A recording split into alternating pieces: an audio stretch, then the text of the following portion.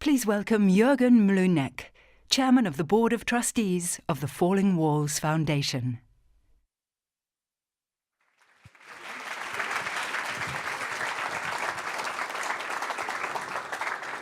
Hello, good morning everybody. How are you? Let me ask again, a little bit more energy. How are you? Great, wonderful. So I'm one of you. Not age-wise, but I'm a science enthusiast, as hopefully you are. Welcome to the Falling Walls Lab 2024 and welcome to this new location.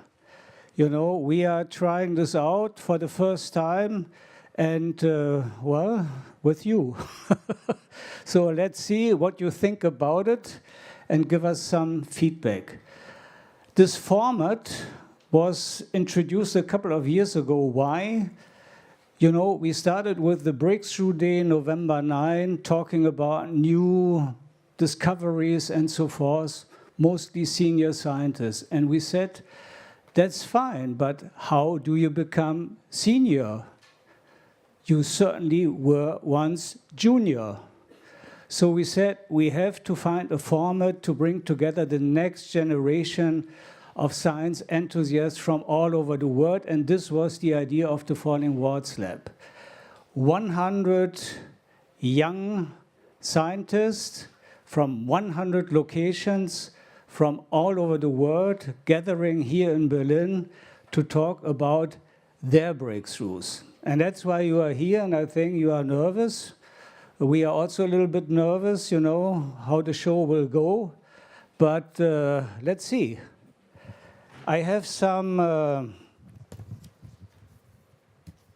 figures with me, and maybe we can show this slide. That's where all our locations are. There are some white spots, as you see, but 2,500 plus applications from 104 countries, 74 international Falling Walls labs in 58 countries.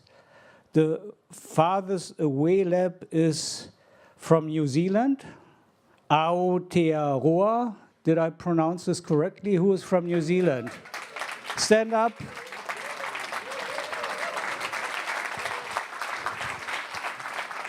A long trip. How long did you swim? And the closest lab is, of course, from here, from Berlin. Who is from Berlin? Where? Over there, okay. The Berlin people are always a little bit shy in the background, never claiming they are the best and the greatest and so forth. That's wonderful. So, number of, what do I have here? Lab with the most applications. The Marie Sklodowska-Curie Actions in Brussels with 134 applications. Isn't that great? Where are the people from Brussels? Where are you? Great. For all of those who are organizing labs in the future, that's the best practice example. Think about it, 134, you have to beat it. Male-female percentage, what would you guess? 10-90? 90-10? 50-50? Who says 50-50? Well, it's 53 female, 47 male.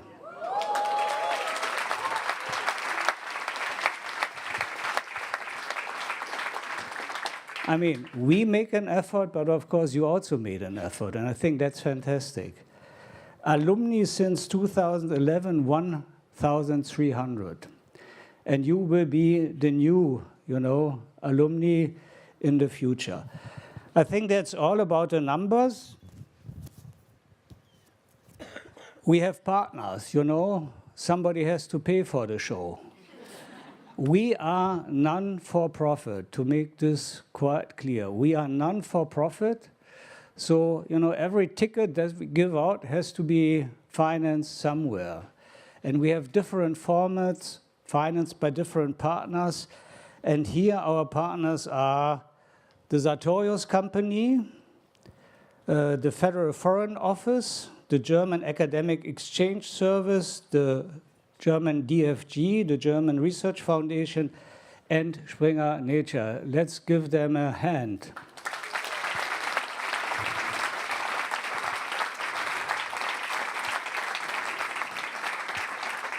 Of course, we have more partners for the show as a whole, but if you like it, come to me later on.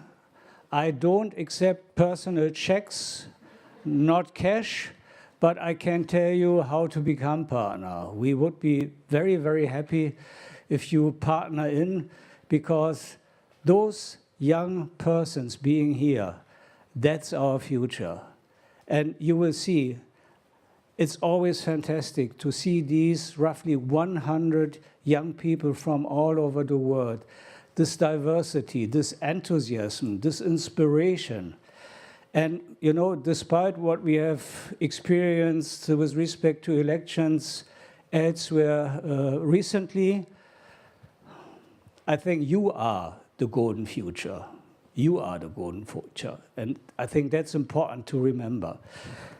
Okay, so we have a chair and a vice chair, Kalle Heldin and Kat Allman.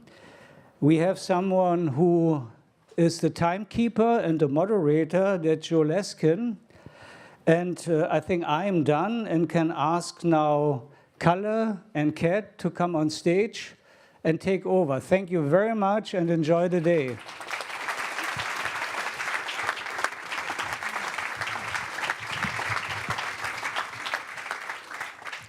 Thank you very much.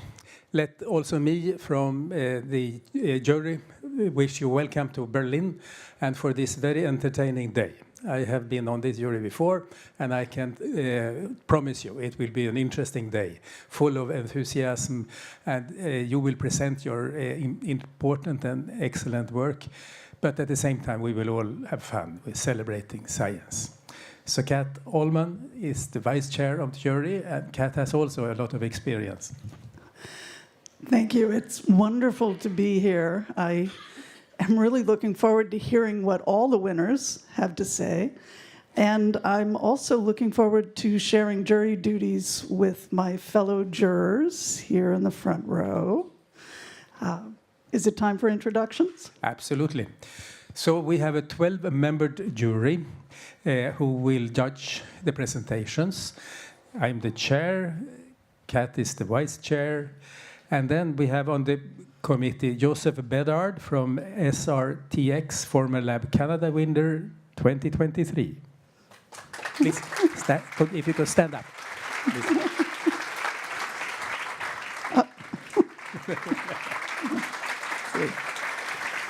Next, we have Rivka Karmi from Science Abroad, the Israel Academy of Science and Medicine. And then we have Hanna Dennecke, Volkswagen Stiftung.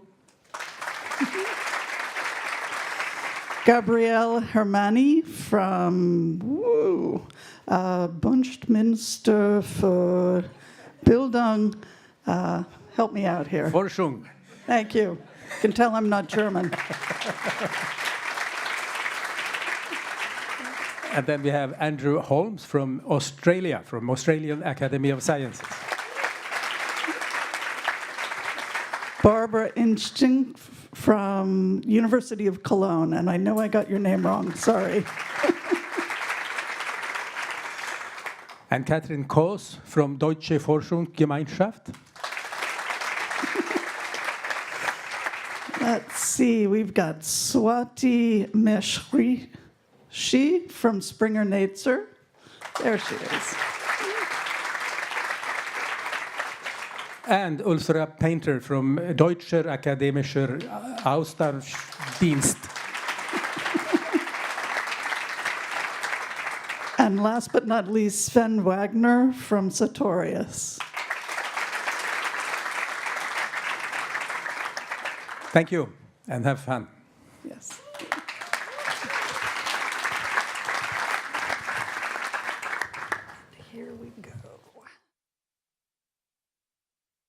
Please welcome our moderator, Joey Leskin.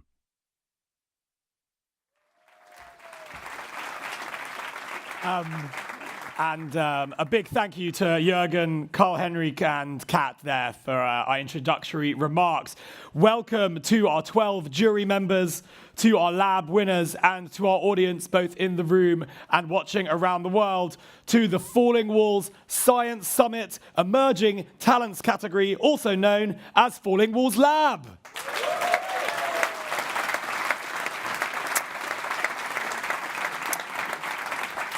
My name is Joey Leskin. I'm from London in England, and it is an incredible privilege, pleasure, and honor to be here as your host today.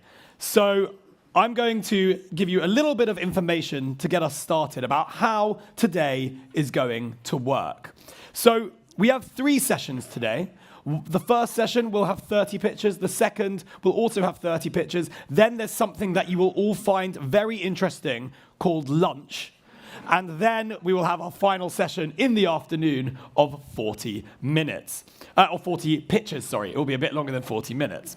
The order of the pitches is in the packs that you have on your seats, so you can see who's coming up next.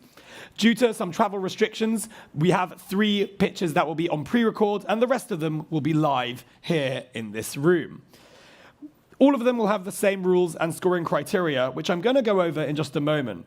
But first, I'll let you know how the actual pitches are going to work. Each person will receive an audio introduction, and the timer will start. 3 minutes will be indicated on screen, and then, when there are 10 seconds remaining, this sound will be played. Get used to it, because you'll be hearing it a lot today. When the 3 minutes are up, so 10 seconds after that sound, this sound will be played. Very nice. At that point, the presenter will leave the stage. There will be no opportunity, because of time, for a Q&A, and then the audio for the next winner will play, and then we'll continue on like that. After every 15 pitches, I'll also be rejoining the stage for a little brain break for all of you in the room. The pitches are going to be evaluated on 3 criteria. The first one is breakthrough factor. How innovative is the idea? The second one will be relevance and impact. How relevant is this idea to its discipline and beyond? And finally, the third criteria is structure and performance. How convincing was the presentation? There'll be a clicker that you'll have for the presenters that you'll hand to the assistant at the end on the side there. And please, for those of you who are presenting, go down to the side of the stage 5 pitches before yours so we can test your microphones. An important note for all of you who love social media, and if any of you don't love social media, you can still get involved with our hashtags. We have 3 of them. So if I see you on your phones, I'll know you're just tweeting away or on Instagram, hashtagging and posting about this incredible event. The hashtags for today are hashtag Falling Walls, hashtag Science Summit 2024, and hashtag Science Breakthrough. So let's see some fantastic social media posts of our presenters today. We also have a live stream, so I'll turn my attention quickly to the camera. Hello to everyone watching around the world, and especially to our international lab organizers. I know some of you are in the room today, but for many of you, you are around the world watching, and you have organized incredible lab events with 74 in total this year. Whether you're here in the room or whether you are at home watching, I know you'll all be cheering for your respective winners. So thank you all for joining us. A final little bit of logistics. Phones. Again, please feel free to use your phones for social media, but ensure they are on silent. And if you're not using your phone, you can always just turn it off. So something really important, please ensure the phones are on silent so there are no interruptions for the presenters who have worked so hard for their presentations today. A final thanks goes to all of our partners who have made this whole summit possible. And without further ado, session 1 is going to begin momentarily. We will be having 29 pitches, 28 will be live. Unfortunately, pitch number 9, Lava Mohammed from Erbil, was unable to make it today. So, with that, I'll be back in about 15 pitches' time. Let's begin!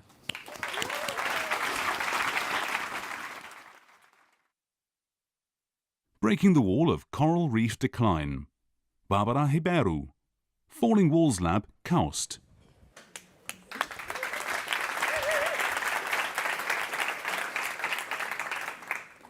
This is how a healthy coral reef should look like, full of colors and life, as these ecosystems are home to more than 30% of the marine life. Now, picture the oceans without coral reefs. You might be asking yourself, how bad this could be? Let me give you one example.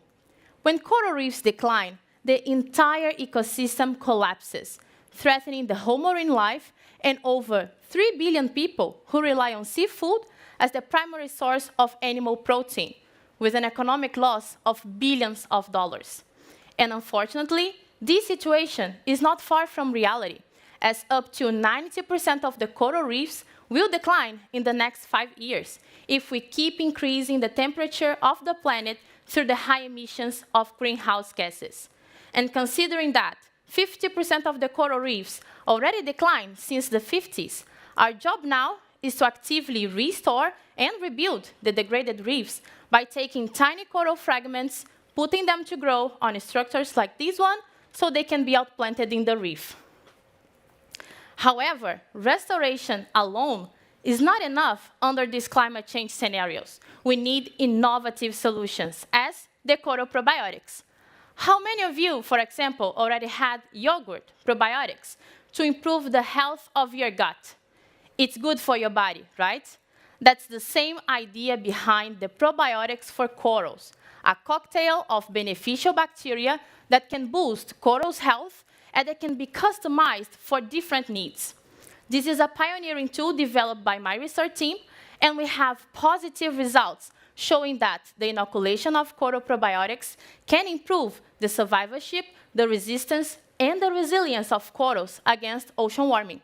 And now we are creating a cocktail to accelerate coral growth to support restoration efforts, including the largest and most technologically advanced restoration program in the world, situated in Saudi Arabia, in which they aim to restore an area equivalent to 140 soccer fields with more than 2 million coral fragments outplanted in the next 5 years. And hopefully, with the addition of the probiotics, we'll make them save time and money by ensuring success with more resilient corals.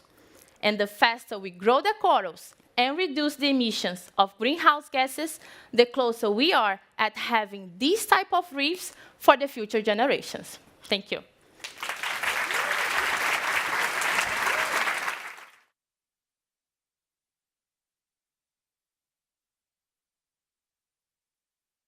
Breaking the Wall of Dr. Ross, a comeback kid.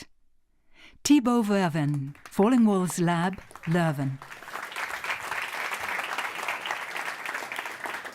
To start off, I want everybody to put their hand on their left chest and feel your heart beating and pumping oxygenated blood towards your aorta and the rest of your body. Now, a small but critical connection between both is the aortic valve, opening and closing 100,000 times a day at each contraction of that same heart. With cardiovascular diseases being the #1 cause of death worldwide, more than 100 people a day undergo such an aortic valve replacement, which is why my PhD focuses on the Ross procedure as the only aortic valve replacement technique that can restore long-term survival and maintain quality of life. In the 60s already, Dr. Donald Russ designed this surgical intervention by taking the patient's own pulmonary valve, initially going to the lungs, and placing it in aortic position, forming a completely new aortic valve, which is alive and can adapt over time compared to any other existing clinical solution today. Now, by going from pulmonary position towards aortic conditions, we also go towards a 4 to 5-fold increase in blood pressures, which immediately leads us to the main drawback of the Ross procedure, which is a big diameter increase and will ultimately lead to valve failure.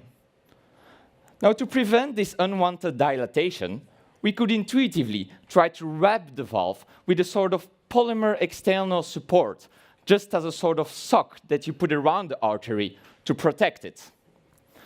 Now, on the long term, we also don't want that sock to be there forever, as science has shown that the underlying artery will lose its very important structure over time, just because of that support being right around it and taking over all of its function.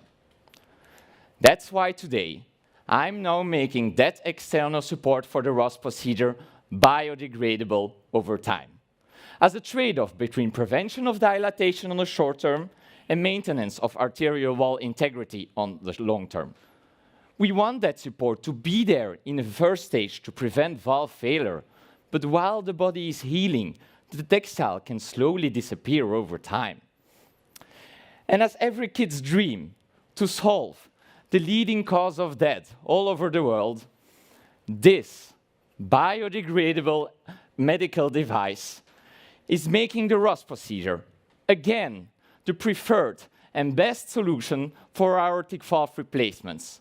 Finally, realizing Dr. Ross' comeback and trying to extend all your beautiful lives just a little bit. Thank you very much.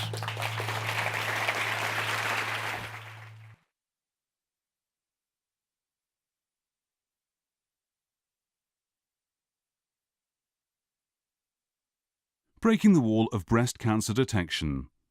Anzia Juvis Angwiri, Falling Walls Lab, Cameroon.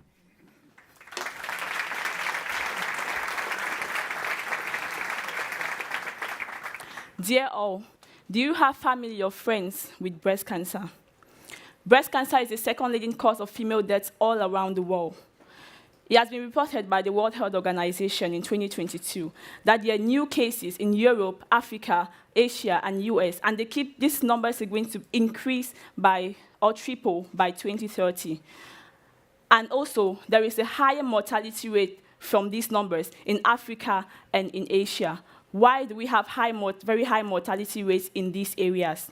First of all, we have late detection due to high cost of screening, limited access to screening technologies, and low awareness of this disease. So to this solution, as we all see, we have IntelliBra as a solution. IntelliBra is a bra-like device that is connected to a mobile phone application that is installed on tablets that uses AI and ultrasound technology to detect breast cancer. How does this work? We put on the device that is a bra, like the normal bra we all have as women. It takes 5 minutes to scan. It transfers these scan results as signals to our mobile phone application that has 2 AI models installed. So those AI models now process these signals, transform them to images, that's ultrasound images, and then there's a third AI model, that is a breast cancer classification model, that analyzes these signals and is able to tell us if you have breast cancer or not. So that is the first section of our application, detection. Application offers other services too, that include an AI chatbot that we call Maya. So with this chatbot, just like ChatGPT, you ask precise information related to breast cancer, and this chatbot is able to give you precise responses based on your user demographics. We also have a sensitization section where we give more information related to breast cancer, especially in October, which is Breast Cancer Awareness Month, where many women are supposed to be aware of the existence of this disease and how to go about treatment or screening processes. We also have a doctor-patient section where from your house, you can easily communicate with doctors all around the world, doctors, oncologists, radiologists, on the state of your results and the state of your diagnosis. So please, let's all join hands to combat breast cancer, which kills so many women nowadays all around the world. Thank you.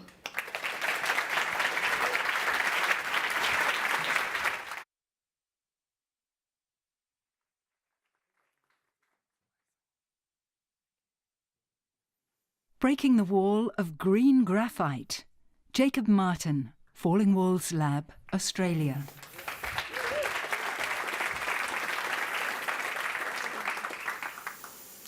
So I'm sure everyone's got one of these on them right now. It's a lithium-ion battery-powered device. And everyone knows that these are key for us to decarbonise. They're going to allow us to electrify transportation. They're going to allow us to store renewable energy on the grid. But concerns have been raised about the safety of lithium-ion batteries. And everyone's seen one of those viral videos of a lithium-ion battery exploding violently, right? But here's the thing. I'm sure many of you will go to bed tonight with this charging right next to your head. So how did we tame such a volatile element? The answer is surprising. It's graphite. That's right, the same material inside of a pencil lead was discovered by Akira Yoshino to be the key material needed to make a battery safe enough to sleep next to. And for this, he was awarded the Nobel Prize. The problem we're facing is we're actually running out of graphite. We can't mine enough of it, and it creates a lot of toxic acid waste. If we synthesize graphite, it's not much better. We have to use very specific petroleum products, and this actually leads to a lot of greenhouse gas emissions. It takes hours to heat up to 3,000 degrees, half the surface temperature of the sun. And at those extreme temperatures, we've got to supply coal-fired power at the moment because it takes so long to heat up. So that was the research question that my team wanted to answer. Can we make graphite green? So we turned to the coolest bit of kit we could find, an electron microscope. I am a physicist after all. And we were able to see for the first time the critical defect that stops graphite from forming, a screw dislocation. You can see the atoms. I love this, so cool. Using this knowledge, we were able to convert materials that traditionally couldn't turn into graphite, like waste plastics and biomass, and convert them into green graphite. But most importantly, we could do this in 10 seconds, an order of magnitude faster than we do at the moment. And that means the whole process is truly green. We're currently commercializing this technology, so please talk to me if you can help in any way. Because the energy transition will only be green if we have green graphite. Thank you very much.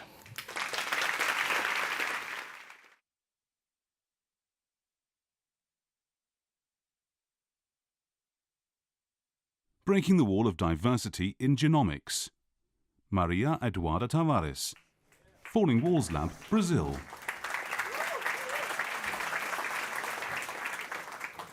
So it's no secret that people with psychiatric disorders face many challenges.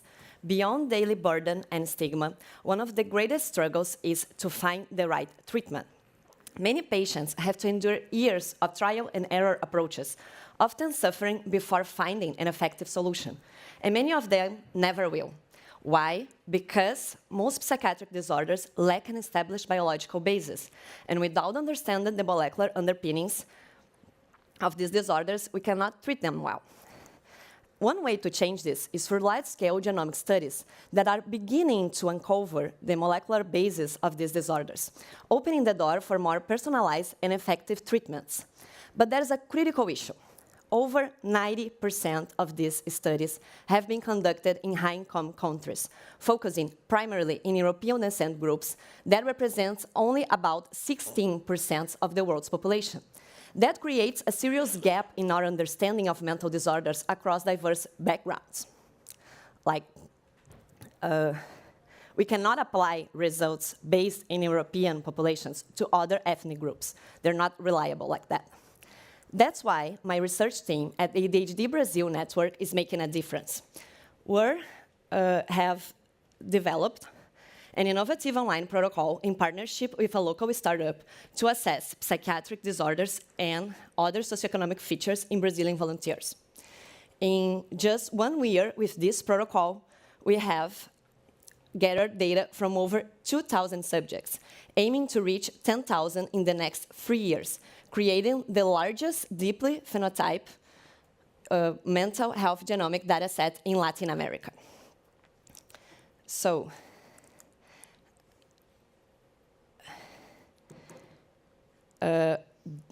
with combining science and innovation, we're paving the way for other underrepresented populations globally to have access and be part of genomic research.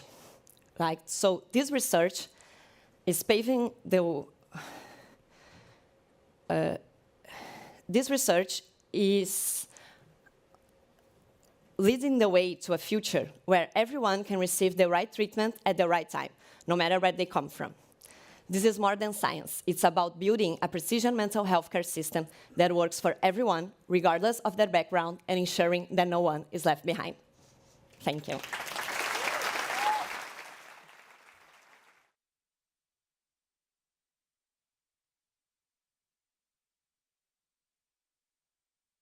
Breaking the Wall of Pestilence. Frinsen Pradhan, Falling Walls Lab, Kathmandu.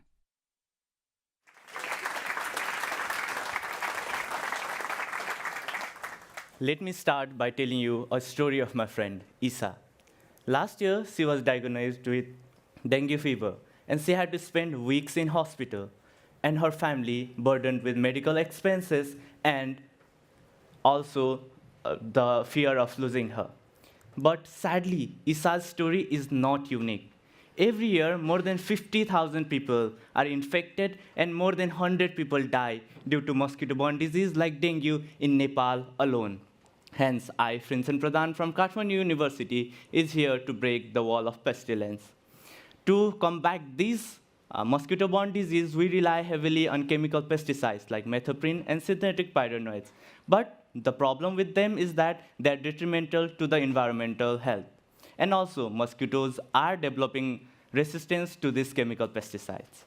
The market size of this chemical pesticide was $1.3 billion in 2023 and is expected to rise by 11.7% by the year 2030. This provides us with an opportunity to tap into this growing market with an eco-friendly substitute, establishing biopesticide as a competitive and sustainable product. On the other hand, we have the problem of invasive water lettuce, scientifically known as Pistia stratoides, spreads rapidly, choking waterways, reducing biodiversity, and disrupting aquatic ecosystem. So, to combat these dual challenges, we are preparing biopesticide from water lettuce. These Pistia stratoides, commonly known as water lettuce, are invasive in nature, meaning their biomass doubles every 10 to 15 days, and hence are easily available and also widespread in distribution. They have natural components which are larvicidal in properties and hence can be effective to kill mosquito larvae. They are also cost-effective and can be commercialized. They are safe for us as well as the environment, and the resistance can also be managed. The communities residing alongside the wetlands can benefit greatly, as they can extract and formulate the biopesticide at the comfort of their home and save themselves from mosquito-borne disease. They will not only kill the mosquito larvae, but also aids in restoring the deteriorating wetlands. So together, we can not only break the wall of pestilence, but also break the wall of deteriorating wetlands at once. Thank you.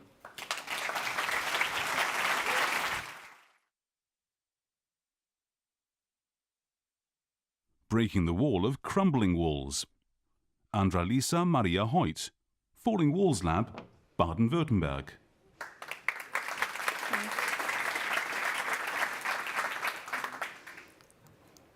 When was the last time you visited a cultural heritage site, like a castle or a church? Isn't it truly amazing how long some of these things have been around? When civilizations around the globe wanted something to last forever, for example, walls, they used stone to build it. Now, when we touch a castle wall and it crumbles away beneath our fingers, the wear and tear of time has become increasingly evident, worsened by multiple factors like pollution, climate change, wars, or even harmful human interventions in recent decades. There's got to be something we can do about this, right? And indeed there is.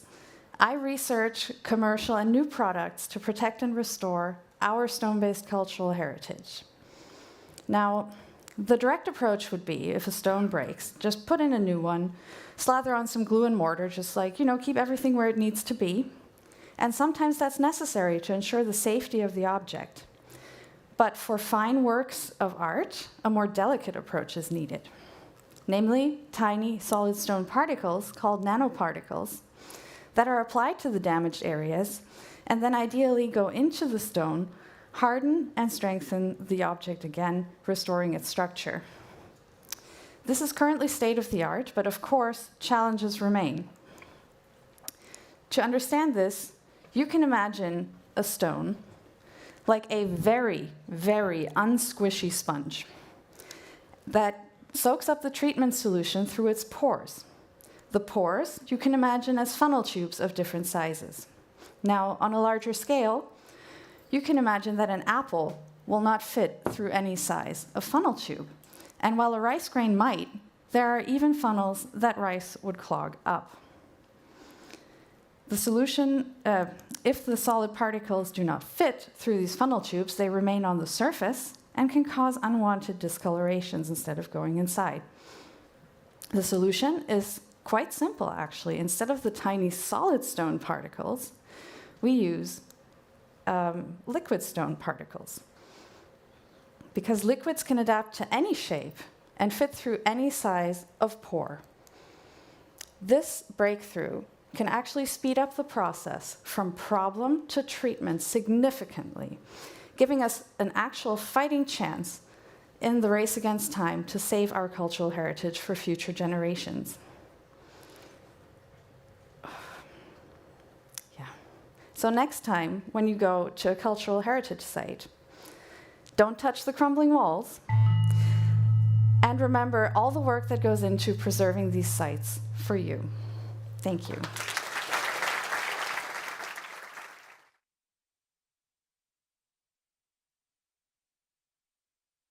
Breaking the Wall of Agricultural Finance, Dauda Faye, Falling Walls Lab, Dakar.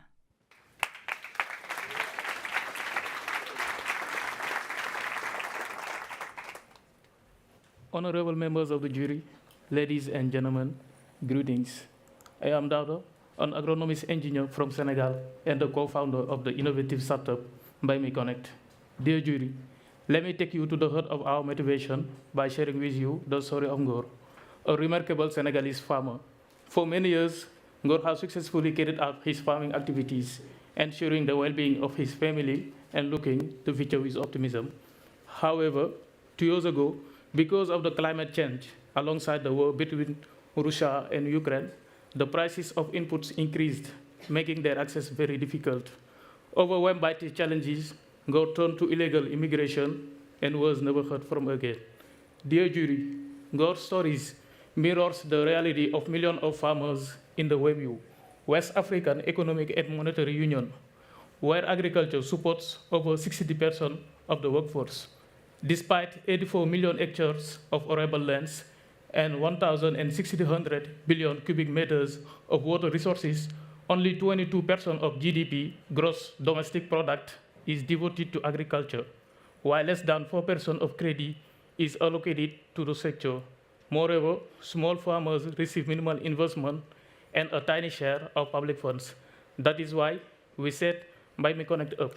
It's a mobile application that's revolutionizing agricultural financing using a crowdfunding system with a return on investment. Therefore, we connect farmers to investors. But the application doesn't stop there, since it also incorporates artificial intelligence to provide a weather forecast and sustainable farming practices to users. Finally, harvests are sold via the same application.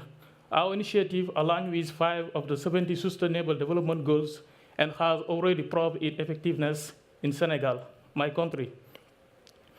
We have supported thousands of women, farmers, entrepreneurs, helping them to manage their 7,000 hectares and providing them with the tools they need to better anticipate, optimize their harvests, and increase their income. Our mission is to deploy this solution on a large scale to reach the 60 million farmers in the WEMU. With Buy Me Connect, our goal is simple: finance to grow, grow to fit, fit to prosper. Thank you very much.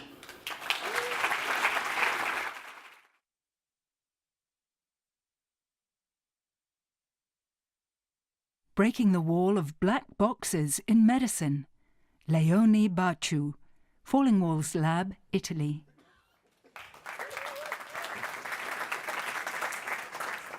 Imagine you're in pain and you're afraid it might be appendicitis. You go to a modern hospital, they run some tests, and feed all the results into this magical sphere. No appendicitis. Would you trust this result and go home, or would you like to have some sort of explanation? This is exactly the problem I tackled with my research. Most machine learning algorithms nowadays, and especially deep learning ones, are remarkable, but they operate very much like my magical sphere, taking inputs, processing them through an opaque black box model, and producing outputs. The logic that underpins the model's decisions is impenetrable, even to the developers themselves. This opacity isn't a problem for most applications, but in healthcare, where decisions impact lives, we simply cannot afford to trust systems we don't understand. The European Union agrees. With the AI Act, it explicitly mandates that patients have the right to clear and meaningful explanations to AI-based medical decisions. Most modern machine learning algorithms cannot satisfy these requirements, and this represents a wall. Our solution, instead of one massive black box model, we use a system that combines multiple simple and transparent models. Each model can, for instance, handle a specific aspect diagnosis using methods we can fully explain, like clustering, decision trees, rules, and equations. We then combine these results using fuzzy logic, which mimics human reasoning. Each model contributes its perspective, raising specific red flags about the most concerning features. Doctors receive not just predictions, but clear explanations through text and visualizations. This serves two crucial purposes. It allows doctors to evaluate and trust the system predictions, but it can also reveal additional insights into the case beyond the simple output. We've already implemented this approach in a tool called PyFume, which generates these interpretable models from data. It works by grouping patients into soft clusters, and then for each cluster, building an interpretable model. This isn't just about following regulations. This is about what we want the future of AI in healthcare to be. We need systems that augment and support the medical professionals' decision-making, not mysterious oracles that require blind trust. With tools like PyFume, we aim to bridge the gap between AI capabilities and medical interpretability, paving the way for a future of truly trustworthy AI-assisted healthcare. Thank you.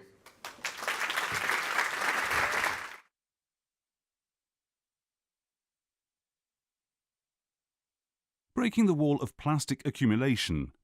Constadina Rogers, Falling Walls Lab, Atlantic Canada.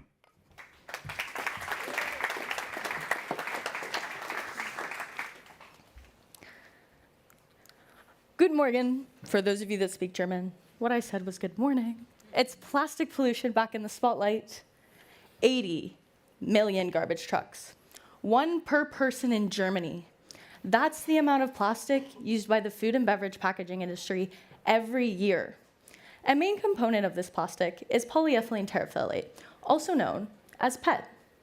PET is recyclable, yet only 9% is. The unrecycled 91% has devastating impacts on our environment. By 2050, there will be more plastic than fish in our oceans.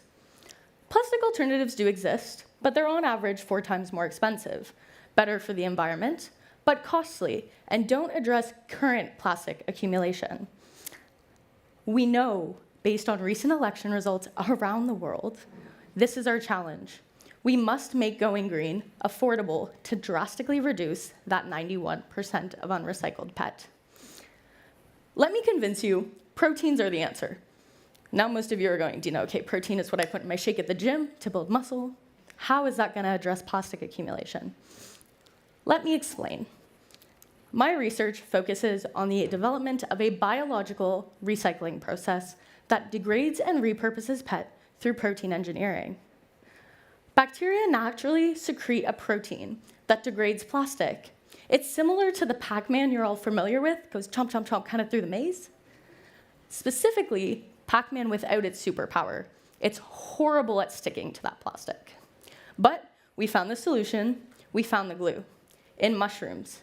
Yes, it's correct, mushrooms. These fungi are called hydrophobins, and they're proteins that are really good at sticking things together. By fusing the plastic-degrading protein to the sticky hydrophobin, we allow it to stick to and degrade the plastic. There is a world where every food plastic package can be repurposed and degraded so that it doesn't end up in our oceans. A world where your stylish blazer comes from biologically recycled bottles rather than toxic one-use fibers. A world where we can use our land for housing rather than landfills that accumulate plastic waste.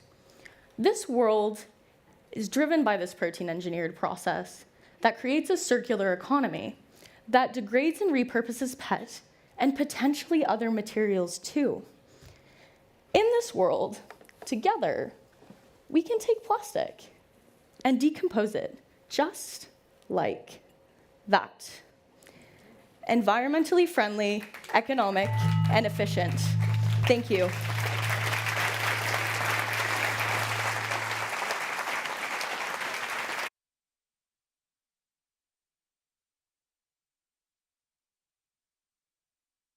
Breaking the Wall of Energy Poverty. Tinai Marconi, Falling Walls Lab, Zimbabwe.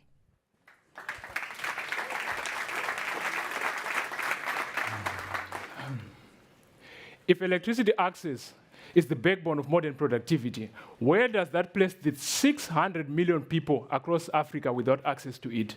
As we can all see, right now this event is facilitated by access to electricity, but 600 million people in Africa do not have access to it. It leaves them on the other end without access to growth or even development or industrialization, the ones who have never accessed electricity. And to the ones who are trying to exist and to survive, especially the smallholder farmers and the businesses, they are resorting to expensive alternatives like diesel. Ladies and gentlemen, this is a scenario that is so sad because I get to witness it on a daily basis. To say where the world is migrating and transitioning towards a greener future, Africa is still being left in a space where they cannot transition from any energy space.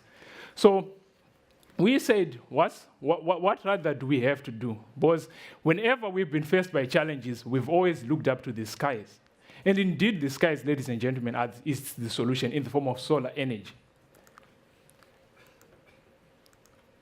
So we have developed what we call solar smart grids. That is an integration of battery energy storage systems and the sun, solar energy. So this system provides access to electricity in places where traditionally the national grid does not reach. Because we have a scenario where for us to expand the national grid to reach the remote areas or the remote locations, it is very expensive. And it also requires long distances of transmission. Where I come from, our electricity comes from 600 kilometers away. But we are trying to change the narrative and say, let electricity be generated where it is needed the most. With this access of decentralizing energy, it then stimulates industrial growth for Africa because we envision a future where Africa is not only on the sidelines of economic development, but an active participant of the global economy. So with this access of electricity, we have made our product Gridbox, which is pre-engineered so that we can rapidly reach the places where traditionally electricity cannot be accessible. Also, we've said it's not enough to provide electricity, it has to be affordable. We have developed a pay-as-you-go method whereby low earners or smallholder farmers who cannot traditionally afford to access electricity can access it in a fractionalized way. So that means they pay for what they use and then they can then be productive.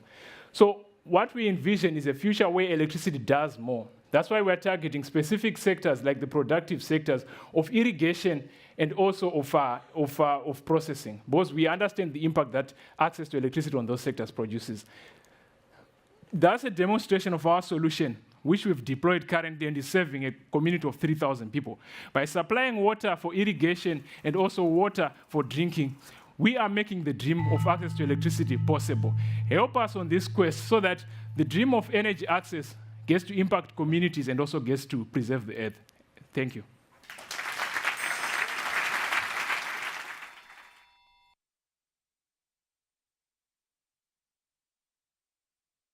breaking the wall of depleted water. Samia Al-Riyami, Falling Walls Lab, Oman.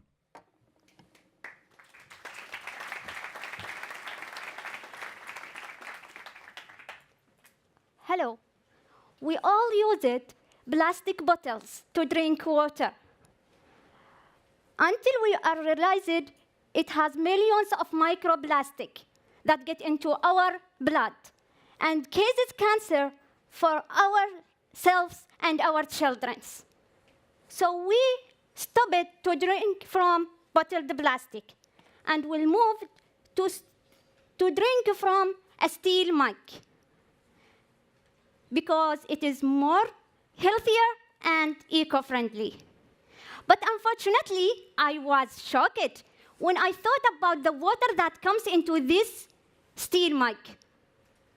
Because the water that comes into this steel mug comes from traditional water filter membranes, which is one of the biggest challenges in the world right now.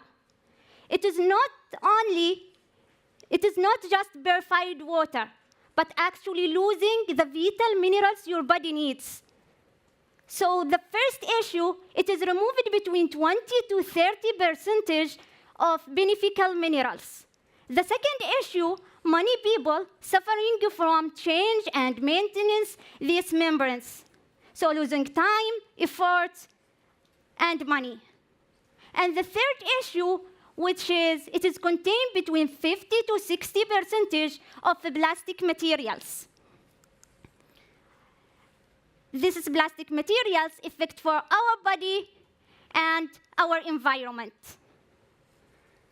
So I am coming here today to create a life for each drop you drink daily.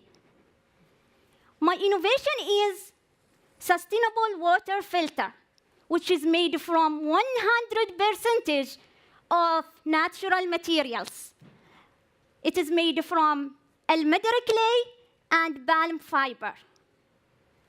It is not just providing effectively vitals for the water, but actually added nutrients and vital for the water, and get a useful water to drink it. So me and my friends in Zulal team, we are created this filter because more eco-friendly, sustainable product, recyclable, and heat resistance save time, effort, and your money, and save your health. And we did some of analyzes water at the laboratory, and we got a good results by this filter. So by my filter, I can create a life for each drop you drink daily. Thank you.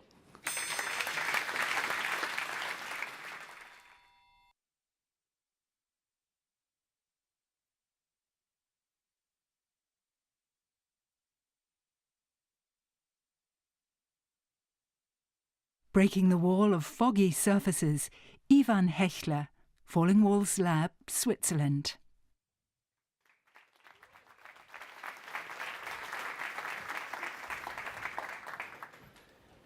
Any winter sports lover in here?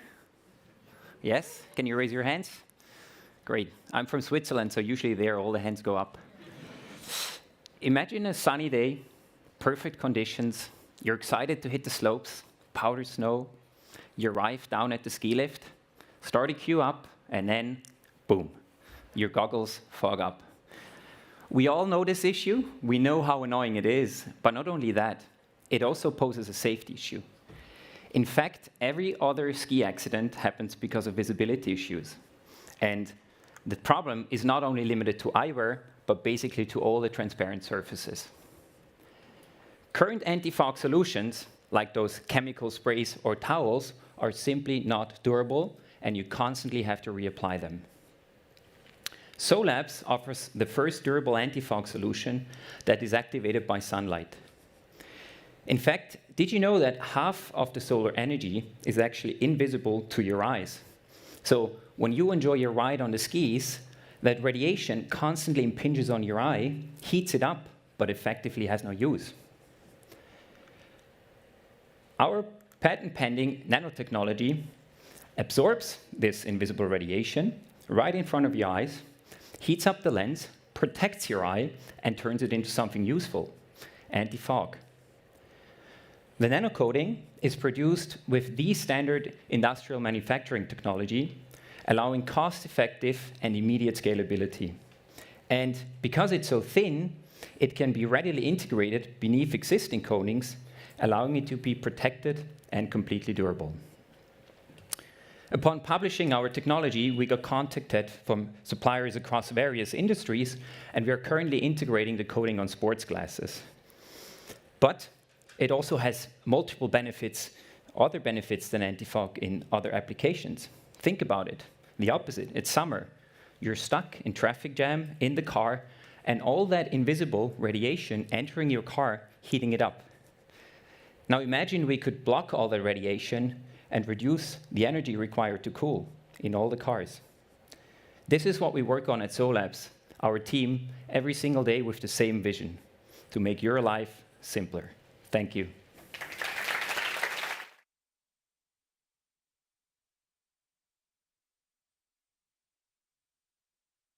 Breaking the wall of post-harvest losses, Vanessa Ivy Dodu, Falling Walls Lab, Ghana. Hi, everyone.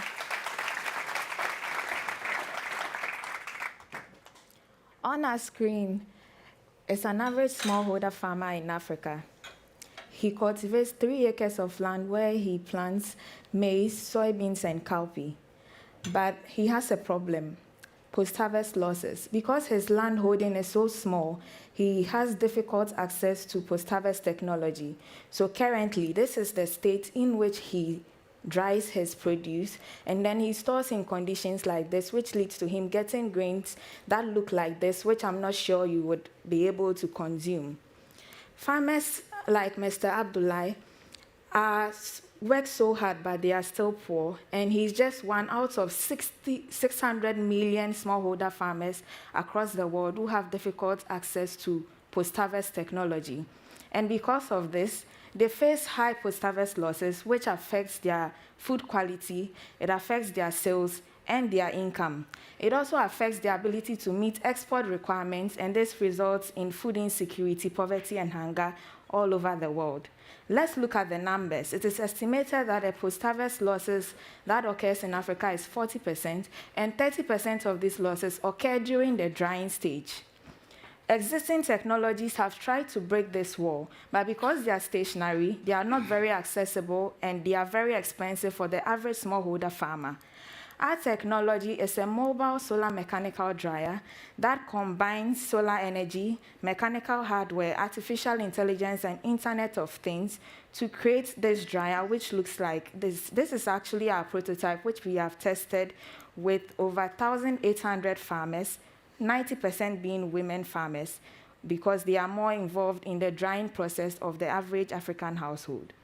This prototype has been tested and proven to reduce drying time from 6 to 21 days if they were using the conventional methods of drying, to 2 to 7 hours. It is very easy to use, it is scalable, efficient, and communally accessible to 500 smallholder farmers at a time.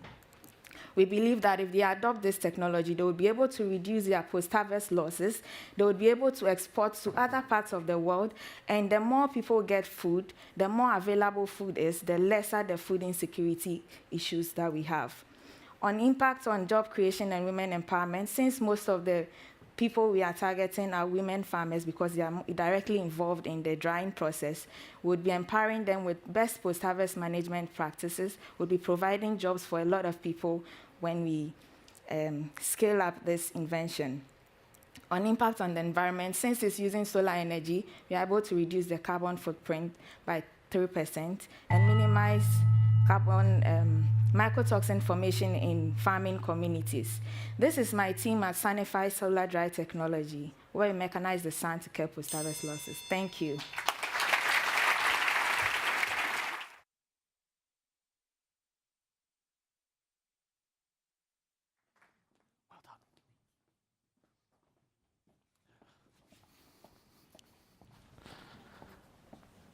As you might notice, there's no name on screen at this point because we are having something that I mentioned earlier called a brain break. This is also a fantastic time in just a moment to find a seat if you are standing at the sides. There are a few seats around here and also around the edges. We might need to squeeze in.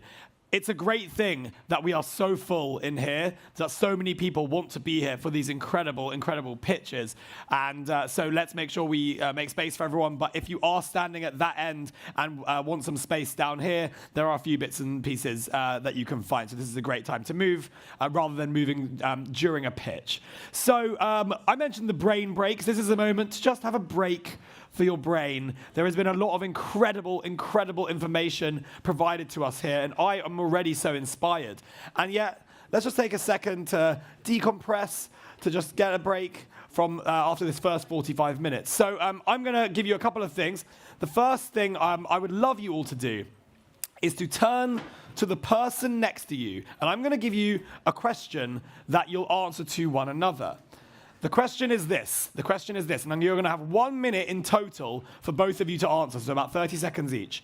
If you could teleport yourself anywhere for just 24 hours in the whole world, where would you teleport yourself? If you could go anywhere for 24 hours, you're there, 24 hours, and then you're back, sitting right here in Berlin, where would you go? Turn to the person next to you and have a little chat.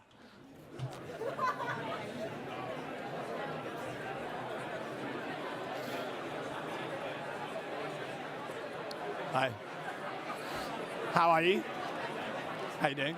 Hi, how are you? Yeah, I'm good. How are you?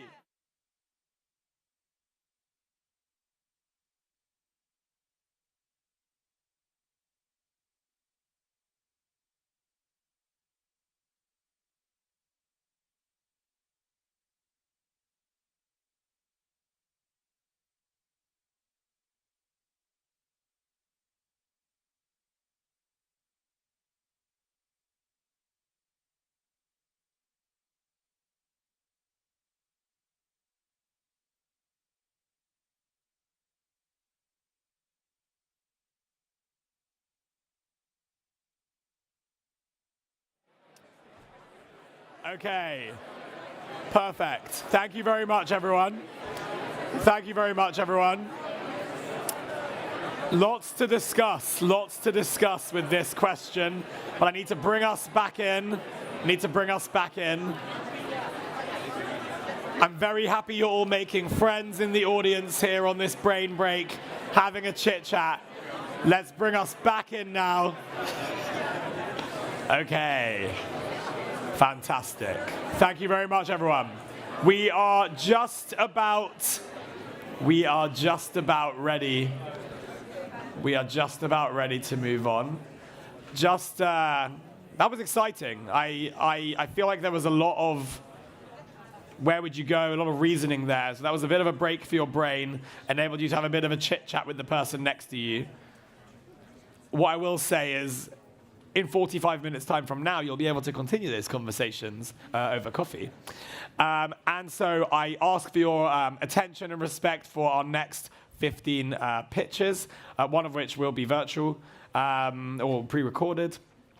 If everyone just rolls their shoulders back, gets composed, gets ready for this next set of pitches, I'm super excited. So if we're all ready to go, let's begin.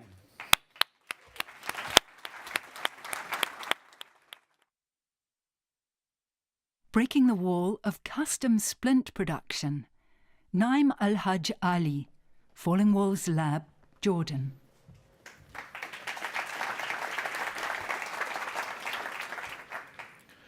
Splints are medical devices used to treat injured or swollen joints. For example, one of the mostly common used splints are hand splints. They are traditionally made from Velcro or textiles, and they have some advantages, one of which that they are probably one size fits all, and you tighten it around your joint. But a new way of creating splints is by 3D printing. 3D printed splints are really revolutionary.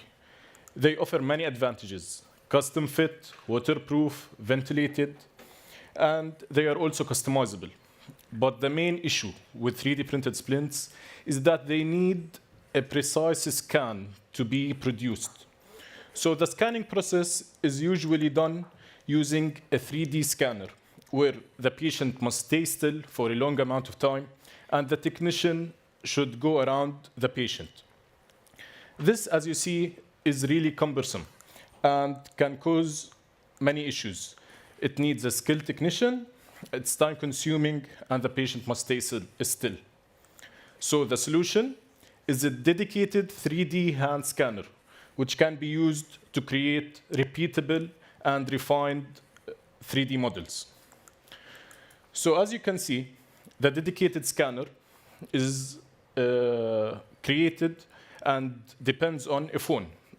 It's used, or it's based on photogrammetry, where videos and photos are used to create measurements. The phone is inserted, it's connected to the controller.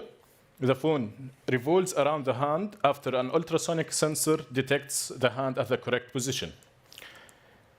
The scanner has a simple interface which has the ability to adjust the speed of the scanning. It offers many advantages. It has a simple user interface. It's an 80% time reduction compared to traditional scanning, where traditional scanning can take up to 30 minutes, while the dedicated hand scanner only takes about 5 minutes to create a repeatable and refined 3D model. It doesn't need a skilled technician, and anyone can use the scanner to create precise models. It also has consistable and repeatable results. This will allow and help in providing help and customized medical devices for many people, decreasing the cost and making this solution accessible for many. This is only the first stage in the process, but it's also the most important one. The next stages in development are systematic design using parametric tools and refined production using 3D modeling techniques. Thank you.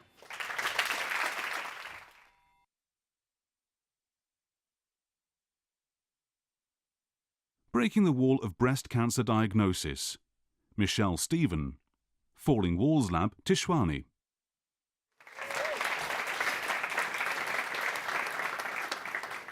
Ladies and gentlemen, esteemed guests, and advocates for better healthcare. If I woke up this morning with a lump in my breast, and I, like 83% of my fellow South Africans, relied on the state healthcare system, it would take me on average 256 days to receive a clinical referral, a consultation, a mammogram, tissue biopsy, and definite diagnosis. Not to mention that this costs the government over €1,000 worth of resources. The mammograms are only 36% effective in women younger than the age of 50 years old, and the biopsies are highly invasive. We all understand that the detection of breast cancer, especially early detection, is vital for treatment. And unfortunately, in Southern Africa, most women are only diagnosed when the breast cancer is already advanced. This drastically reduces their chances of survival. This is where the revolutionary breast cancer diagnostic tool, the cell-free DNA biopsy, will demolish the walls of breast cancer treatments. So how does it work? Well, every cell in our body contains DNA. And fragments of this DNA is constantly being released into our bloodstream.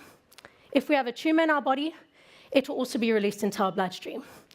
So with just one vial of blood, we can actually extract the cell-free and tumor DNA, sequence it, and analyze it using an AI model. The model actually compares the tumor-specific DNA patterns to a healthy DNA reference, and this allows us to actually early detect breast cancer even at its earliest stages, more simply and more cost-effective. Through European collaboration and funding, we are currently testing this diagnostic tool in 2 state hospitals in South Africa. The ultimate goal is to make this diagnostic tool available for all, regardless of socioeconomic background. and drastically reducing the time and the cost for this.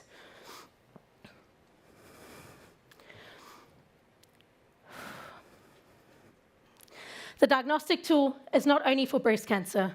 We can also actually use this for multiple cancers as well, creating a more simple, less invasive, and cost-effective tool. The dream is that I can wake up one morning and take a simple blood test to screen for multiple cancers, months before I feel that lump. This is not just a technological advancement.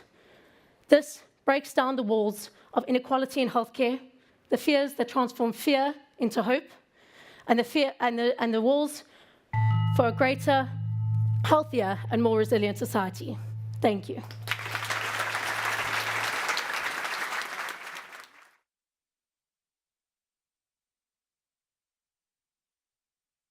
Breaking the wall of communication boundaries. Mark Motluk, Falling Walls Lab, Kiev. Every day, almost 500 million people on the planet wake up to a world of silence.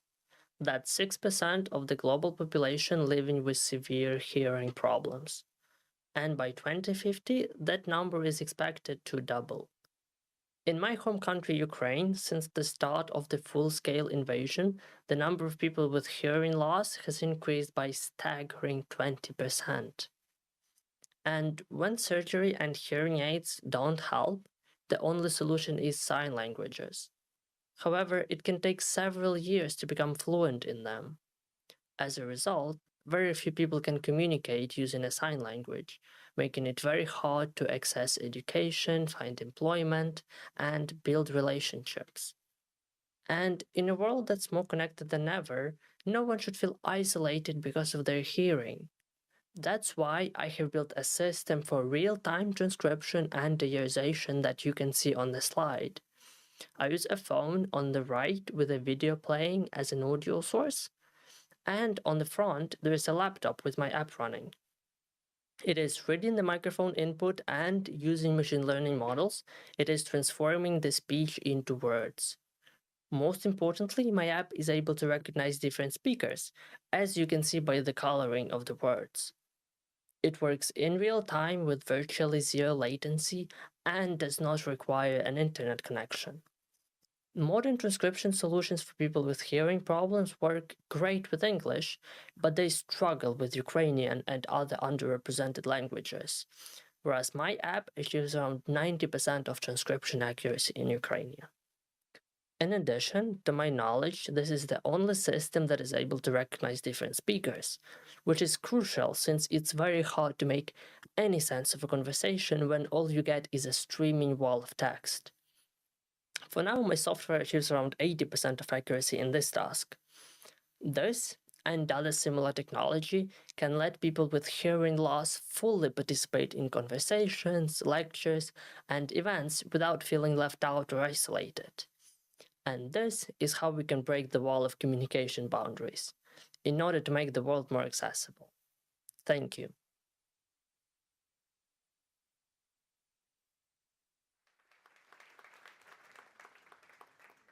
Breaking the wall of heavy metals waste. Upasnacharya, Falling Walls Lab, Sendai.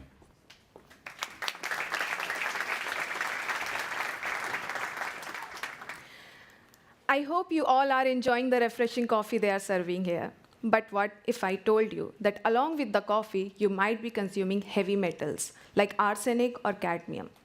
These heavy metals can enter our body in many ways. But the real problem is that once they enter our ecosystem, they don't degrade and causes toxic effects to every living organism. Let's consider the devastating Hinckley disaster in California or Minamata disease in Japan in 1950s. Both led to life-threatening diseases like cancer or neurological disorders. And even decades later, the remediation is still going on. But where do these heavy metals come from? More than 50% heavy metal contamination stems from acid mine drainage. In US, 40 abundant mine alone produces around 25 billion gallons of mine drainage. And this amount is enough to satisfy half of the Europe's daily needs. This issue is so severe that United Nations declared mine drainage as the second largest environmental problem on the earth. Conventional solutions are not suitable because they either produce secondary hazardous waste or fails at high concentration. So, how do we find a solution that's not only effective, but also cheap, sustainable, and scalable? Turns out that another major component of mine drainage is iron, and that's the key to my research. I'm developing a sustainable hybrid solution by using naturally occurring iron oxidizing bacteria. These bacteria utilizes iron present in mine drainage and produces iron nanoparticles.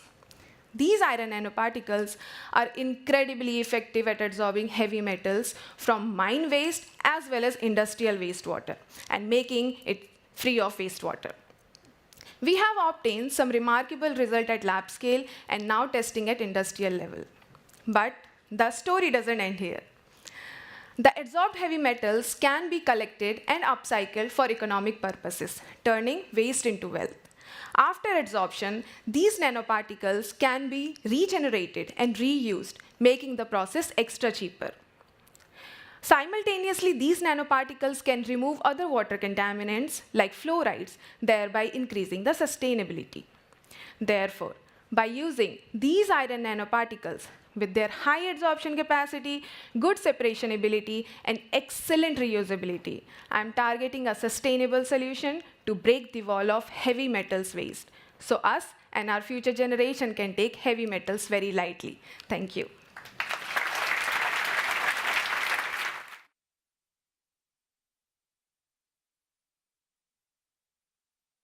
Breaking the Wall of Metal Mining. Alexa Zitnik. Falling Walls Lab, San Francisco Bay Area.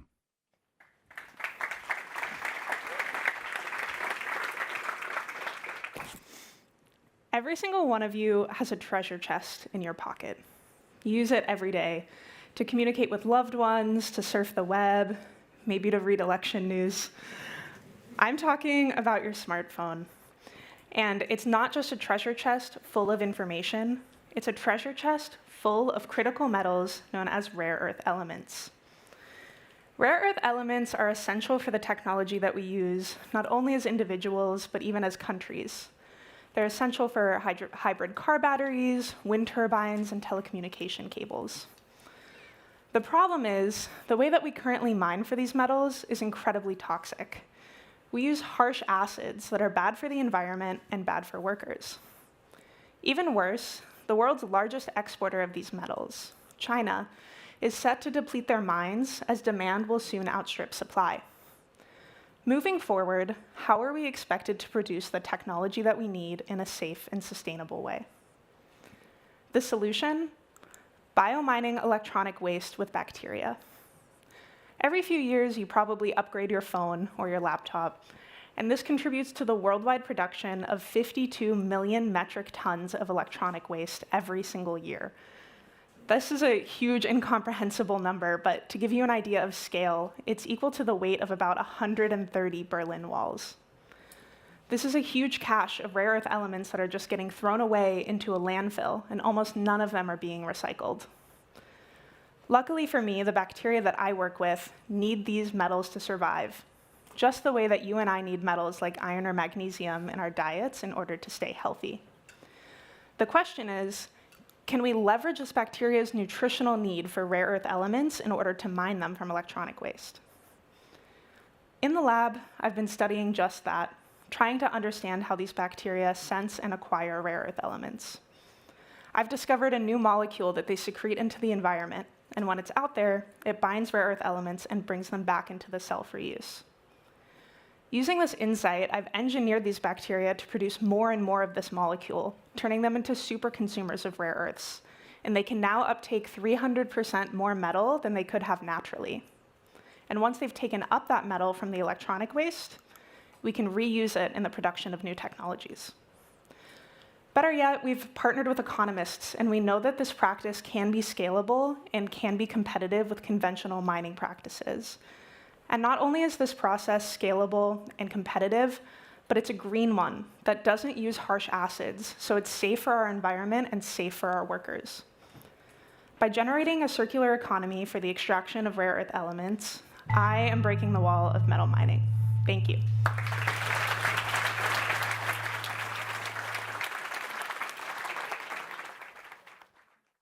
Breaking the wall of non-chemical pest control, Nandor Kalasheni, Falling Walls Lab, Hungary.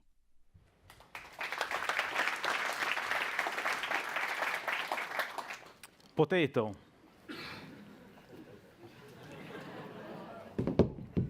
I might not be the best juggler, but I have a robot that kills bugs with laser. Why? Because this is what we eat. But of course it is. Currently, farmers need pesticides to protect crops. Not anymore. At Garden AI, we are building a small, table-sized autonomous robot that identifies pest insects one by one and eliminates them with burning laser, so we don't have to use chemicals to protect plants. The robot will be powered by the sun, and it will operate on its own throughout the whole season, patrolling the area and keeping it pest-free. It is very important to note that our technology is species selective, so we only target the pest insect and don't harm any of the hundreds of species that are currently killed by pesticides. Think of the bees. This is the right time for us. By 2030, the EU wants to significantly reduce the amount of chemicals in agriculture, and currently there are no compliant solutions with this plan. Garden AI will be compliant. We already have a working computer vision model that confidently identifies the potato bug, our first target species. We also have a proof of concept targeting mechanism, and right now we are working on our next generation ultra-fast targeting, and we co-developed this with a partner company. Even though we are still in the prototype phase, we have very strong validation and traction. The biggest Hungarian potato producer wants to be the first user of our technology, and we also have letters of intent from other agricultural companies and farmers as well. There are 10 highly skilled, well-educated scientists and engineers in our team, and together we cover all the areas that are needed to bring this project to fruition. I would like to mention that Germany is one of our biggest and most important target markets. And we completed the biggest Hungarian startup programs, and now we are looking for international recognition and funding. We are confident that after a successful first round of investment this year, we will be able to be first on this market and start providing our service that we call debugging as a service. Thank you for your attention.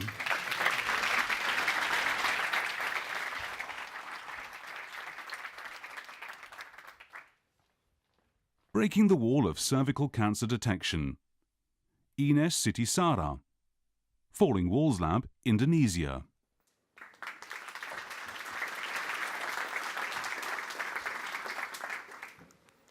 So, cervical cancer has caused 350,000 deaths in 2022 alone.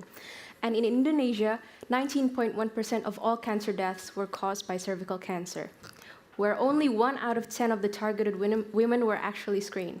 So why do women not get screened, even though this is one of the most preventable cancers and can be cured when caught in the early stages? So meet Mrs. Tejo here. She is a rural tea plantation farmer living in a remote place in Indonesia. So first of all, she cannot get a pap smear or a HPV DNA test. That is because her primary health care center that is closest to her does not have the adequate resources for it. And so she can only get a colposcopy with a visual inspection with acetic acid test. But this has a few problems. So the first problem is that this VIA test is notoriously subjective and has a sensitivity of about 63% to 80%, according to a few studies.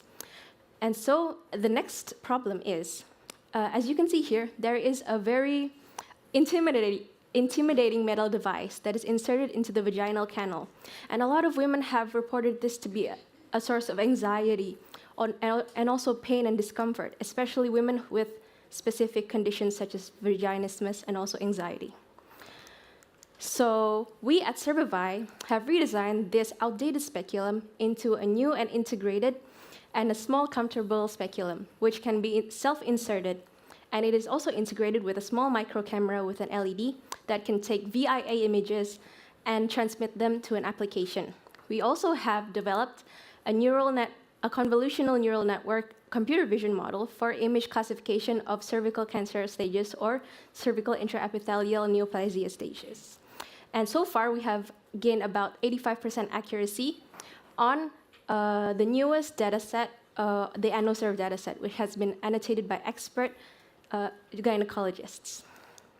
And also, we have estimated that this solution will reduce costs by about 86%. So if anyone is interested in revolutionizing women's health with us, please do let me know, because we have also raised money from international and also national sources in Indonesia.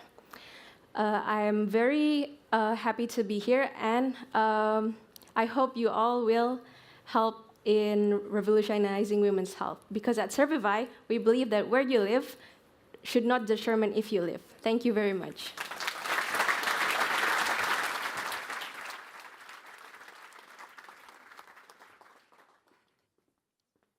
Breaking the wall of unsustainable materials.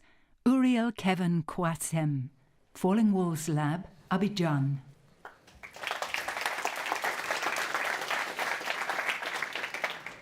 How many amongst you live in a brick house?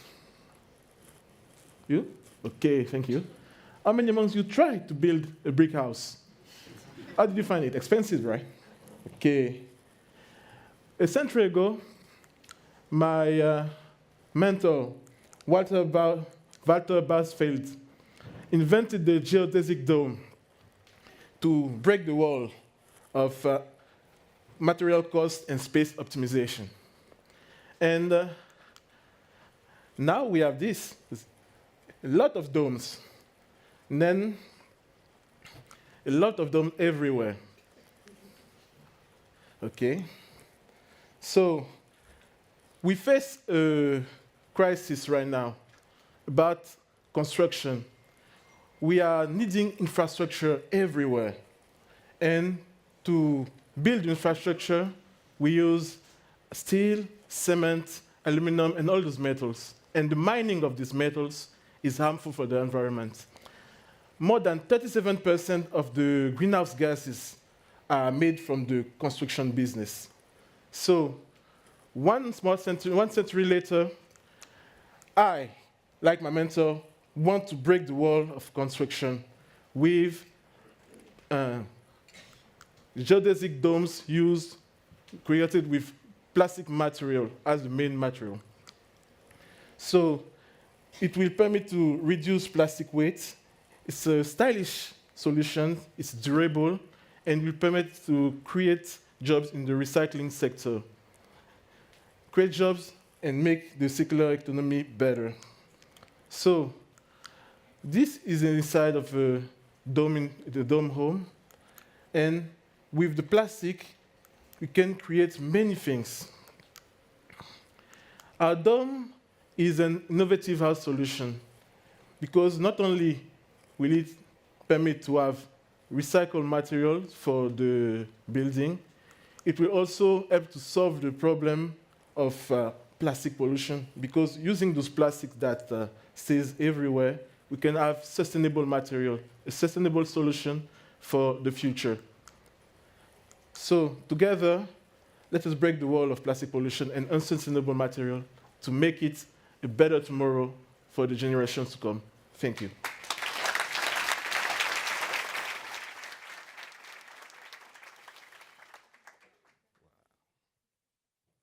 Breaking the wall of bacteria eaters. Nawawan Klanta, Falling Walls Lab, Thailand.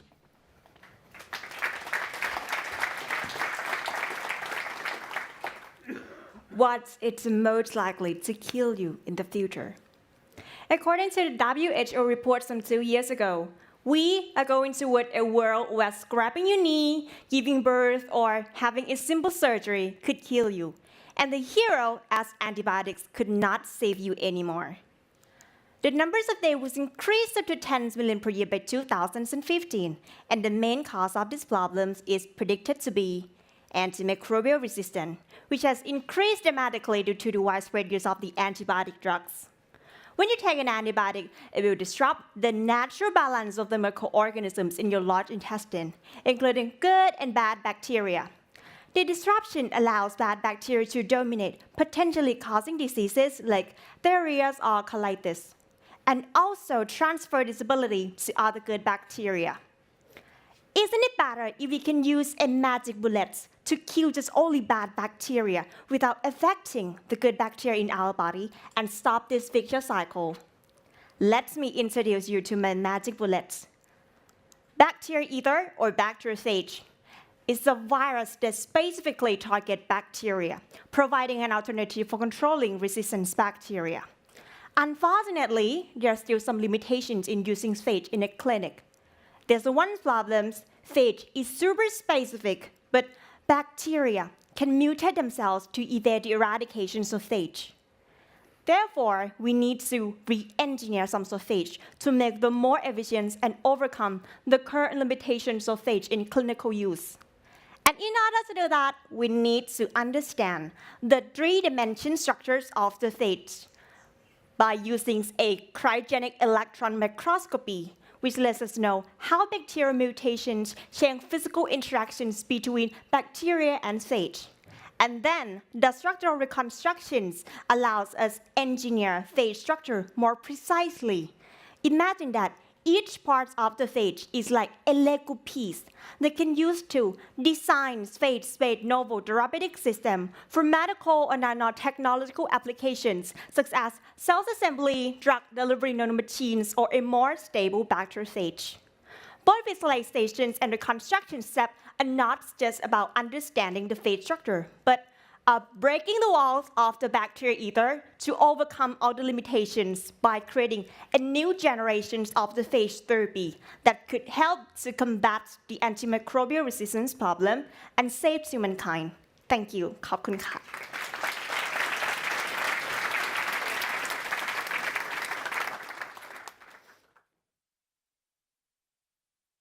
Breaking the wall of endometrial cancer. Carlos Onradu, Falling Walls Lab, Berlin Adlershof.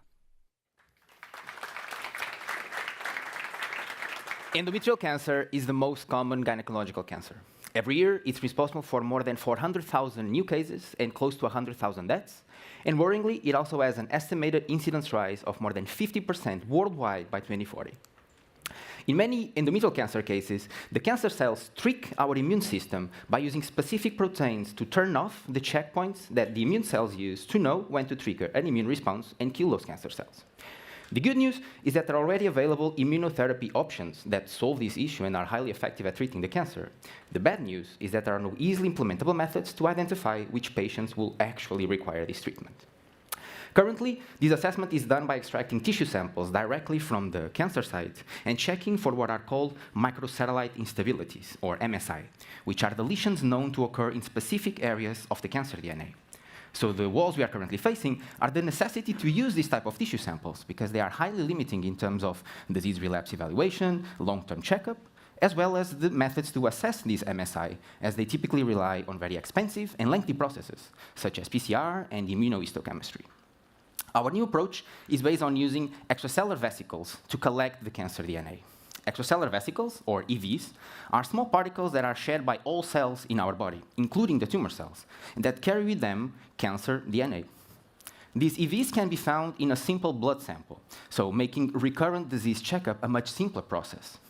In our approach, we use a microfluidic device to isolate these EVs from patient plasma samples in a faster manner than current methods.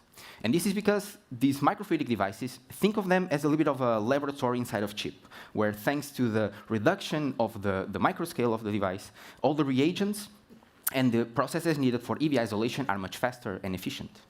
After the EV isolation, we then collect the DNA from these EVs, and we perform the MSI evaluation using spectroscopic methods with what we call nanostars, which are basically gold nanoparticles that we can coat with DNA that specifically targets the cancer DNA and will tell our biosensor if there is MSI or not, thus informing a clinician if a patient actually requires the immunotherapy treatment or not.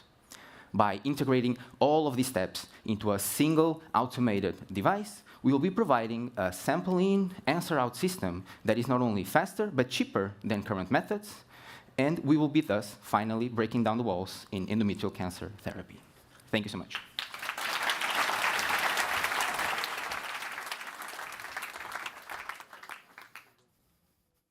Breaking the wall of sustainable plant relief. Tania Sencara Rojas, Falling Walls Lab, Peru.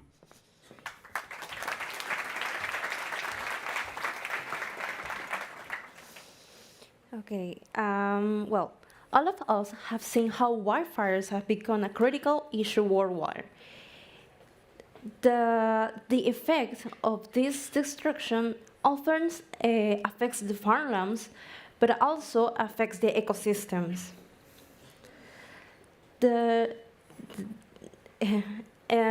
Affects the ecosystem and increasing the effects of drought. Globally, many countries have been facing severe droughts. What happened with droughts? This phase with the drought, when this weakness the soil, the weakness the ability of soils to get enough water. And this is a challenge for farmers who see their livelihoods rely on rainfall. When the crops don't get enough water, they leading with the accumulation of toxic molecules that makes them destroying their cells, but also even cause death to the plant. So to lead with this, we developed Hankao, which is a biostimulant who helps plants to neutralize these toxic molecules. But what makes Hankao truly innovate is the focus on circular economy. With synthetic biology, we engineer a bacteria that use waste, in this case vinasse, to produce fucoidans. But vinasse is a waste product from alcoholic distillation, and fucoidans is the molecule that we use to combat the plant stress. And currently, solutions like hydrogels or commercial biostimulants have some challenges because hydrogels have high costs, and the effectiveness depends on the type of climate, the crop, and the soil. And commercial biostimulants, they use the same active ingredient, fucoidans, but they are extracted from brown algae. That's why it's not sustainable in the long term, because it could affect the marine ecosystem. Our solution offers an eco-friendly alternative by using vinasse to turn in something useful. Using a bacteria, Bacillus subtilis, we improve the crop resilience and contribute with a heather. We contribute with a heather environment, and this is how we break in the wall of sustainable plant relief. Thank you.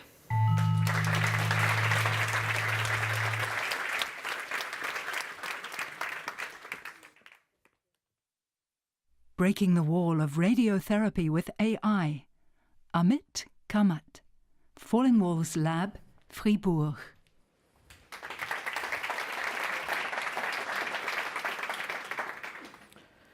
Could I ask all of you to please briefly close your eyes and think of someone you love? Ready? Imagine now that they have brain cancer and have only 100 days left to live. Your natural instinct is to take them to the hospital and get treatment started as soon as possible. But what if you're told that you'll have to wait for 14 days for treatment to even begin? How are you feeling now? For the past 3 years, I've been working on research for radiotherapy for glioblastoma.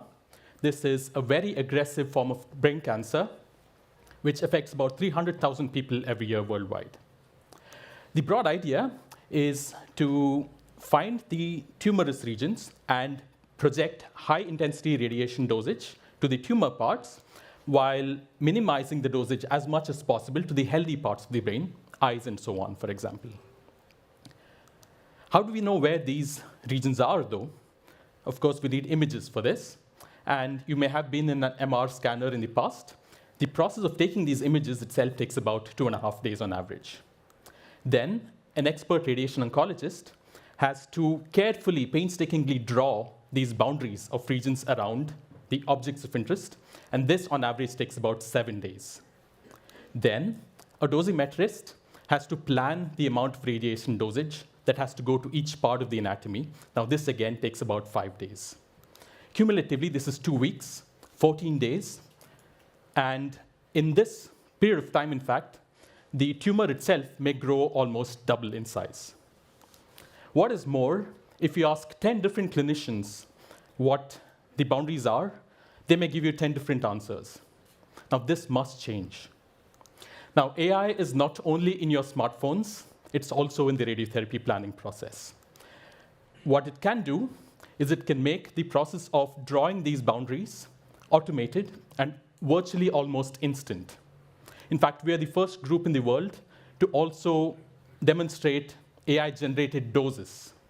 With this, we could create compelling visualizations for clinicians to make decisions better and also show them quality metrics with which they can make these plans of radiotherapy faster and safer for the people you love.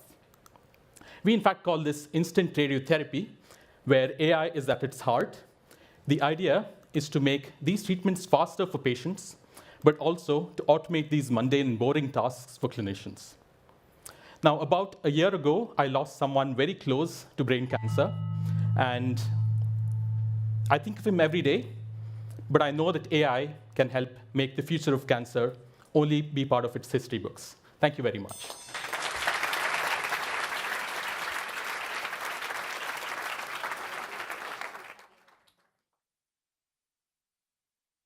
Breaking the Wall of Educational Inequality. Neema Umfuru, Falling Walls Lab, Tanzania.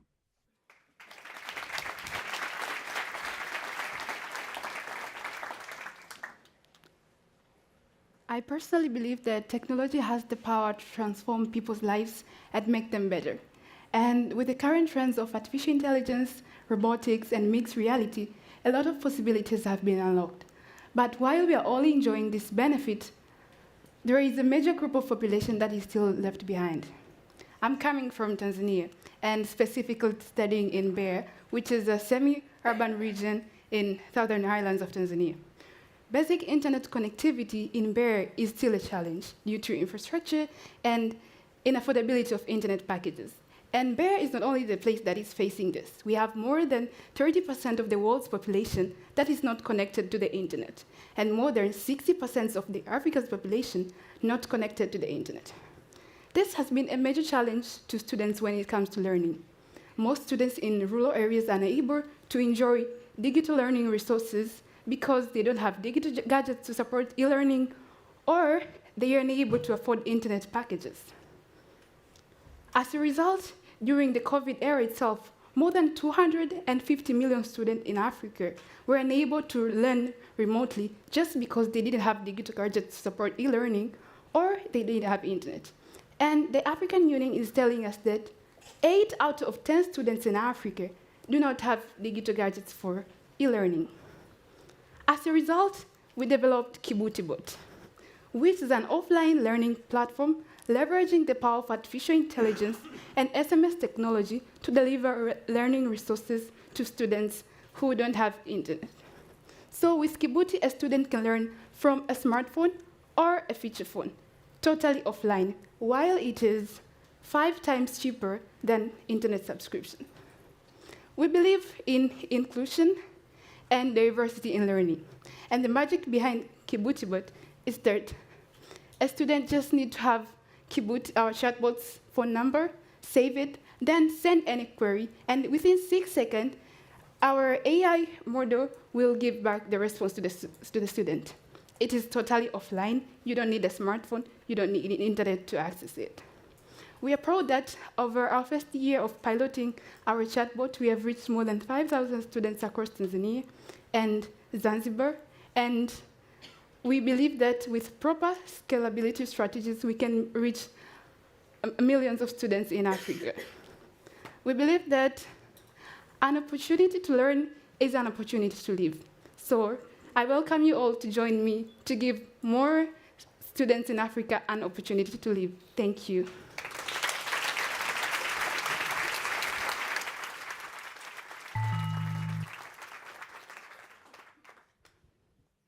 Breaking the Wall of Reading Brain Decoding. Shern Yu Ding. Falling Walls Lab, Taipei.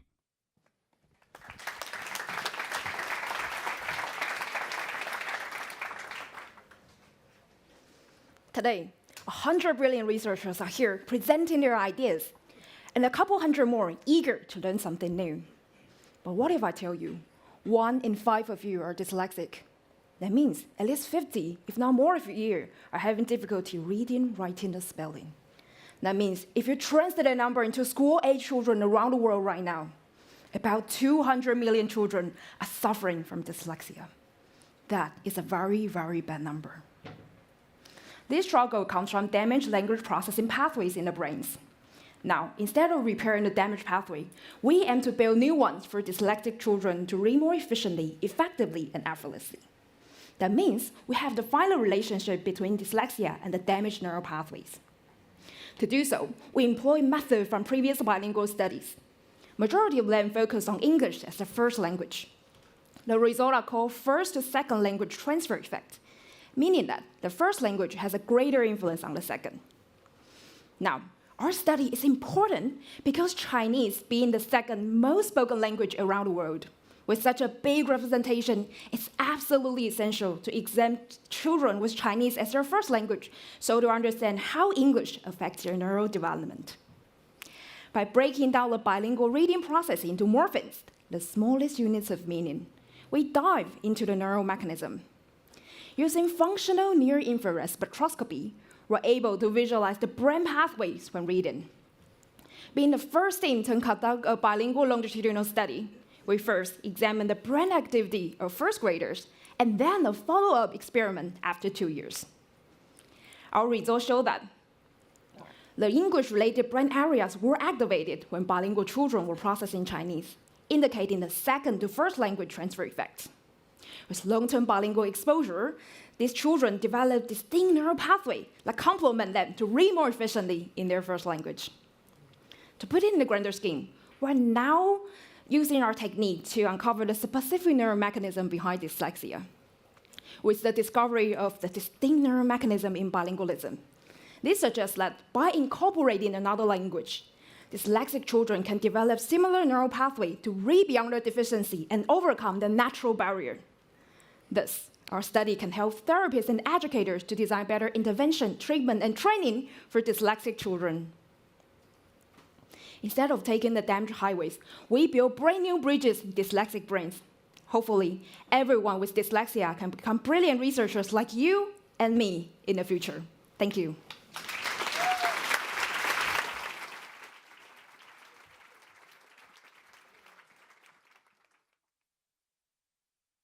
Breaking the wall of the textile industry. Gabriela Greco.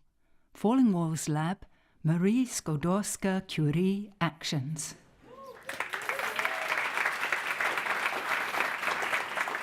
Would you dare to eat a credit card? I don't know about you, but I wouldn't. And yet, recent studies show that every week we unknowingly ingest up to 5 grams of plastics. And 2 of these grams come from the way we dress. Every year, the textile industry releases into the environment 5 million tons of plastics, which end up in our soil, our water, our food. This is caused by the fact that many of the textiles that we use nowadays are made of petroleum-based fibers, whose demand is going to drastically increase in the coming years, also due to our misconduct, such as the fast fashion. We can solve this. First, by changing our lifestyle.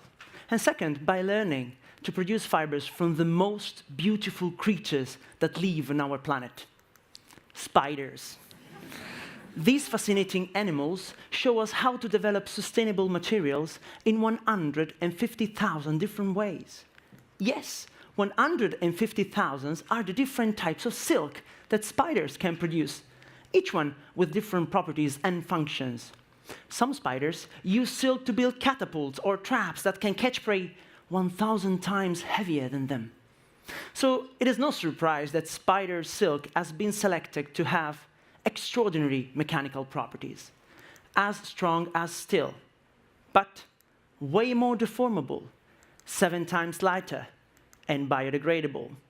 An impressive fiber, right? Produced at room temperature and only using water as a solvent. This is a green plot twist for the textile industry. Do not worry, we will not force all the spiders to produce silk for us. What we could do, though, is to take inspiration from them and learn how to produce fibers efficiently and sustainably. In our lab, we have developed and optimized the production of artificial spider silk using a bio-inspired protocol, which allows us to produce high-performance fibers at room temperature and only using water as a solvent. Plus, by merging these fibers with nanomaterials, we can also make them electric or magnetic, and thus apply them for green, smart textiles. It is time to save our planet and take responsibility. To all of you here today, if you wish to stop eating this, then follow me and my passion for spiders. Together, we will break the wall of the textile industry.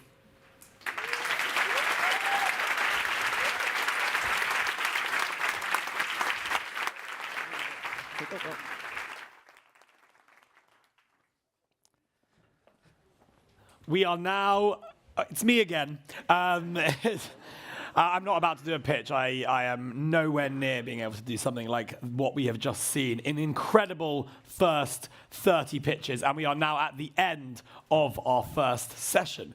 So what we will do now is have something called a coffee break.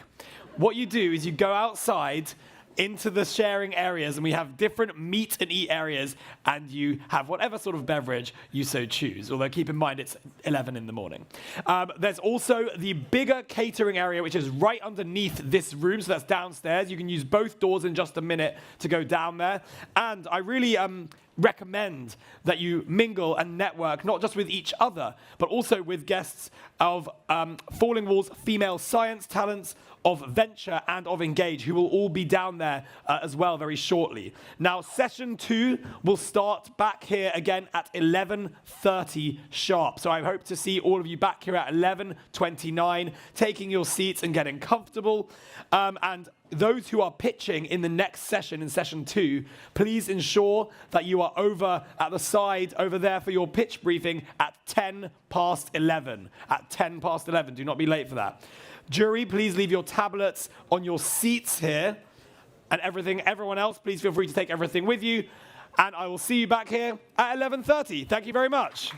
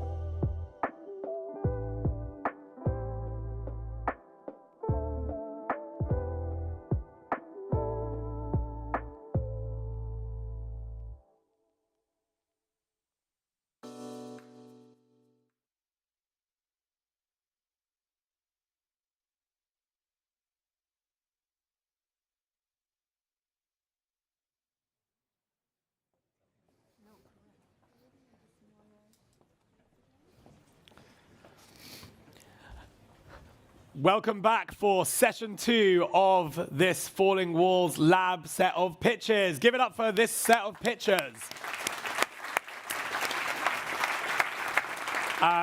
For those of you who are new to the room, I'm your host, Joey Leskin, and I will be back on stage after the 15th pitch for another brain break. That's like a few-minute break where we stay here in our seats, but we do something a little bit creative to get ourselves, our brains a bit of a break.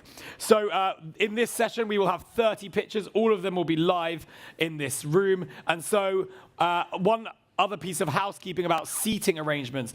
If people are sitting, especially around the edges, and there are spaces in between you, it'd be good to move next to each other because people will come in from the doors and then they'll have to sort of squeeze past to find seats. So it'd be good to bunch up as much as you can, if possible. Thank you very much. Perfect. So as people are filtering in, we're going to start in just a second. So if everyone's bunched up, comfortable, caffeinated, or maybe you just had some water, which is totally fine. That's what I had. I think we're ready to go. Fantastic. So give it up for our first pitcher of session 2. Let's begin.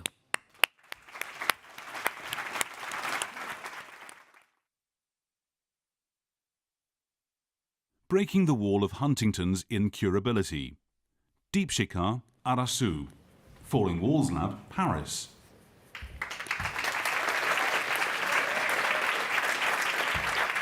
You're 30 years old. You start noticing some strange things. Small, involuntary moments, bouts of irritability, and moments when your thoughts just seem clouded. At first, you brush it off as adult sleepless nights. But something tells you to go see the doctor. And that's when your world turns upside down.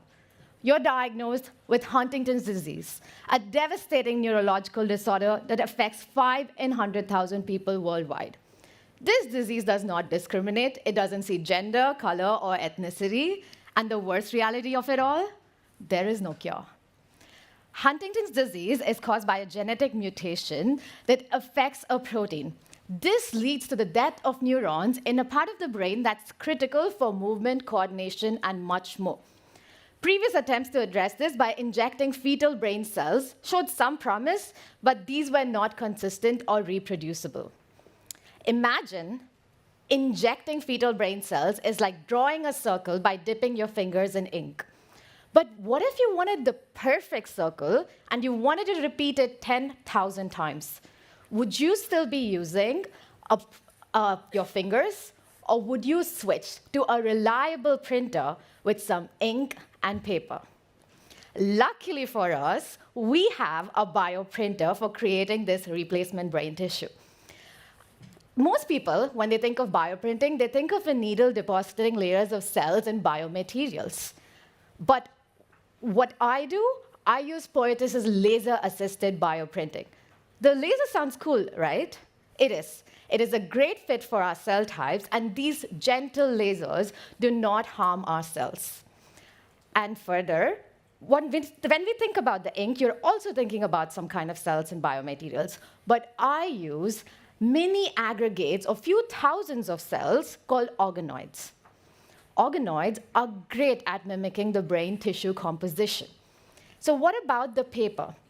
Our goal is to create a construct that seamlessly integrates into the brain.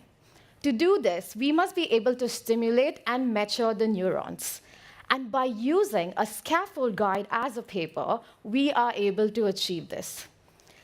The automated bioprinting platform provides an opportunity to scale up and reproducibly create this engineered brain tissue, which can be transplanted into the brains of Huntington's disease patients and save their lives. We have a team from all around Europe, and we are confident in breaking the wall of Huntington's disease.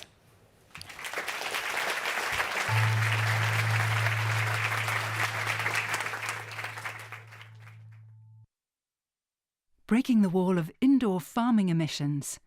Adnan Sharif, Falling Walls Lab, Toronto.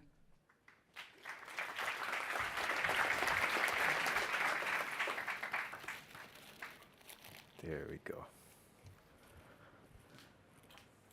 Okay, Hi, I'm Adnan, and I'm a farmer from Toronto, Ontario, Canada. And I'm quite jet lagged right now.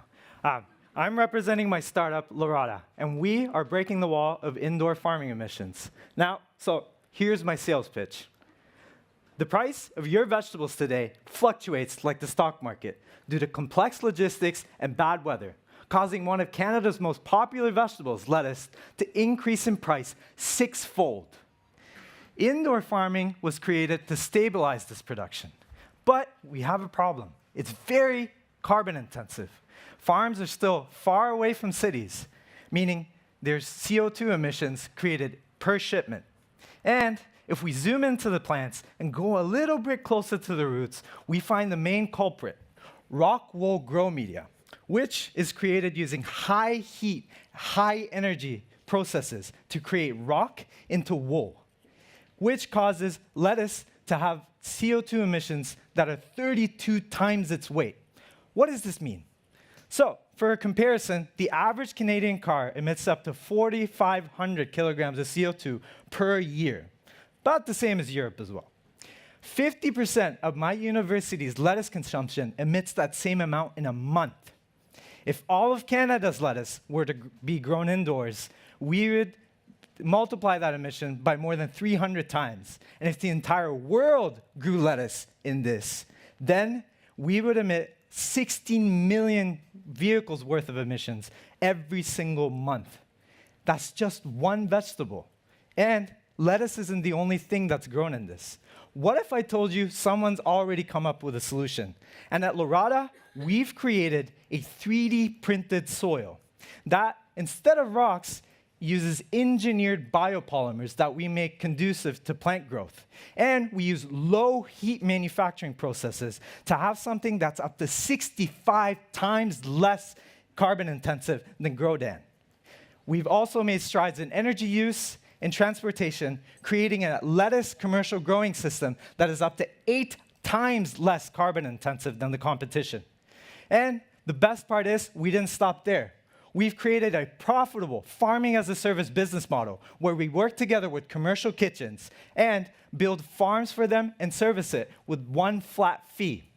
I've worked with universities, Michelin star restaurants, and next year, some of Canada's finest dining restaurants. And this figure of 1 million has surpassed in the past few days. And the best part is, a few hours ago, we just published a new US provisional patent to make a new soil design that is going to be more operationally efficient than our competition.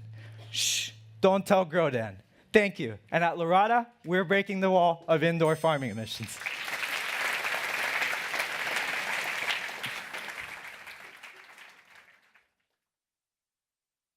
Breaking the wall of the unshakable virus. Malakat Milanur. Falling Walls Lab, Cambridge.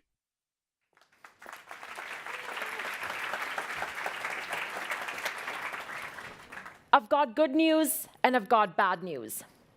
Bad news is more than half of the people seated in this room have a virus lurking in their body they've never even heard about. We're going to change that today, by the way. Good news is you've got nothing to worry about as long as you stay healthy. I'm talking about the human cytomegalovirus, a virus with significant global burden of disease infecting more than 80% of the global population. Once the virus enters the human host, it finds its way into the bone marrow, into the monocytes, where it will stay for life. In a healthy individual, this is not a problem, as the virus is kept in check. However, in an immunocompromised setting, such as in a cancer patient or a transplant recipient, the virus reactivates from the bone marrow, enters the bloodstream, causes major inflammation, and often fatal complications. Unfortunately, there is no vaccine available on the market, and the antiviral drugs that are administered are often ineffective because of viral resistance. So how do we go about treating patients who are extremely sick with cytomegalovirus infection? Our solution is immunotherapy, whereby we harness the power of the immune system to treat immunological diseases. I am particularly interested in the natural killer cells of the immune system. These are cells of the immune system that are licensed to kill. On their cell surface, natural killer cells express killer receptors, and these killer receptors can recognize viral infected cells and eliminate them from the body. I'm looking at the killer receptors of human donors, and I'm trying to identify which killer receptors are better at killing virus cells. And this is done by using AI-driven modeling techniques and next-generation sequencing. Once these killer receptors are identified, they can then be overexpressed on the surface of natural killer cells called CAR-NK cells. These CAR-NK cells have a much higher therapeutic potential compared to the conventional NK cells. Not only that they are efficacious, but they're also extremely safe to use, as well as can be stored long-term. These CAR-NK cells can then be transfused into the patient's body who are extremely sick with cytomegalovirus infection, improving their quality of life, as well as maximizing their therapeutic potential, as well as their quality of life. Thank you so much.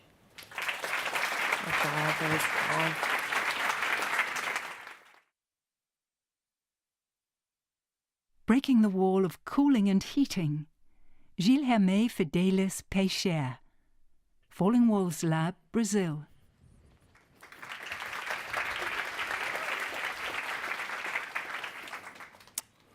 What if I told you that one of the technologies that have one of the major contributions for global warming is present on the lives of most of us, but we might not even be aware of it? Well, hopefully the title of my presentation hasn't blown out my surprise, but I'm talking about cooling, heat pumping, and air conditioning systems, which currently account for roughly 17% of the global electricity consumption and 10% of the greenhouse gas emissions. This is really bad, but it's about to become much worse. First, from a demand perspective, we do have projections that the number of air conditioning units will triple by 2050, which will soar the demand for those systems. Second, from a technological supply demand, the systems operate with what we call mechanical vapor compression of a volatile fluid, which relies on the compression and expansion of a fluid to generate the cooling effect. These fluids, they have what we call a global warming potential, which is thousands of times that of CO2 when they are leaked to the atmosphere, and that causes a huge problems in terms of global warming. For that, this growing demand for air conditioning is considered to be one of the most critical blind spots in today's energy debate. Well, to tackle that issue, we have several solutions for that. For instance, improving this mechanical vapor compression systems, or even trying new fluids.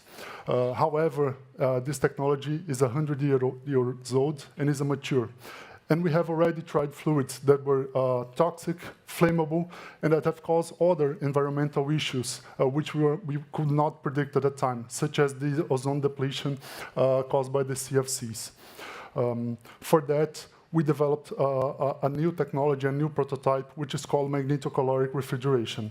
And the main principle is that instead of compressing and expanding a fluid, we magnetize and demagnetize a solid. This technology has two major advantages. First of all, as we are employing a solid-state refrigerant, there's no risk of leakage of harmful refrigerants to the atmosphere. Second, from a thermodynamic perspective, it is more efficient to magnetize and demagnetize a solid than it is to compress and expand a fluid. At Polo, at the Federal University of Santa Catarina, Brazil, we have developed and reported the first prototype to demonstrate the technology and achieve the temperature span for air conditioning operators, which can be used either for cooling or for heating in a relevant environment, which is a calibrated calorimeter that emulates both the cold and heat reservoir sources. This technology has employed artificial intelligence both for its design and also for its predictive control, and we have a patent pending for this prototype. And this is how we break the walls of cooling and heating. Thank you very much.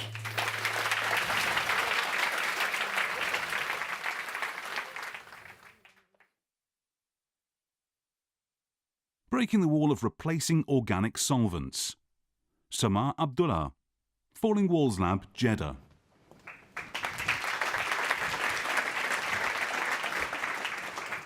Thank you very much. Please all close your eyes and think about a world without global warming, without carbon emission. You can open your eyes. Right now, we have the major source of carbon emissions coming from pharmaceutical industries and food industry. At least 75% of the active ingredients used needs petrol-based solvents, organic solvents for these ingredients to be carried out, extraction, encapsulation of these ingredients to give it to our patients. Most of you should know that organic solvents should not be given to the patients, should be evaporated. The cost of this evaporation of these organic solvents, petrol-based solvents, at least for minimum size batch, is $20,000 minimum cost for one removal, in addition to the cost of the solvent, in addition to the cost of the characterization, quality control characterization. Moreover, environmentally, this evaporation is coming from these industries up to our air. 90% at least is coming from this industry of carbon emission.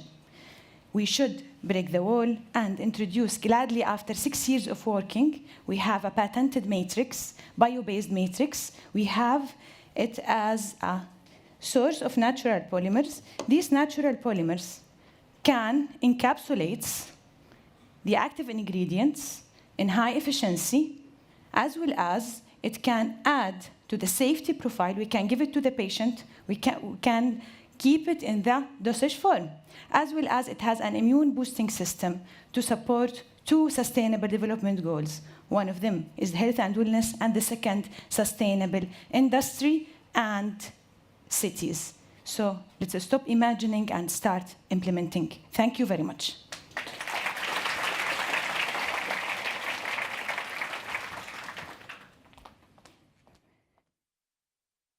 Breaking the wall of hydrogen storage.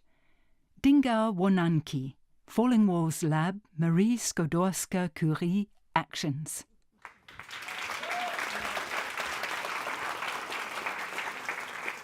What if I tell you that the most suitable material for storing gases, for example, hydrogen gas to power hydrogen vehicles, should be in the form of your kitchen sponge? This is because your kitchen sponge is light. It has tiny little holes known as pores and also flexible. Therefore, you can fill in the tank of your gas by letting the gases to diffuse and remain trapped into these tiny little pores and released by simple squeezing. But unfortunately, if I blow air into this sponge, everything goes out. And that is because this sponge is not suitable for storing gases. However, the one class of material that are more suitable for storing gases are known as metal organic frameworks, which are porous crystalline materials made from combining metals and non-metals. The reason why these materials are more suitable for storing gases is because you can easily tune the chemistry of their pores to selectively absorb specific gases. Another reason is because they have a very large accessible surface area, with an average of 2,000 meters squared per gram. This means that the amount of gas that you can store in 1 gram of this material is more than half the size of a football pitch. But although more than 120,000 of these materials have so far been synthesized, only less than 5% are known to be flexible. And unfortunately, none of these flexible materials are sponge-like enough such that you can store gases with an ability to squeeze them out. It is for this reason that in my research, I'm designing a machine learning model that for the very first time can be used to predict the set of conditions that are required to make new sponges, which we can use in storing gases. I'm doing this by analyzing the internal motion and mechanical properties of these materials and mapping them to all their synthetic conditions. The success of my research will not only help us to make new sponges which we can use to store gases like hydrogen, but will also help us to be able to make new sponges that can directly capture greenhouse gases as well as other environmental pollutants from the atmosphere. This is going to be a massive breakthrough in the fight against global warming and environmental pollution. Thank you.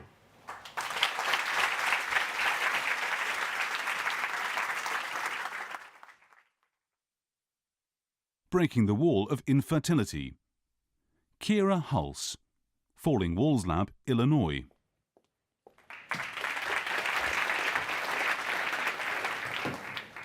I'd like you to raise your hand if you know 10 women. You know someone with endometriosis. I'd like you to imagine the excitement of starting a new family with your partner. And then I want you to imagine trying for a year, struggling to get pregnant with your partner, only to find that you're infertile. This is common, and around 40% of infertility is caused by endometriosis.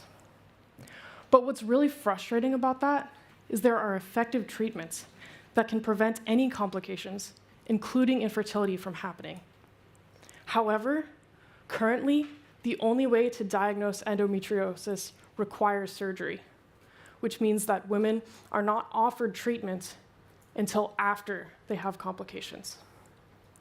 To solve this, my team has designed Defendo, a lateral flow assay that detects biomarkers in blood specific to endometriosis.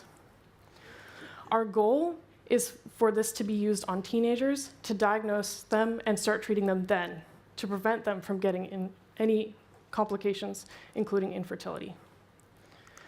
Specifically, Defendo is a design for a lateral flow assay that detects proprietary microRNAs that are specific to endometriosis. We draw a patient's blood, place it in a buffer, and then that is wicked through the lateral flow assay. If the microRNAs of interest are present, they will stick to probes, creating a visible line. This is a point-of-care, non-invasive diagnostic test. After doing customer interviews, we determined that our beachhead market should be infertility and endometriosis specialists. These physicians showed a particular interest in this test to start screening patients before performing surgery. 6.7 million women per year in the US get infertility treatment. So if we charged just $200 a test, that would be over $1 billion in revenue per year. That demonstrates that this is a huge untapped market that has the ability to drastically improve many lives. And we hope that one day, Defendo will be a routine part of healthcare exams that will make 40% of infertility a thing of the past. Thank you very much.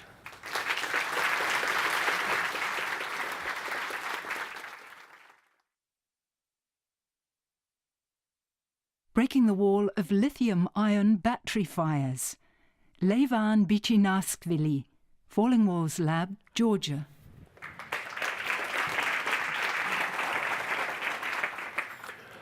This is an electric vehicle.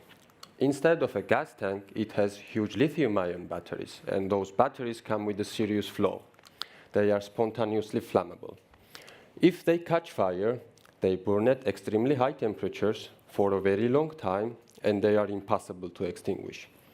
To put this in a perspective, an average EV fire causes 4 million euros in damages, and the water wasted could provide drinking water for this entire audience for 2 years. And this is quite problematic for the manufacturers as well, because millions of EVs have been recalled due to fire safety concerns. Even though there are technologies to prevent this from happening, EV fires still happen. This means that every single EV on the road right now is a potential bomb ready to go off at any time. And when it happens, there is nothing there to protect passengers, bystanders, or surrounding property. This picture was taken in Stuttgart bus depot in 2021. According to investigation, one of EV buses caught fire, and the resulting flames spread throughout the facility, burning down further 25 buses. And accidents like this are just only increasing in frequency and scale. Just this summer, fire broke out in lithium battery factory in Korea, which tragically claimed many lives. Since the fire cannot be extinguished, the best possible solution is to enclose those batteries in special fireproof materials. But manufacturers can't do it, because the materials that can handle such extreme conditions are usually heavy, rigid, and expensive. At Elventech, we solved this problem.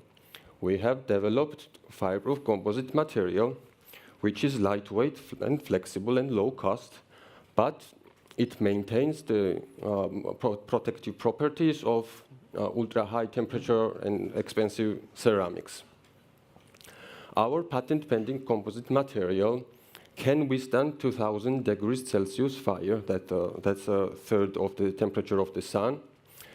We tested our solution at several third-party labs. We did dozens of field tests, and we already started a couple of pilots.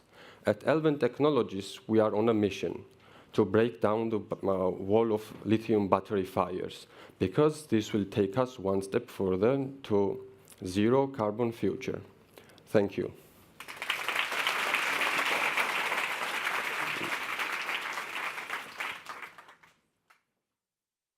Breaking the wall of relying on medicine.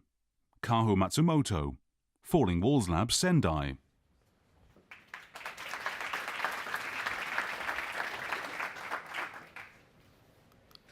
Do you think you will have enough food for the rest of your life? The world's population is growing rapidly, and it is projected to reach 10 billion by 2050.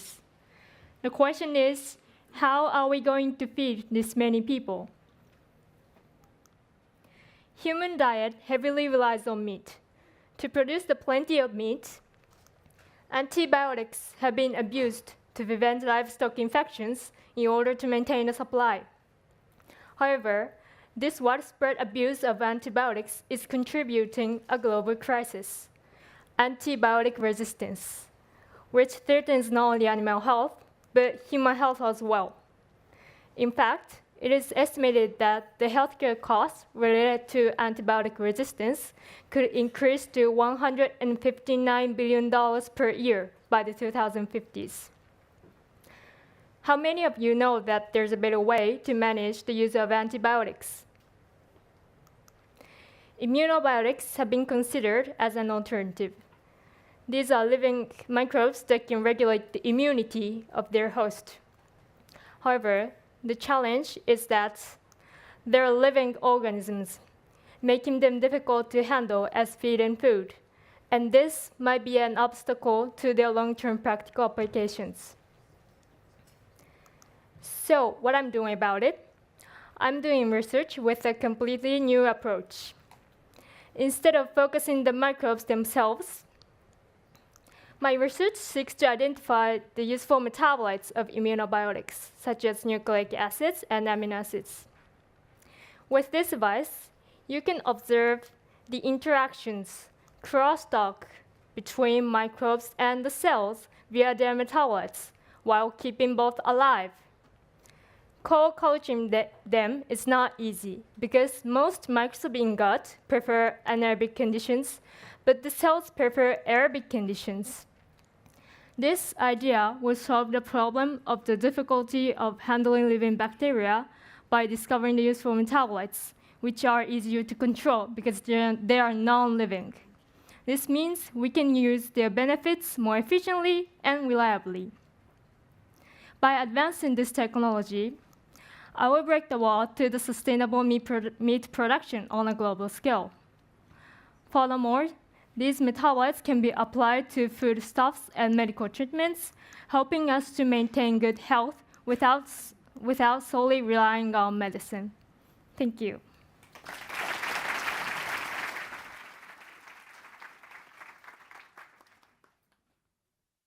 Breaking the wall of invisible brain cancer. Julius Maximilian Kernbach, Falling Walls Lab, Baden-Württemberg. Glioblastoma, that is the most prevalent, aggressive, and lethal form of brain cancer. It's still incurable, and the prognosis is dismal, with 95% of all patients surrendering to brain cancer within the next 5 years. Glioblastoma is always one step ahead. The question is why? We now understand that brain cancer extends its reach into healthy brain tissue far beyond what's visible on a standard brain scan.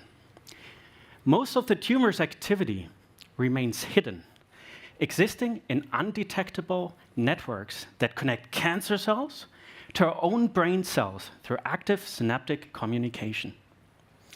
Through these invisible, active cancer networks, glioblastoma tricks our brain into fueling cancer growth and building up treatment resistance. For example, after radiation, organized cancer networks grow back stronger and much more resilient than unconnected cancer cells.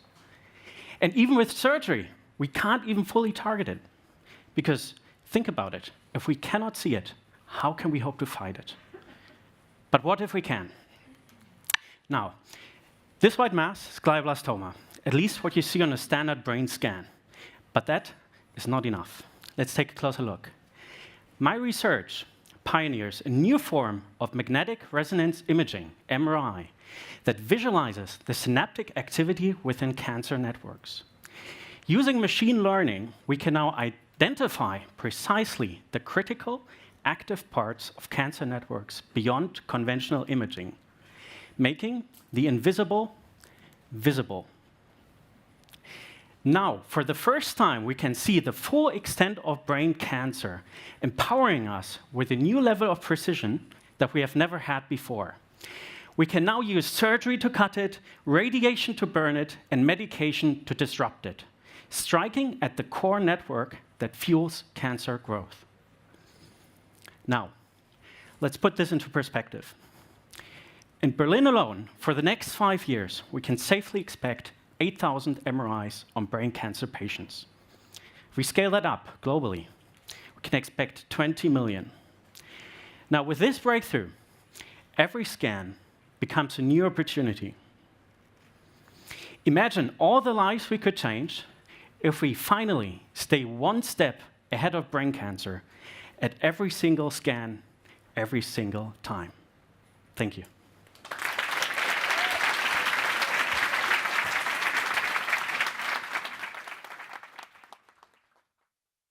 Breaking the wall of pesticide dependency. Nourain Abdurrahman. Falling Walls Lab, Kuala Lumpur.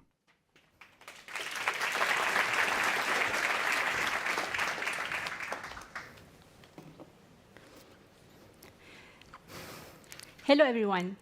We are in the crisis, a crisis that in fact affects me, you, and everyone. Food security crisis once involved a depletion of food sources. Pests, spoils, and affects the crop worsen this situation, while pesticide having a very negative effect like, it contains arsenic and ethylene oxide, which poses significant risk to humans. Our solution is to tackle this issue through pest management. This is UltraGrow. It works in a similar manner, like pest repeller and chasing away the mosquito at home. But this time around, you're chasing the pest at farm. All you have to do is plug the device on the ground, turn it on, and it's ready to be used. As simple as that. UltraGrow leverages on the concept of disturbing the lifespan and activity of the pest by inducing a designated sound wave within protected area. The product validation was done on corn earworm species, both in the lab and also in the cornfield, over more than 200 corn plants during this year. And guess what? UltraGrow successfully reduced the corn earworm attack up to 70% during trials. The most exciting part is UltraGrow is not equipped with just one sound wave. It has at least 5 multiple sound waves to attack multiple pests, depends on the user needs. However, since this is a local product, so it still needs a few tweaks to make it function properly in other regions. Due to different climates, the type and species of pests may vary, and it responds to a different sound wave for repelling. Well, luckily I'm a physicist, so I know how to deal with it, and I'm going to share it with you today. Just don't tell anyone else. Basically, the main parameter or keys to tuning the sound wave is knowing the temperature of the new location for this device to be installed. If you know the temperature, you can have the sound wave. If you have the sound wave, you can change the frequency domain in this device for a new type of species and pest. It will change the repelling sound wave accordingly. This patented technology has received multiple awards and international recognition since 2020. If adopted widely, UltraGrow could help to secure a safer, pesticide-free food chain to the worldwide. And who knows, someday we can say bye-bye to pesticide. Guys, I don't know where this technology will lead me to, but this is my journey. Let's break this wall with me. Thank you.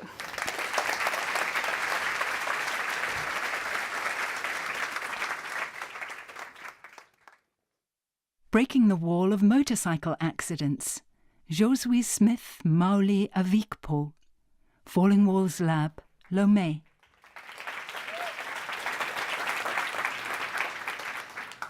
Ladies and gentlemen, each year, road accidents claim over 1.35 million lives. It is enormous. This silent epidemic outpaces deaths from HIV/AIDS, tuberculosis, or even cancer. In African countries and others like Dominican Republic and India, I identify a common cause of motorcycle accidents. That's what? 2 out of 5 motorcycle drivers forget to fold up the side stand of their motorcycle before starting. In my own family, I saw this danger firsthand. My father is a motorcycle driver. Recently, as he was rushing to deliver food to a customer, he forgot to fold up the side stand of his motorcycle. Unfortunately, a few meters later, when he wanted to turn left, the stand grazed the ground, and he fell, breaking his leg. This situation highlights a problem that affects many people around the world, but from now on, I have broken down this wall. So, my team and I designed an electronic card with Arduino code incorporated on the motorcycle that detects the right position of the side stand. If the stand is down and the driver tries to start, the motorcycle will never start. And the warning sound alerts him like ping, ping, ping, ping, to remind him that he's in danger. It's the same as when someone forgets to wear a seat belt in the car. In this case, all the driver has to do now is press a switch on the handlebar and the side stand automatically folded up. Ladies and gentlemen, we tested this operation on a motorcycle and the result was amazing. Our solution is an innovative solution that has never been thought of before. We named it the Smart Kickstand. Economically, this life-saving technology is accessible for only 10 euros. It is adaptable to all existing motorcycles without complex modification. By using our Smart Kickstand, we eliminate 100% of accidents, of motorcycle accidents caused by forgetting to fold up the side stand.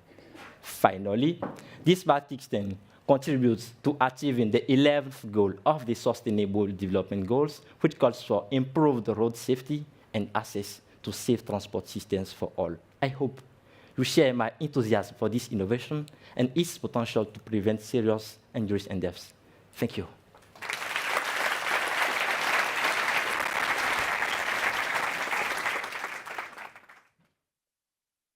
Breaking the wall of cellular delivery. Aneta Mangira, Falling Walls Lab, Wrocław.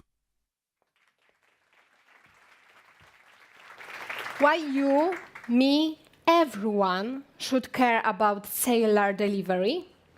I'll give you an example.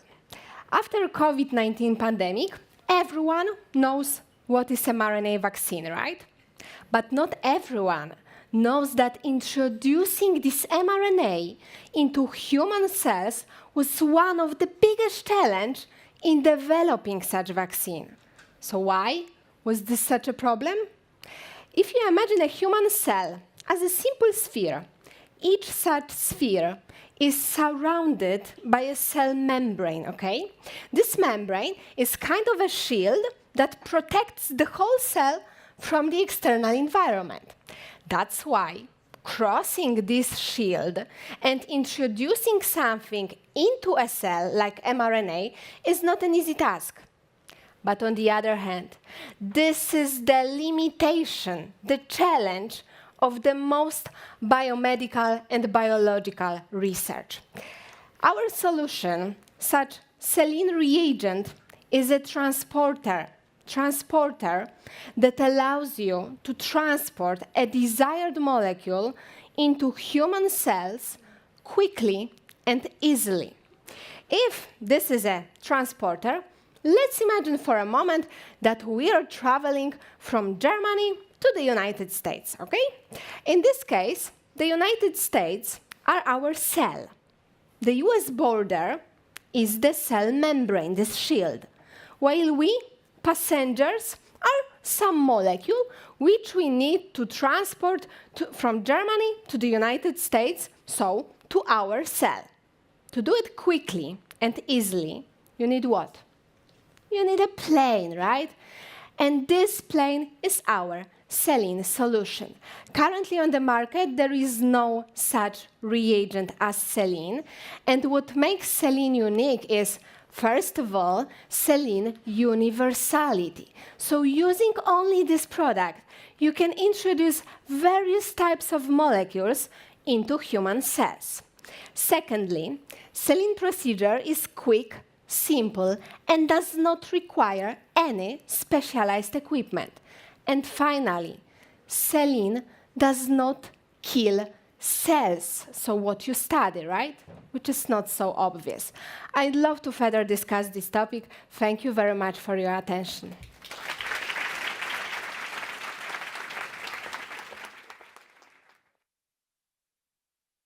Breaking the wall of cell-free DNA. Netanel Läufer, Falling Walls Lab, Tel Aviv.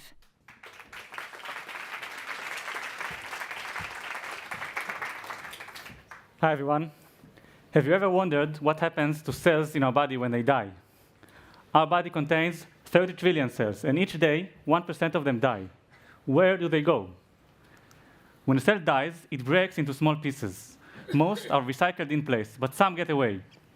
Some cells spill their contents into the bloodstream, including their DNA, and this is called cell-free DNA. So our bloodstream contains cell-free DNA from all over the body, the brain, the lungs, the liver, the kidneys, and so on. If you have, for example, not you, someone else has, for example, breast cancer, some tumor cells from her breast will end up in your bloodstream, like Michelle showed us earlier this morning. If your kidneys are failing, there will be dead kidney cells in your bloodstream. And if you so much as drink a beer, did any of you have a drink last night? Then you probably have some dead liver cells in your bloodstream. But don't worry, one drink is fine.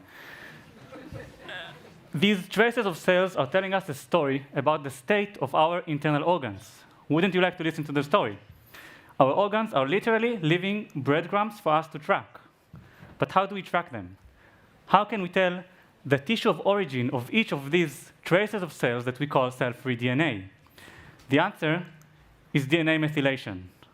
DNA methylation is a biological process in which the cellular identity of the cell is coded on top of its DNA, meaning each type gets a different methylation code. And this code is so persistent, it's so stable, it persists beyond cell death.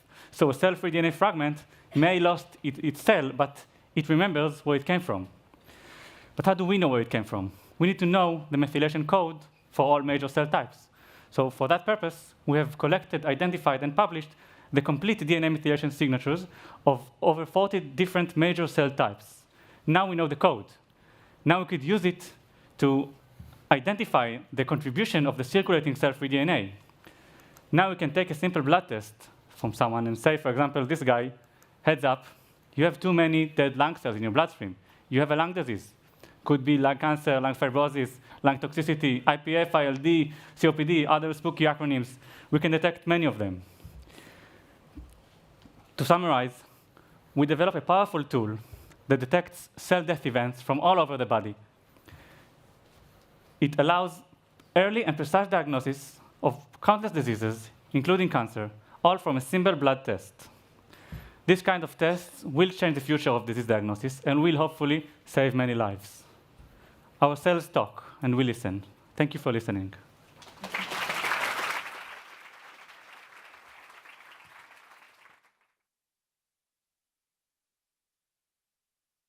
Breaking the wall of microbial resistance. Francis Luciano, Falling Walls Lab, Spain.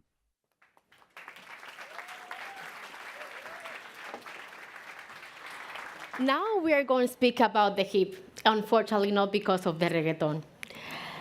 Imagine your grandfather, your mother, or even you are walking, fall down, break the hip, and if the surgery were a new hip replacement that has plastical and metallical components. But in the moment of the surgery, the bacteria you have on your own skin and those on the surgical environment can enter inside of your body, stick to this new hip replacement, and produce a huge infection, causing in the patient pain, losing physical functionality, and even the death of the patient, and translating into a very high cost for the healthcare system. In Europe, around 166,000 people require a surgery like this per year, and between 5 and 20% of them have a risk of infection, 20% risk of death, and increasing by 4 the healthcare costs in the system. If we translate those numbers to America, it can increase up to 5 or 6 times more. So far, the solution they have is having a new surgery, removing the hip prosthesis, and using instead a bone cement with antibiotic, which has low effectiveness, a lot of cost, and the most important, a risk of microbial resistances. Because of that, and taking the advantage of 3D printing technology, we have developed and designed a 3D printed spider web shape that is going to be on the head, in the hip prosthesis, in the moment of the surgery, loaded with an antibiotic and an antifungal drug to prevent the infection, releasing in a controlled time. Has been made with biocompatibles and biodegradable components, avoiding like this a new surgery, any rejection from part of the patient, or any kind of microbial resistances. We already have a patent of this technology in collaboration with Hospital Gregorio Marañón y la Universidad Complutense de Madrid. And as it's personalized, we can extrapolate this implant to other parts of prosthesis inside of our body. In this stage, we are looking for sponsors to help us to continue the investigation in vitro, in vivo, and preclinical trials, working together for breaking the wall of microbial resistances. Thank you.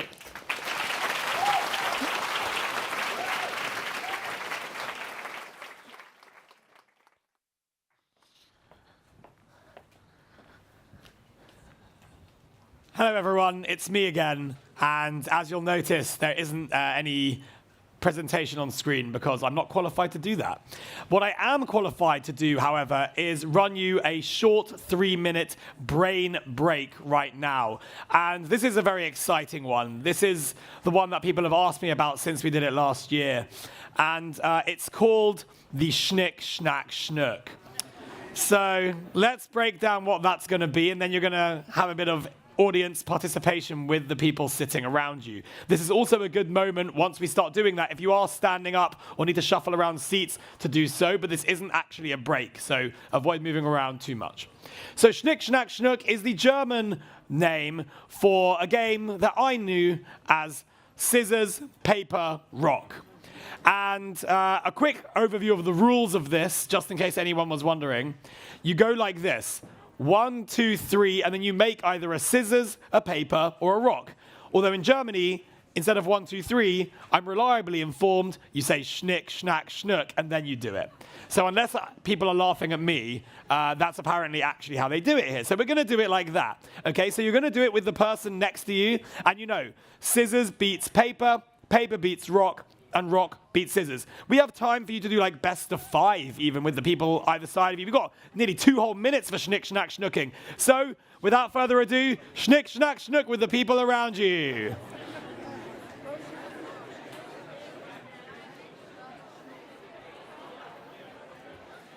Want to do it? Let's do one. Schnick, Schnack, Schnuck.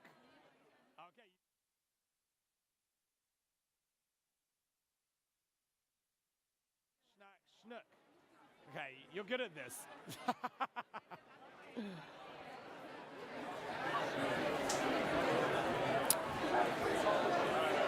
You can turn to the other side if you want to. Ready? 1, 2, 3, go, okay? 1, Schnack, Schnuck. Go, Schnick, Schnack, Schnuck. Schnick, Schnack, Schnuck. Schnick, Schnack, Schnuck. Schnick, Schnack, Schnuck. Schnick, Schnack, Schnuck. Schnick, Schnack, Schnuck. Schnick, Schnack, Schnuck. Schnick, Schnack, Schnuck. Schnick, Schnack, Schnuck. Schnick, schnack, schnook. You won. Okay, great. Okay, thank you very much, everyone. Thank you very much. Please now take your seats again. Please take your seats again. If you are standing over in one of the sides and the corners, please ensure that you come in and take a seat. Give me another minute. Okay, if everyone can please take their seats again, that would be fantastic. Thank you very much. I know we're all very, very hyped up from all of that schnick, schnack, schnooking. So if everybody can take their seats, that would be fantastic. Okay.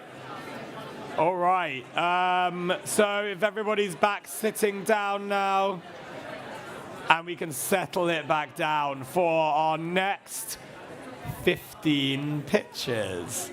Okay, good. It's always a risky one, schnick, schnack, schnook, because it gets people quite hyped up. And now we need to zone back in and concentrate. So if you could all provide your respect and attention for the pitchers who are about to come on. Okay, lovely. A quick show of hands. Just a silent show of hands. Who won their game of Schnick, Schnack, Schnook? Okay, there are less than half of you, so I'm not sure how that worked. Good. So, like I said, we're going to settle it back down. We have 15 more incredible pitches now to come before lunchtime. So please lock in. Please show your greatest attention and respect to the next 15 pitches. Then we're going to be taking a lunch break. I'll come back on stage before the lunch break. But yes, I'm really, really excited. The first 45 pitches so far have been absolutely incredible, inspiring. I'm learning so much. So without further ado, we will continue with pitch 46. Let's begin.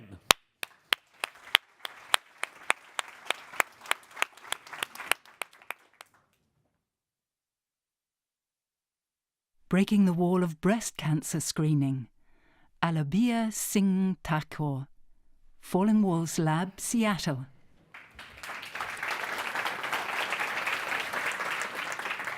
Hello everyone. So let's start with the story. So in the summer of 2018, like my mom came up to me and my dad once and told that, yeah, she was feeling a pain in the right side of her chest. And knowing the extremely anxious person my mom is, my dad and I were like, yeah, chill. It's nothing. Yeah, you just keep getting worried all the time, just chill. But thanks to my mom not listening to my advice that day, what she found out that day, we later found out was second stage breast cancer, and if any further delay in detection would have been potentially fatal. And that is what I want to talk about today. 98% is your chance for survival, not 80%, not 86, 83, 92. 98% is your chance of survival. 98% women can survive if you just catch it early, right? And we've heard about it like quite some time today, that you just need to catch it early, and then you can probably save yourself from breast cancer. The problem is, how do you catch it early? Current solution is mammograms. A mammogram is basically an X-ray of the breast, but it has problems. First problem is that to do a mammogram, you first need a technician. Then you need a radiologist, it's a doctor. And then you need an oncologist. So you need 2 doctors, 1 technician. That makes it extremely resource intensive, right? For the village that I come from in India, you have 1 doctor for 3,000 people, so case in point. Now, secondly, fine, we're using the tech. Does the tech even work? 50% of women in the world have fibrous breasts. It's very normal, you have just fibrous breasts. But how does the radiologist detect cancer itself is the white dot on the X-ray itself. But if you see here in fibrous tests, that dot doesn't even show up. So radiologists miss it. So the thing is, our tech doesn't work. Our tech is very expensive. We need new tech to catch cancer early. That is where we came up with this idea that we have a hardware and a software platform. The hardware platform uses basic logic, guys. Let me show it to you. So you apply pressure on 2 different surfaces. Same pressure on 2 different surfaces. The reflexive pressure I feel here is different because of the composite material of the surface itself. What I mean by this is that the tumor is different from the rest of the breast. So if you apply uniform pressure on the tumor and the rest of the breast, with machine learning, you will be able to pick up the difference. Secondly, for even more fidelity, you can throw sound. Every material in the world we have has acoustic impedance, that is its ability to absorb sound, reflect sound. And since the tumor is different, It can absorb sound differently. And the thing is, while I was speaking about all of this, it is extremely cheap to build this. These sensors are very cheap. They can be $30.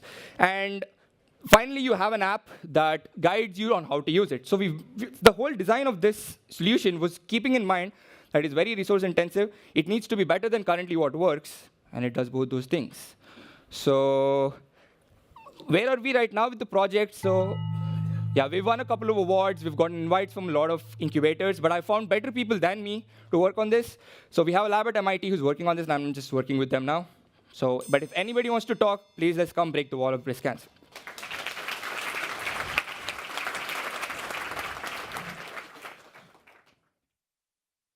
Breaking the wall of access to education.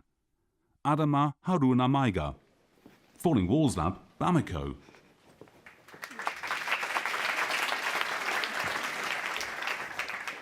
Thank you. Education is the most powerful weapon which you can use to change the world, said Nelson Mandela.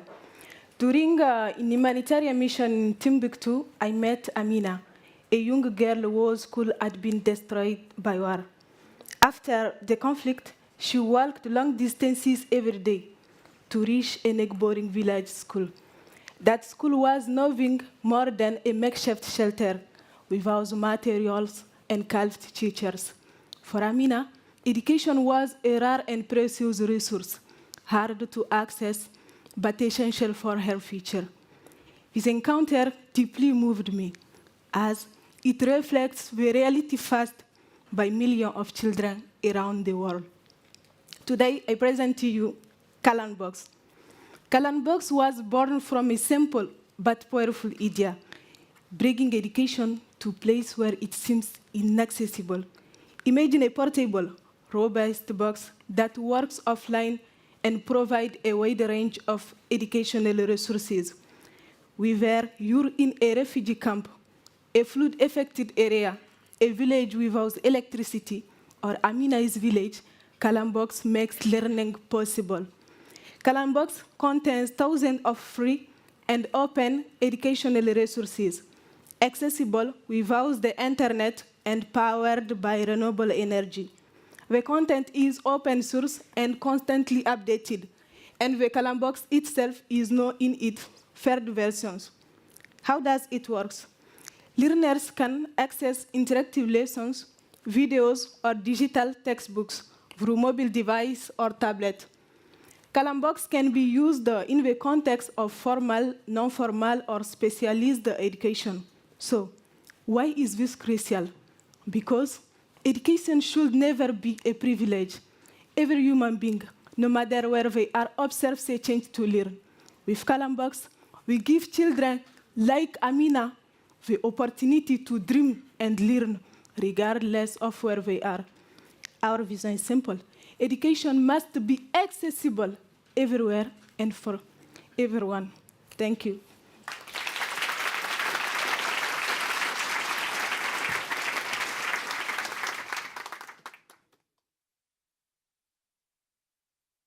Breaking the wall of climate resilience. Yusuf Tahir Ali, Falling Walls Lab, Tokyo.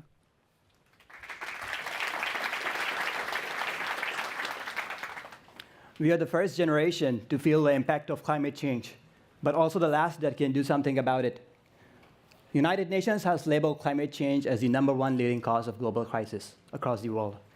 A leading cause of this global crisis is the burning of household wastes, which has led to higher temperatures. As depicted, with the higher temperatures, it has led to the melting of ice tops and recent events of flooding. These floods have drastically reduced the healthcare facilities, reduction in crops, reduction in jobs of farmers, and even declined the currencies. These are the problems that I'm trying to address with my solution, which focuses on problem waste management. You see this household waste, largely composed of food, paper, and plastic bottles. Food and paper are abundant in cellulose, while plastic bottles are more abundant in PET. The good thing is both these things can be digested by bacteria. Food and paper made of cellulose can be digested by cellulase-containing bacteria. But what can we do about the plastic bottles? Think about converting them into plant fertilizers.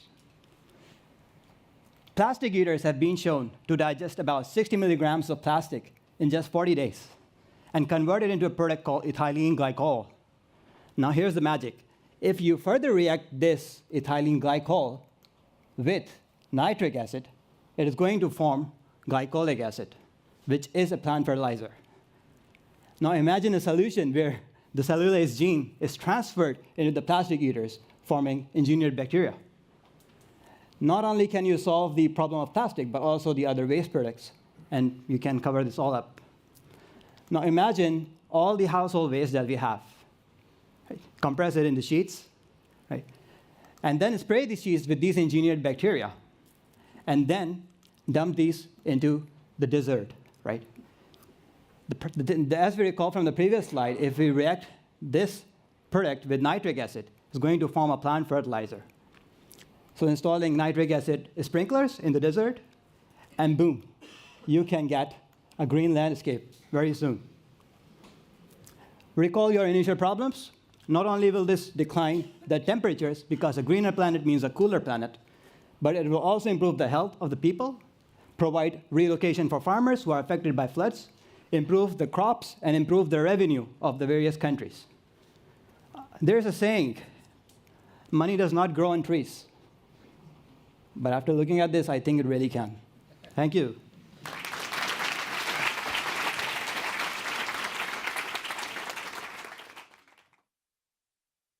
Breaking the wall of drug resistance. Tsungai Faith Manyadza. Falling Walls Lab, Zimbabwe.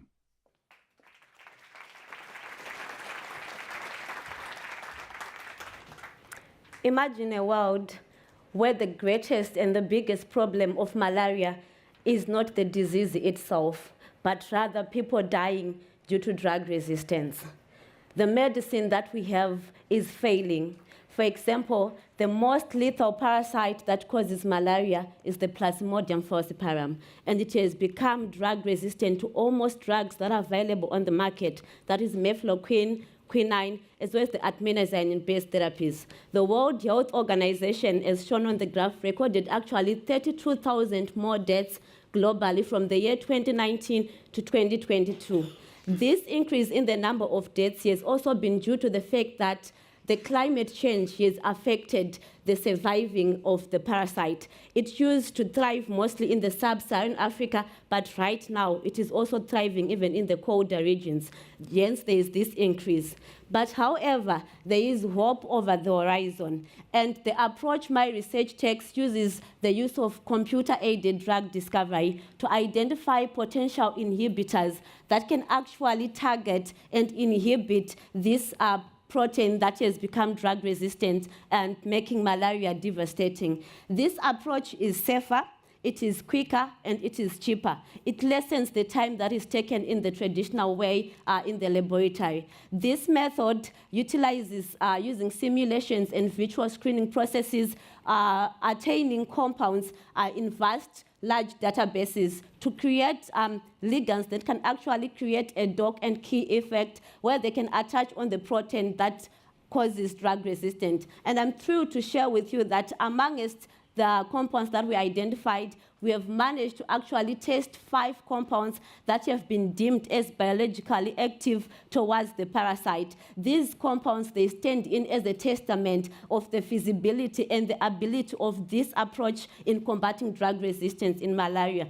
And also, what makes this solution more compelling is that it cuts the drug discovery process by about a third, from 15 years to about 8 to 9 years in discovering new drugs. That is massive. And also, it goes hand in hand with the United Nations Sustainable Development Goal number 3, which promotes good health and well-being for all. Imagine a world where everyone, anywhere, can access good health. Imagine not having to stand in the consultation room and being told that your loved one is dying because they've become drug resistant. Let us usher this new approach of identifying compounds at a quicker rate, and also compounds that can help inhibit these actions of drug resistance. I thank you.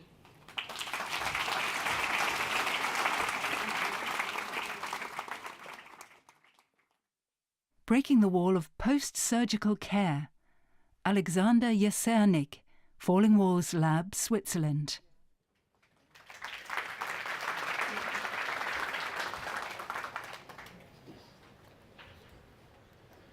Did you know that your lifetime chances of requiring abdominal surgery are 50%?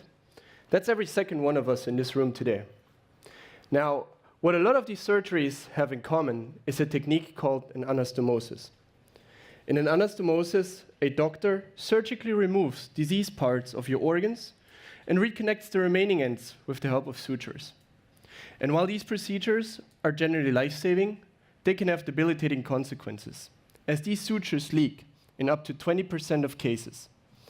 And through these leaks, digestive enzymes, as well as bacteria, can enter your abdominal cavity. And there, if they're undetected long enough, they can lead to sepsis. And with every hour that sepsis treatment is delayed, your chances of dying increase by 5%. Current diagnostic methods are simply not efficient enough to detect these leaks on time. And for this reason, we developed SenseAL, an enzyme-responsive hydrogel-based sensor that gives doctors the ability to monitor leaks continuously. Our sensor is composed out of the natural substrates of all major digestive enzymes and a colorant, and this puts its production cost at a fraction of $1. Additionally, the sensor is super simple to use, as it can be easily inserted into routinely placed drains at the patient's bedside. In these drains, the sensor comes into contact with fluid from your abdominal cavity. And in the case of a leak, that fluid is filled with enzymes. These enzymes then go on to react with our sensor, causing its sensing elements to disappear. This produces a readout that is so simple that even the patients themselves can make it.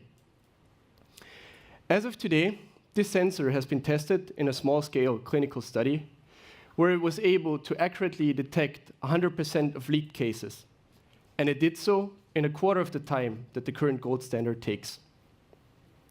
And it's our vision that one day, doctors worldwide will be able to detect leaks as they're occurring, thereby allowing them to intervene early and thus saving lives. Thank you very much.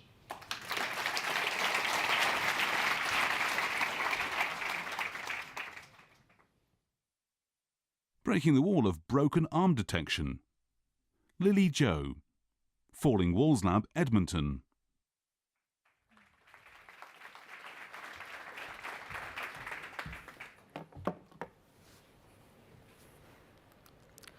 Last year, my friend Kevin hurt his wrist while skiing, and he had to go to the hospital for an X-ray examination. After waiting 4 hours at the ER, he was told that he did not have a fracture. The waiting time sounds extremely frustrating, right? Unfortunately, that is a common experience for anyone with a suspected fracture. Surprisingly, 45 to 80% of patients going to the hospital with wrist or elbow injuries actually do not have a fracture, and therefore, they do not have to be in the hospital or take doctor's time. Besides, wrist and elbow fractures are among the most common fractures from young children to the elderly people, with over 2 million cases per year in North America. Is there a way to change this? Absolutely. Thanks to the groundbreaking advancement of artificial intelligence, I developed an algorithm that can detect wrist and elbow fractures using ultrasound images with accuracy comparable to human doctor using X-ray. Based on this, our team has developed a revolutionary AI-driven application. After just 15 minutes of training, any users can assess wrist and arm injuries. And all you need is an ultrasound probe connected to a cell phone with our app. This app will tell the patients if they need to go to the hospital for the further treatment or examinations.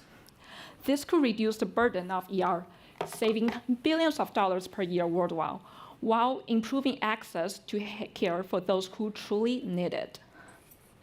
Just like Siri and Alexa can be your personal assistant, imagine having AI to be your personal doctor. Our app will provide an instant and personalized report explaining your bone shape in detail.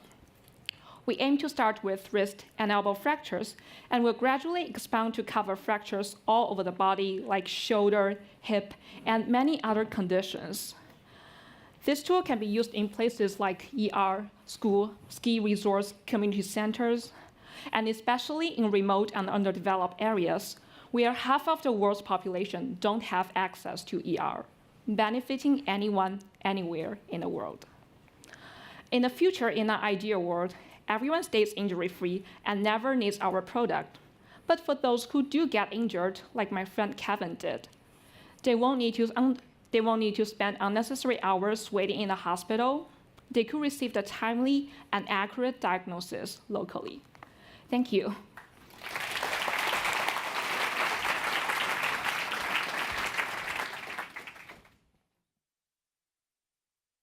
Breaking the Wall of Agro-Waste Management, Alejandra Sofia Lozano Perez, Falling Walls Lab, Colombia.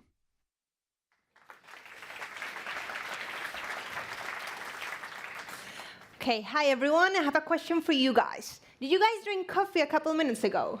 Raise your hand, please, if you did. Cool. And did you eat veggies or fruits for lunch or breakfast? Raise your hand, please.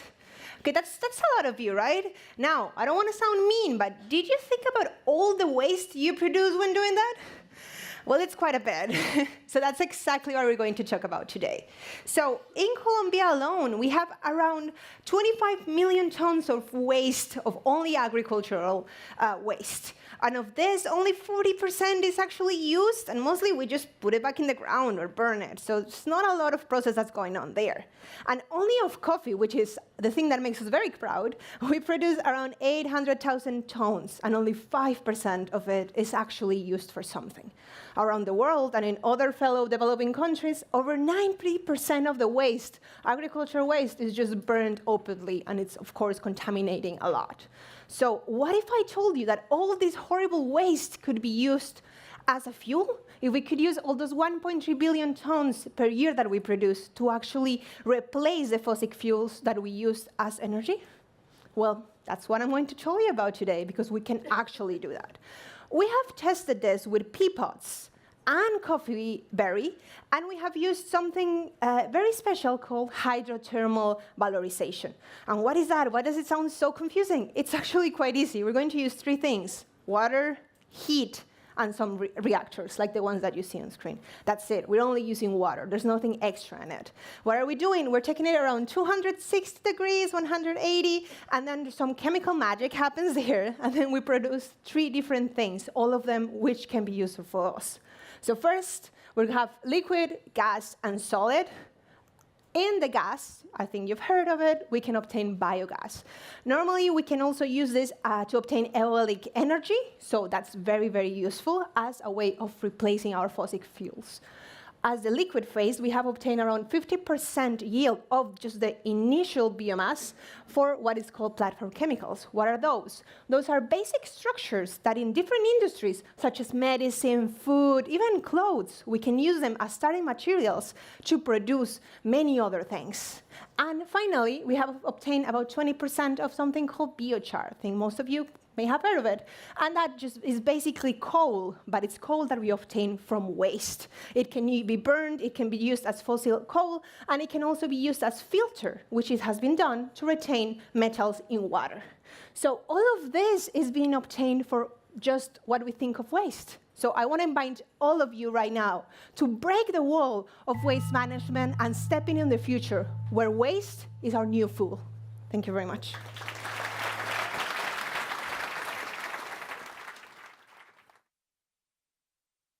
Breaking the wall of pipeline wax deposition, Al-Walid Al-Mahabi, Falling Walls Lab, Oman.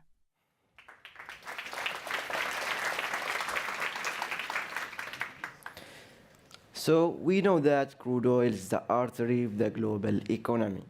And also we know that the world goes through complex and dangerous methods to get it usable. And of course, there will be many problems, whether it was in extraction, transportation, or manufacturing process. One of these problems that considered an extreme headache is the wax deposition in the pipelines. So when we transport crude oil through the pipelines, the wax starts to deposit in the inner pipe walls, which will reduce the inner pipe diameter, leading to an increment in the pressure drop, or it may cause a total blockage, and worse, leakage may occur. And now, to defeat this problem, the companies desperately using expensive and dangerous methods. Methods that are not good for humans, neither the environment. Methods that will make crude oil processing more and more difficult. So I was thinking, why we don't treat crude oil using ultrasonic before it got transported for long distance, and to be more specific, at the same extraction field while it passes through the gathering lines, since the ultrasonic has a high contribution in rising production rate, rising API level, reducing crude oil viscosity, and the most important thing is reducing wax deposition rate. As well as now ultrasonic considered a major topic in reducing carbon footprint because they are working with a high safety factor and low environmental pollution because they are only sound waves. And from my side, to make sure this wall will be crushed, I made a new design for the ultrasonic device. Design that made specially for the pipelines usage. Design that characterized by its simple and easy, whether it was in manufacturing or installation. Design that the companies will have no excuses anymore, because with this method we will reduce the usage of chemicals, reducing the energy consumption, and of course get rid of the wax problems. In addition, in the refineries, they will receive a high quality treated crude oil, like we are doing a favor for them. Therefore, and in the end, I would say this wall should not be broken, but completely destroyed. Thank you.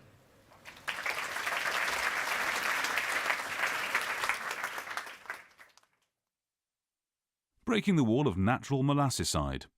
Andrew Termuzi, Falling Walls Lab, Morocco. Hi. I will never forget the day I visited my grandparents' farm as a child and seeing their sadness instead of their usual smiles. They had expected a bountiful harvest and a good yield, only to find their crops ravaged by small harmful creatures like the snails and the slugs. These tiny invaders, with or without shells, can cause significant damage to crops worldwide by feeding on and contaminating them, leading to the quality deterioration and financial losses as shown in the data on the slide. But challenges facing agriculture didn't stop there. Invasive plants, commonly known as weeds, can overwhelm crops and reduce yields too. While traditional pesticides used against pests and weeds, their environmental harm is becoming increasingly evident. The story I just told you made me constantly think about finding solutions to ensure my grandparents could always be happy. Every time I looked around their fields overflowing of weeds, I wondered, could the enemies of their crops become their savior? Let's break the wall. Through our research, we have transformed weeds into natural molluscicides. That means natural pesticides used against the harmful mollusks like the snail Theba pisana and the slug Arion hortensis. In our lab, we combat this pest by offering them a meal made from weeds, which are trying to eliminate for years. It's like killing two birds with one stone. To prepare this meal, we first understood and analyzed the chemical composition of weeds, identified the parts with the high toxic elements, and extracted this toxic element to create a poisonous yet delicious natural molluscicides for the harmful mollusks like snails and slugs. Trials have shown that our product is statistically and practically effective. Results were impressive. Our natural molluscicide is as efficient as synthetic one. Efficiency means that it can kill 70% of pests without toxicity for mammals and doesn't pollute the environment. The question is it possible to live in a world without synthetic pesticides? The answer is yes. It just required a gradual transition. That leads us eventually to say by harnessing nature's own resources and strategic thinking, we can protect our crops, preserve our environments, and ensure a sustainable future for agriculture. Thank you.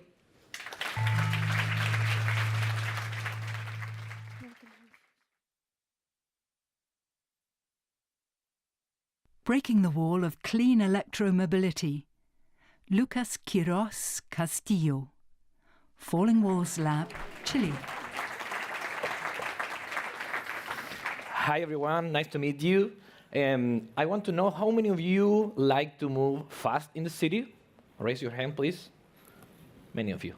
Well, this started with a question of my partner Bruno, and he told to me, have you tried these electrical scooters? You're gonna move like you ever moved before. So, in that moment, and now, we are talking about the electromobility as a way to decarbonize the transport. In Chile and globally has become a real transportation alternative to move fast and cleanly. But also, from our disciplines, design and engineering, we know that it has a lot of electrical waste that is in the beginning of life and the end of life, like brushless motor, lithium batteries, and other than in Chile, only at 3% is recycled properly. So, how we are breaking down this wall, how we are providing transport solution to the people and taking care about the problem. So, we think in two concepts, the soul and the body. So, in the soul, we have the revolution of lithium batteries, brushless motor, wheels, that in our laboratory, we take the batteries, we analyze it, we study it, and together with 3D printing, we bring new technology batteries. And in the body, we use renewable materials. In this case, is the study and the use of wood as a structural form in the chassis, and other characteristics to bring life to this electric scooter alternative that is thinking to grow, to extend the life cycle. So we are taking this challenge to aiming at a real clean electromobility. Thank you very much.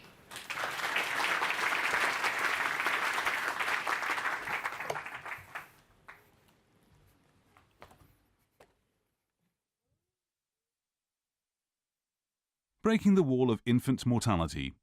Gunpreet Oberoi, Falling Walls Lab, Austria.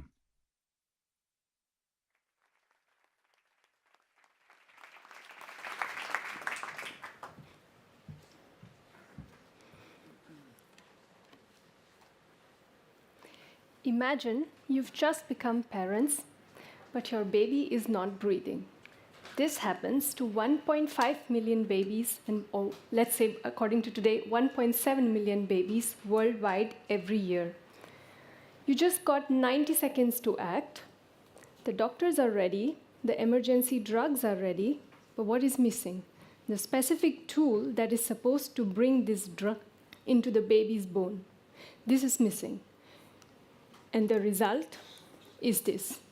The doctors use the available adult drills and bone injection needles into the very tiny and soft baby bones, and this is what happens. Amputations, necrosis, and 800,000 deaths per year, because these drills are so powerful and have no safety feature.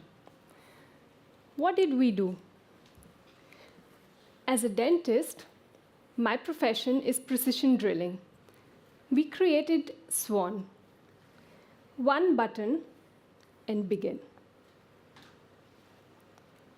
5, 4, 3, 2, 1, and done. And Swan has created a very, very, very tiny hole in the shell of the egg without puncturing the inner membrane of the egg. This means that if you translate it into a baby, it can detect the very thin baby bone and with precision in every baby, and it can stop right in the middle of the bone marrow, which means that the doctor can easily, safely, and in a very precise and reliable way deliver the drug into the baby. With our animal tests, we have received a 90% success rate, and which means it has potential to reduce mortality by 30%. And this year, we are very proud to have achieved positive ethics approval for clinical studies, and we're going to begin the human trials in December. Thank you so much, and join us on this initiative, bringing this life tool as soon as possible to the babies. Thank you.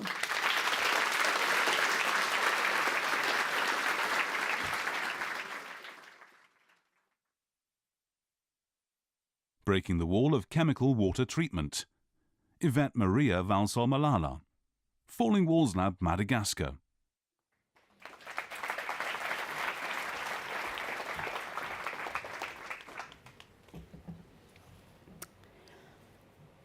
Potable water is another key factor on a country development and economic growth. You know, you can live without food for several days, but without water, it's impossible.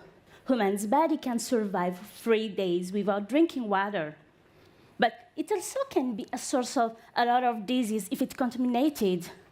Then, there are many techniques for making water potable, but the most of them use chemical products who cause undesirable effects on human health, such as cancer, Alzheimer, neurological disorder, and so on. But what is the solution? It's simple: to treat the natural with something natural. Let me tell you about my magic plant called convey or Terminalia monoceros. To survive the dry periods, the population in the south of Madagascar use this plant to treat runoff water, which they can find everywhere. As a chemist, step by step, I studied this plant in a laboratory to determine its effectiveness and the different forms of possible toxicity. The results are amazing because the plant improves the quality of the water. It's not toxic for health, and it can eliminate dangerous bacteria in the water after treatment. What is our objective? To produce a natural product for water treatment. But how we do that? We have created a tea bag and a liquid solution based on the extraction of the plant. The process is affordable. And these products are easy to use, practical, less expensive, can be accessible by everyone and exported. On a larger scale, it can be used to treat industrial wastewater. But the most important thing, it's purely natural. According to the United Nations, water scarcity is currently affecting 43 countries worldwide as a result of climate change. So we must manage the utilization of the water for a healthy, sustainable development. And for, let's give value to natural products and breaking the world of chemical water treatment. Thank you very much.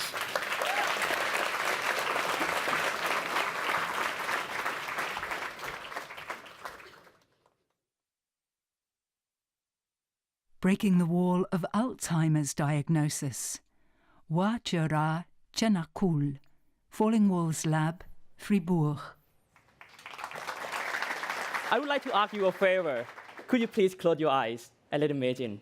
What if one day you wake up, you have forgotten who you are, who you love, and who love you? It would be sad, is it? You may open your eyes. 50 million people worldwide are suffering from Alzheimer's disease and dementia. And this number is translated into significant costs for medical care globally. And every year, this number keeps increasing. This is the human and economic problem. Well, what would be the breakthrough solution? The best way to address the increasing of the patient is that to do early stage detection and treatment. It has been shown that early stage detection and treatment, you can slow down the rate of decay, in which you can save a lot of money for the long-term care, and you can save a lot of people, the one you love. But the problem is there are few or no symptoms of early stage of Alzheimer's, and there's no sufficient diagnostic test that you can detect it at its early stage. But yes, this is so important for us to know it as early as much as possible, because there's no breakthrough solution for Alzheimer's disease nowadays. I'm afraid to tell you that. But there is medicine recently approved by FDA that you can slow down the rate of decay. But there's no cure So what we can do is just to do early stage detection. To address this issue, let me tell you my solution. My solution is to use the nanopore system, a pore that embedded in panalipid bilayer. Through careful electrical characterization, I can detect the size, shape, and therefore the type of the protein that passing through the nanopore and correlate them to Alzheimer's disease protein. What we can use this electrical nanopore system is we can take the blood or cerebral seminal fluid, let it pass through the nanopore, and then we look at the current modulation, looking for tau and beta protein in which this protein associated with Alzheimer's disease. We know that certain amount of this protein detection, we can imply that we may have Alzheimer's disease because this protein is happened 24 years before the first sign of Alzheimer's come. Because this protein is happened 24 before any kind of clinic can test whether you have it or not. Now, I have the solution. My nanopore are tools that very robust, sensitive, and cost-effective, meaning that most of the hospital can afford it, meaning that everyone can get diagnosis routinely, meaning that everyone who have early stage of Alzheimer's, you can get the treatment right away. Ladies and gentlemen, I have the solution, but I cannot do this alone. But I strongly believe that all together, we can break the wall of Alzheimer's diagnosis. Thank you.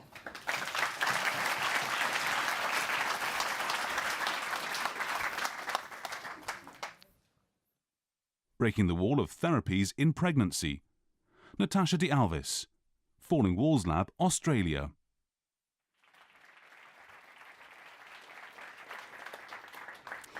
There are around 200 million pregnancies worldwide each year, but tragically, 800 pregnant women will die every single day.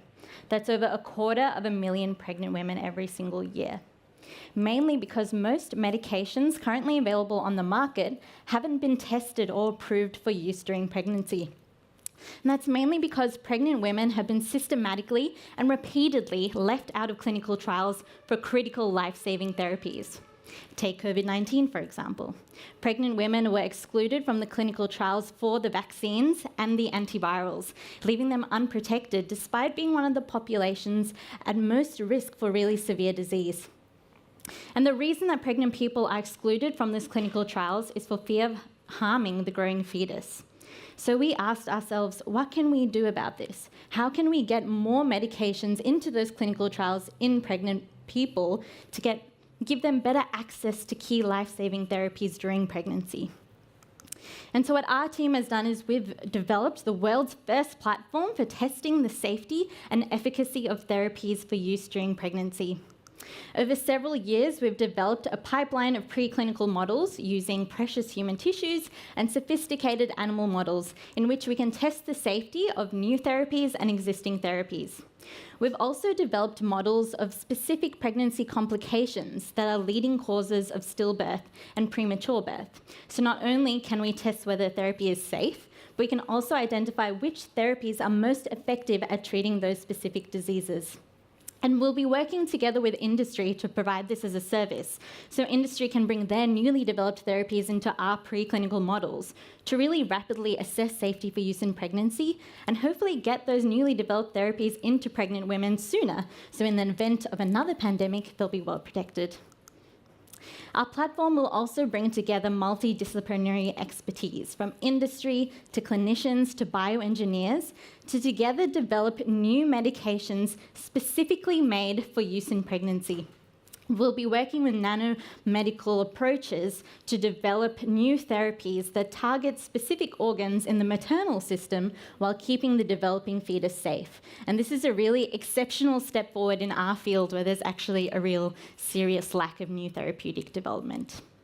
So our platform will really be de-risking clinical trials, choosing the safest and the best therapies to then test in pregnant people. This will improve equity of access to critical life-saving therapies during pregnancy, and importantly, get more mothers and their babies safely home. Thank you.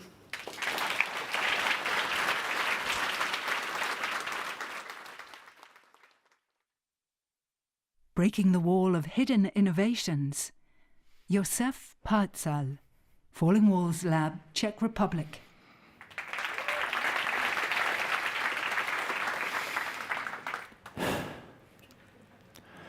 80%. According to research from Stanford and Wharton, 80% of new discoveries never make it out of the lab. That's discoveries that could cure disease, combat climate change, or feed millions that remain hidden. Universities, governments, and companies around the world are looking for more efficient ways to turn research into solutions on the market. But finding these solutions is quite tricky right now. They're not quite well cataloged, many are hard to understand, and identifying which are viable on the market is as much art as science. My team and I have developed new machine learning algorithms and workflows to combine previously disjointed data sets in order to revolutionize knowledge and technology transfer. We scan vast amount of academic research and cross-reference it with patents, standards, and law to assess its market potential. And then we take this complex paperwork and turn it into easy-to-understand formats, kind of like this one right here. A bit like collectible trading cards for groundbreaking ideas. What Google did for information, we can do for innovation, making it well-organized, searchable, and intuitive to explore. Our research workspace helps discover groundbreaking opportunities 100 times faster, reducing weeks of work to hours. Companies discover new innovations faster, but funders also can prioritize research with the highest impact potential. And our platform is out of the lab. We're now helping first companies discover groundbreaking ideas across thousands of universities. So let's talk about the potential impact. Universities great at transfer commercialize up to 34% of their research. That's up from the 16 to 20% average of global average. So by making knowledge transfer more efficient across the board, we could see at least 70% more inventions reach the market every year. So we all came here today because we want to see more groundbreaking ideas in our daily lives. And it's important solutions that we really need, like collision warning systems saving lives on our roads, or bioplastics helping to support the circular economy. So let's not let great ideas collect dust on the shelves. Instead, let's set them free to build the world of tomorrow today. Thank you.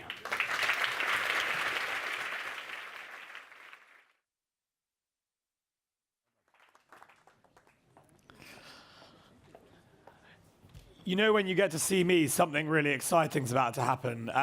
But this time it's extra exciting. But I just want to say, we have had an incredible morning here. I am filled with inspiration and I am filled with awe in terms of the ideas we have seen in these first 60 pitches. So can we just have a massive round of applause for the first 60 pitches this morning? Incredible.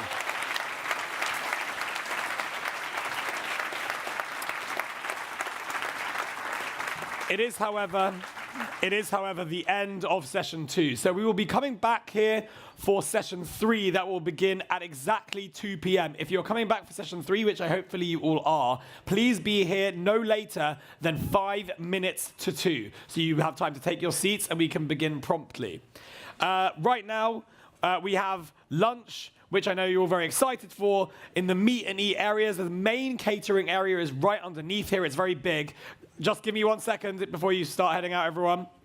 Guests of Falling Walls Venture and Engage and Female Science Talents are all going to be there. So use this opportunity while you're getting a bit of food, a bit of nourishment, a bit of hydration, also to network and mingle. And pitchers in session 3, please ensure you are over here at the side for your briefing at 20 minutes to 2. So 20 minutes earlier, okay? Juries, please leave your iPads. Everyone else, please take everything. Thank you very much, and I'll see you back here at 2 p.m.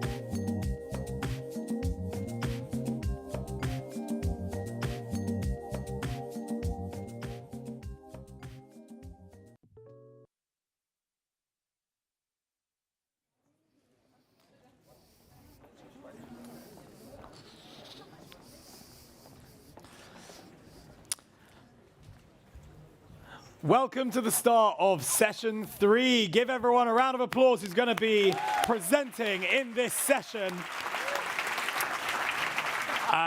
If this is your first session of the day, then welcome. I'm your host, Joey Leskin, and we're going to have an incredible 40 pitches to round out today's pitching event.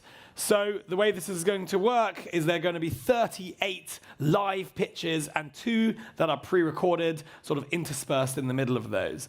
I'll be back again on stage here halfway through, so after pitch 80, to do a little brain break to ensure that we're all feeling refreshed for our final 20 pitches. So hopefully you feel fed and watered like beautiful sunflowers after that tasty lunch and ready to engage with 40 incredible pitches here at Lab. So without further ado, let's begin.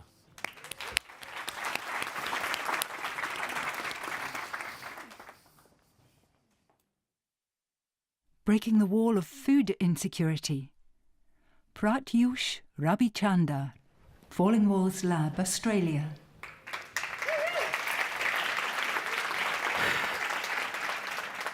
Imagine a world where our ability to feed the growing population is compromised. This is not some dystopian future, but the sad reality. By 2050, our planet is projected to house nearly 10 billion people, demanding a staggering 75% increase in food production. But as we strive to meet this demand, fungal diseases pose a significant threat to our food security. Fusarium head blight is one example that threatens cereal crops around the world. This disease is caused by a pathogen known as Fusarium graminearum. It can slash yields by more than 50%, as well as contaminate the grains of these crops with toxins that are harmful to both humans and livestock. To make matters worse, climate change is making this more severe. While chemical fungicides are commonly employed to control this, they may be effective, but this is not a sustainable solution. The overuse can result in the pathogen in developing resistance, but also causing harm to the ecosystem. This crisis calls for an innovation, a sustainable solution to protect our crops, food supply, and ultimately our future. Enter RNA interference. This is a biological process that occurs naturally in most living organisms. It functions like a pair of molecular scissors, resulting in gene silencing. My lab and I are working on one of its applications, which is known as the spray-induced gene silencing mechanism. We have developed a process to produce specialized RNA molecules in the form of a double-stranded RNA spray, which can target the essential genes of a pathogen. These genes are crucial for the functionality of the pathogen, just like the foundation of a building. Now, when you remove the foundation, these buildings collapse. Similarly, we can silence these genes to kill the pathogen and protect the crops. But environmental conditions where these crops are grown can be extremely harsh. So to overcome this, we have made these molecules more stable by combining biotechnology with nanotechnology to produce a super spray. We call this discovery as BioClay. BioClay involves the use of biodegradable clay-like nanoparticles made up of just iron and magnesium. These nanoparticles can encapsulate these molecules, and by doing so, prolongs plant protection for up to 28 days. I have developed 2 RNA targets that have advanced to glasshouse trials. These targets have shown to reduce disease incidence against head blight in wheat and barley as a preventative measure. But all of this is a collaborative effort. My lab and I are a team, and we are working together to harness the full potential of BioClay to tackle some of the world's most devastating fungal diseases. These diseases are well known for driving food shortages. With BioClay, we are aiming to break down the walls of food insecurity. Thank you.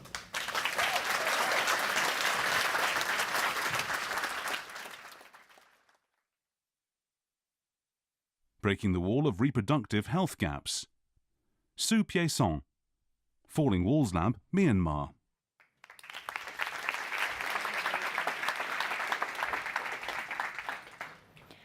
When I was 15, I faced heavy menstrual bleeding for entire month. Growing up in rural area in Myanmar, seeing a gynecologist as a young girl felt like a criminal, lots of whispers and judgment. However, I was lucky to have my mom, who is a nurse. She took me to the clinic without hesitation. For us, this wasn't just about seeking treatment. It was about breaking the silence around sexual and reproductive health in Myanmar, where more than half of mothers and adolescent girls avoid these conversations. Globally, millions of young girls are facing sexual and reproductive health issues, such as sexually transmitted infections, teenage pregnancy, and unsafe abortion. While these issues may be less visible in some developed countries, in ASEAN countries, especially in Myanmar, where tradition and religious belief strongly shape the social norms, there are still strong barriers in accessing sexual and reproductive health. So, how do we break this wall? How do we empower young women to protect their well-being and live confident? That's where my solution comes in. I call it Big Sister. Big Sister is a platform designed to provide comprehensive sexual and reproductive health education for teenage girls. We create interactive learning systems with avatars and digital board games that turn learning into an experience that is both fun and informative compared to traditional learning. With offline access to downloadable books and storybooks, even those in outreach areas, estimated 1.3 million girls can learn wherever they want to. Moreover, our Ask an Expert feature allows anonymous consultation with professionals that can mainly benefit girls in rural areas, IDP camps, and war zones, giving them access to urgent medical care, and hence break the consequences of cultural taboos. In the future, we plan to integrate 3D and AR technology to create interactive anatomy explorer, to learn the reproductive health in a more immersive and amazing way. Big Sister is simple, but powerful, with huge potential impact for every girl around the world, especially for those in culturally sensitive Asian countries. I believe Big Sister is not just a platform, it's a movement that can help reduce teenage pregnancy and prevent unsafe abortions, and enhance young girls to take control of their health and build confidence. So let's empower young girls with Big Sister for a better future. Thank you.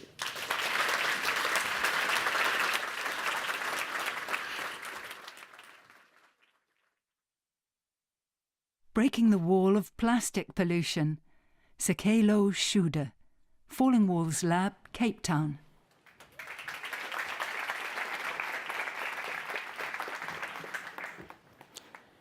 Ladies and gentlemen, plastic pollution is not just a South African issue, but it is a global severe problem. So in South Africa, only 57% of the population get refuse disposal. That is not recycling, but the municipality collects and dumps that waste in the landfill site. And when you look at that picture, I don't know how it makes you feel, but that is not normal. That is not how we must move forward. There are about 5.2 trillion pieces of plastic in our oceans. And it has been estimated that by 2050, we are going to have more plastic in our oceans than marine animals. And then, I took it upon myself, raised by a single mother that was reliant on recycling, feeding us through recycling. And then I designed this product. This is a paving brick that is made from waste plastic. We don't only create this brick, but I flew with this brick from South Africa because I wanted to break these walls using this plastic. So we have waste pickers that live through selling plastic because unemployment is a huge issue in South Africa. And this project is not just a project that is aimed at financial beneficiary, but it is a community engagement project. And when you see those women, they benefit through selling waste plastic to us. We have a recycling center that is in South Africa that is compliant, and these women, they sell their recyclables, keeping our communities plastic-free. And that is a huge problem globally. So our plastic pavers are recyclable also. When this plastic is broken, you can then recycle back to us, and then we can manufacture the same product, same processes. So we have a patent for our processes, and what we are seeking to have partners that will enable us to take these products to new levels. So these women that you see here, we don't offer them recycling, but we offer them free basic financial literacy skills because we want them to empower themselves. So we have 3 success stories of women that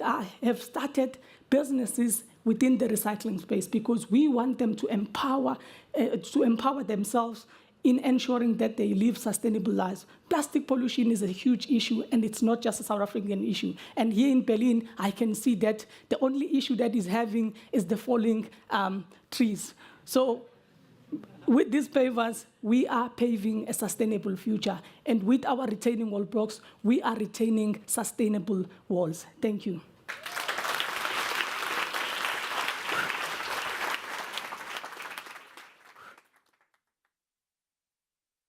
Breaking the wall of atrial fibrillation. Ana Simon Chica, Falling Walls Lab, Spain.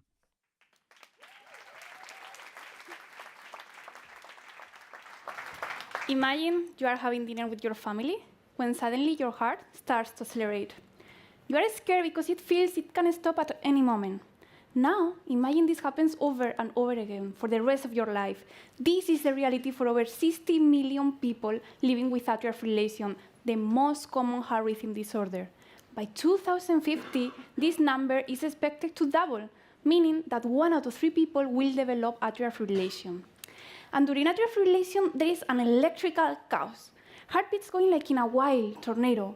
Stroke is a common complication. Why?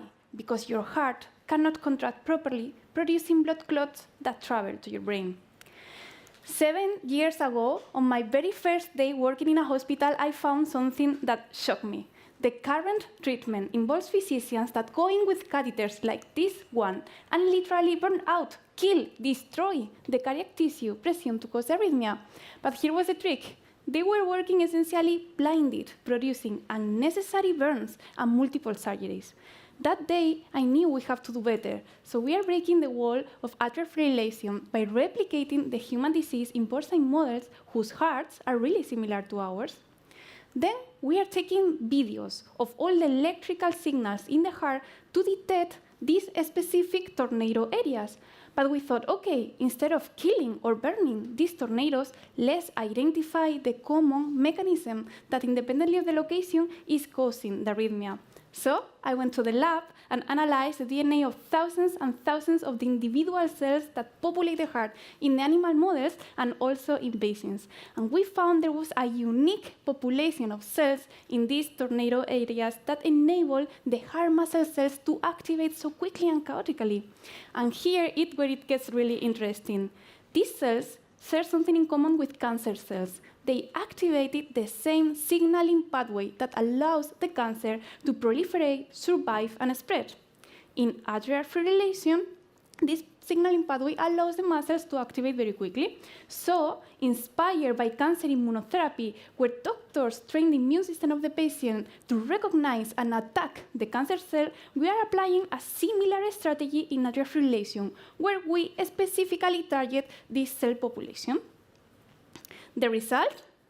A personalized and precision immunotherapy.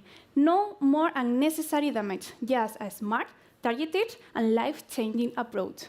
And with this, we are not only providing a new drug or treatment, but also changing the way we think about atrial fibrillation and other cardiac diseases. Thank you very much.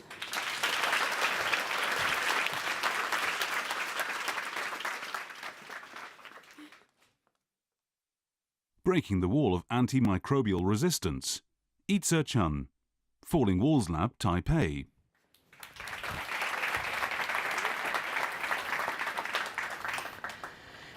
There's a common delusion that any disease can be cured by using a simple antibiotic. The truth is that large amounts of misused antibiotics have resulted in antimicrobial resistance, or AMR.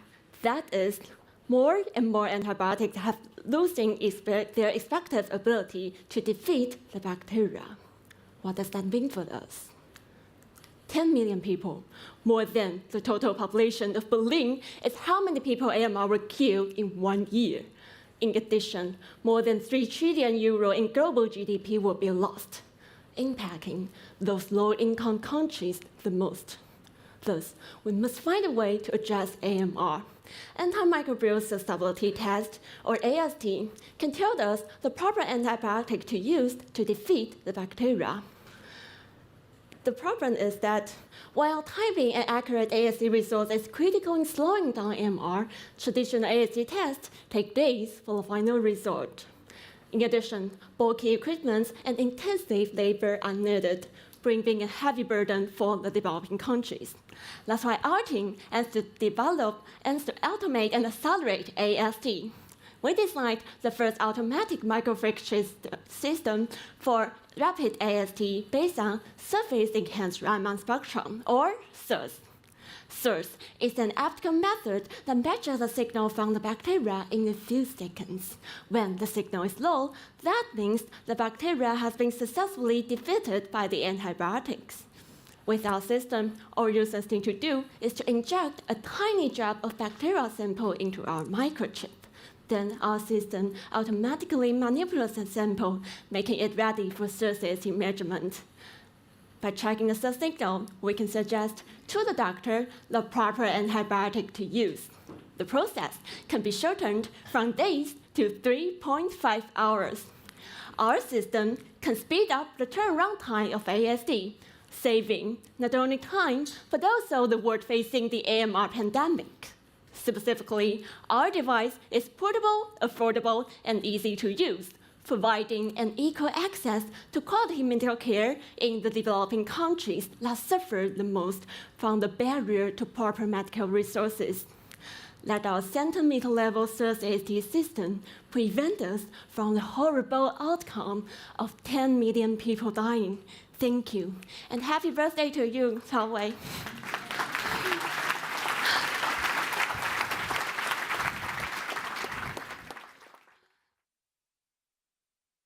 Breaking the Wall of Prenatal Diagnostics. Nolan de Leon, Falling Walls Lab, Manitoba.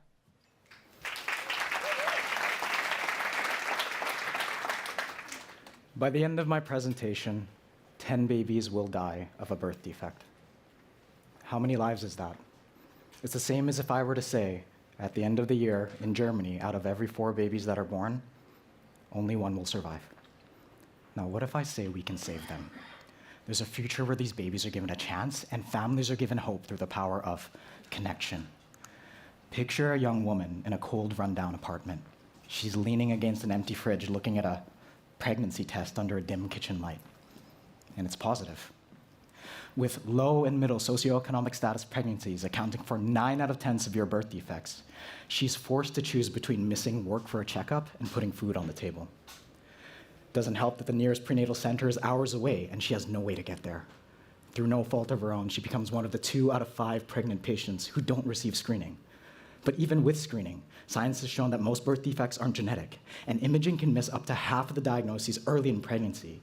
This means we're throwing away up to $5 billion per year without a diagnosis or direction, leaving it up to high-risk, high-cost interventions like surgery later on in pregnancy. Simply put, a baby's life depends on resources that mothers aren't able to access. So if we can't bring them closer to us, is there a way for us to bring our resources closer to them? With patients and medical professionals at the opposite ends of the line of care, let me introduce you to the revolutionary diagnostic innovation that connects both ends and brings hope for sick babies all around the world. Circular RNAs. By looking at their behavior in developing babies, our research shows that circular RNAs may be able to accurately diagnose a birth defect several weeks earlier than imaging. The ring-like structure of the circular RNAs found in your blood and urine keeps them stable, which means they can be mailed to a prenatal center without specialized or expensive equipment from the comfort of your own home. You can afford to be a good mother without having to sacrifice hours of travel or your income. And if you want information about your baby's health, it could be as simple as peeing in a cup. Within a few weeks of learning you're pregnant, circular RNAs can provide a diagnosis sooner and help predict how your baby will respond to different treatments, allowing us to use our resources more efficiently and effectively by connecting you with personalized care for your baby. With the circular RNAs, we'll be able to use early interventions like medications, supplements, and a guided nutrition plan to ensure that in 9 months, the newest member of your family will be welcomed home. With our research, we can ensure that every baby, regardless of location or circumstance, has a fighting chance at life and health. So if the answer is in connection, then let it be a circle, continuous, unbroken, and full of promise, just like the lives we aim to protect. So together, let's break the walls of prenatal diagnostics. Thank you.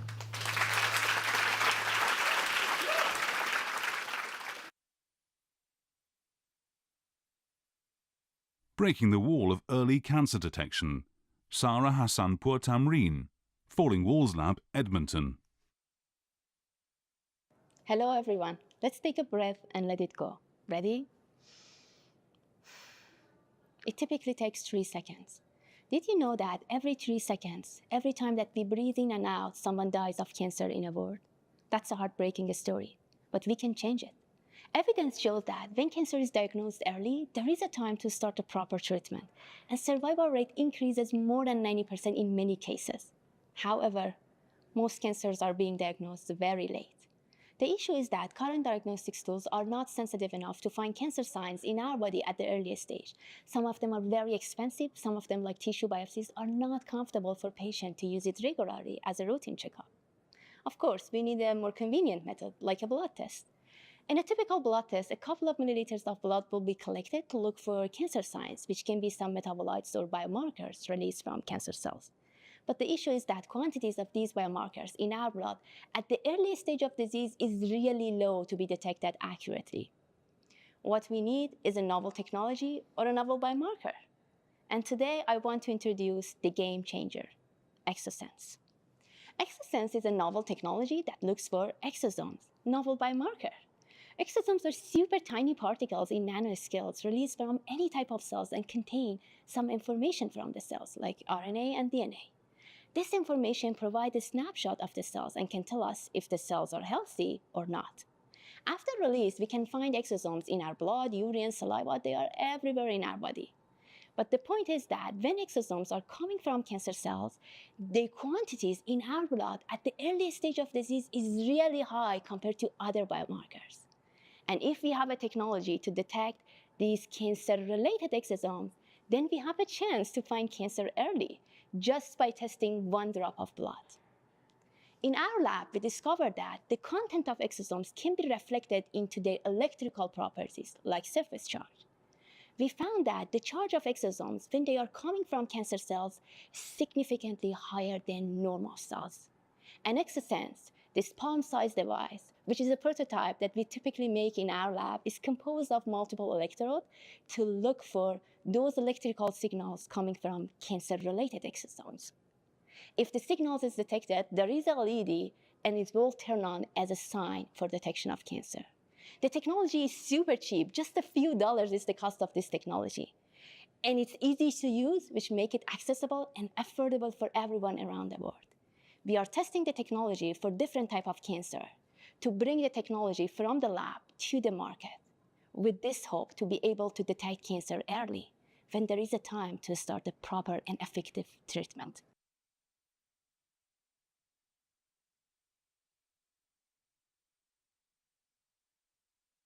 Breaking the wall of learning sign languages. Caio Costa Quintana, Falling Walls Lab, Brazil. Pay really close attention to these two signs. They both mean good morning in Portugal sign language and Brazilian sign language, but notice that even between countries that speak same language, there are still notable barriers which are not so obvious. This is even more challenging in João's case. He's a Brazilian researcher and whose research got awarded a master's degree here in Germany, but in Brazil, he can rely on Libras, but in Germany, he would need a team of interpreters between Portuguese Sign Language, Brazilian Sign Language, English, German Sign Language, only to access the available system here in Germany. Whew. And he's not alone. We are talking about at least 7 million deaf people and over than 200 sign language speak it every day. And take a moment to think, have you ever heard about a sign language polyglot? As I said, there is an integration, a lack of integration between sign language and also an unclear path for deaf students. And the sign language are tied up to the spoken language. You can learn English being a German speaker, but you can only learn German sign language with German materials.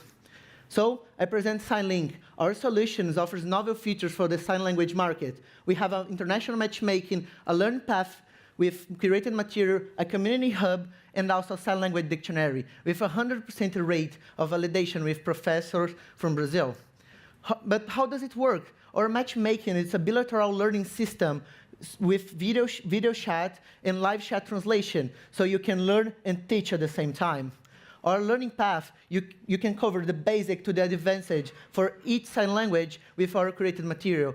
In our community and your dictionary, you can connect, share, and learn for everyone in every place.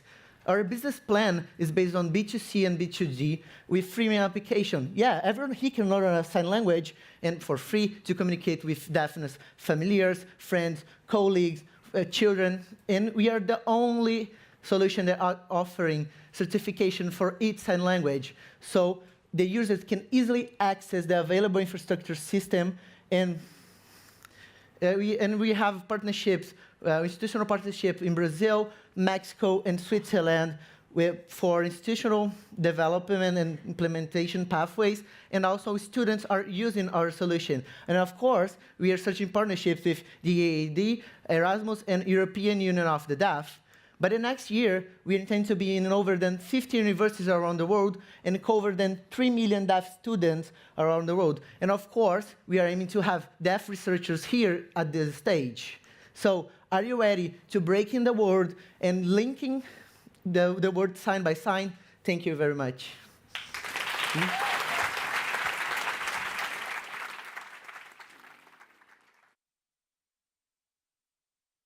Breaking the wall of diabetic foot ulcers.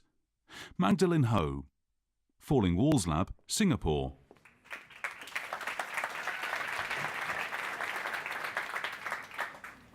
How often have we gotten a wound but never thought twice about whether it would heal? I never used to, until my grandpa had diabetes. If you're diabetic, a small wound can very quickly change your life. 18 million diabetic patients a year will suffer from diabetic foot ulcers, of which 8% will not heal for months or even years. It's not just excruciating, it's a ticking time bomb. These wounds are highly susceptible to infection that could lead to tissue death and eventually amputation. This is the harsh reality faced by 1.6 million diabetic patients.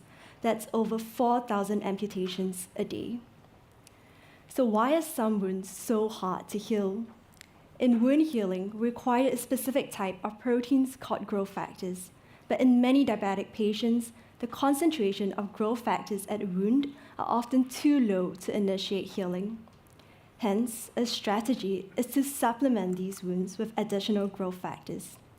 But there are a few major challenges: inefficient delivery, safety, and costly production.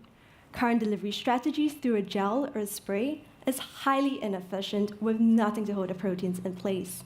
As it travels through the body, it might cause unwanted tissue growth, increasing the risk of cancer. In addition, these growth factors are expensive to produce and often require sub-zero storage. But what if we can change this? For the past 5 years, I've been developing a super plaster that can use our body's own proteins to heal itself. Simply placed onto the wound, the super plaster leverages on our lab's patented traps technology to attract and concentrate proteins towards the wound, holding them in place until required. When needed, cells at the wound actively grab and pull onto traps to release the growth factors to accelerate healing. It's like unwrapping a gift. I validated this in animal studies and human skin samples. The result? Healing that's 2.5 times faster, in addition to being safer and more cost-effective. These plasters are a game changer. They are also temperature stable, making them accessible to frontline and low-resource environments. And it gets better. These benefits can be adapted onto different materials to target different types of wounds, such as burn wounds, bones, and even the heart. So I stand here today, seeking supporters to bring this plaster to clinic so that we can strive to save the pain, the limbs, and the lives of the 1.6 million diabetic patients, including our loved ones. Thank you.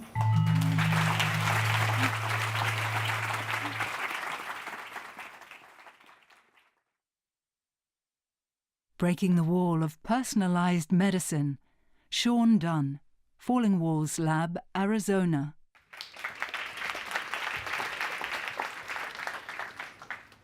A patient's unsuspecting back pain that won't go away is revealed to be advanced lung cancer.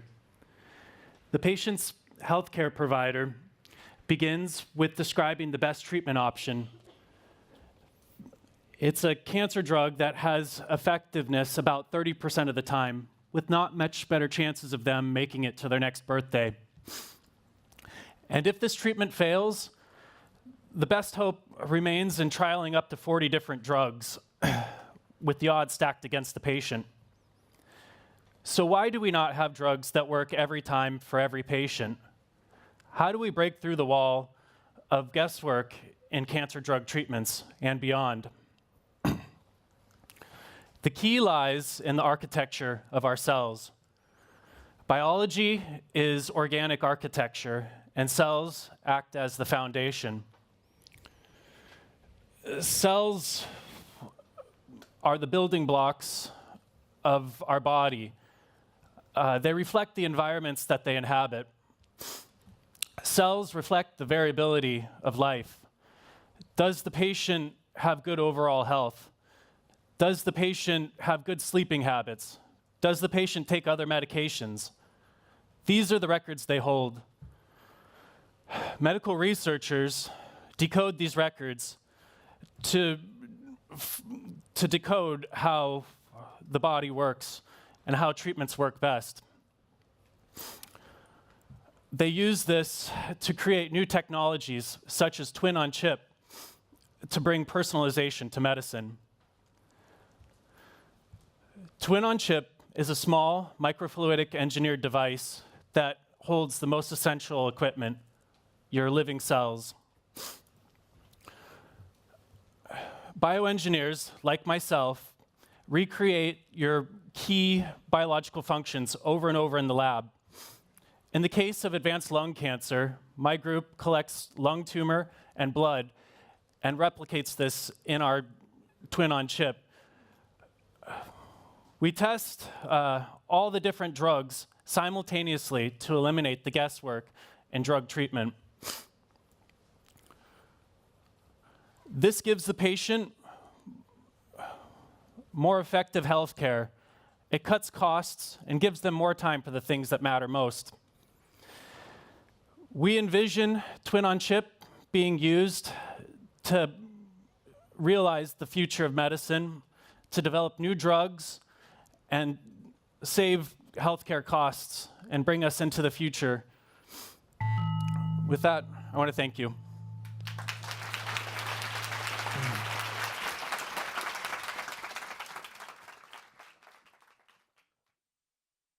Breaking the wall of exercise in lung disease. Marika Wurz, Falling Walls Lab, Leuven.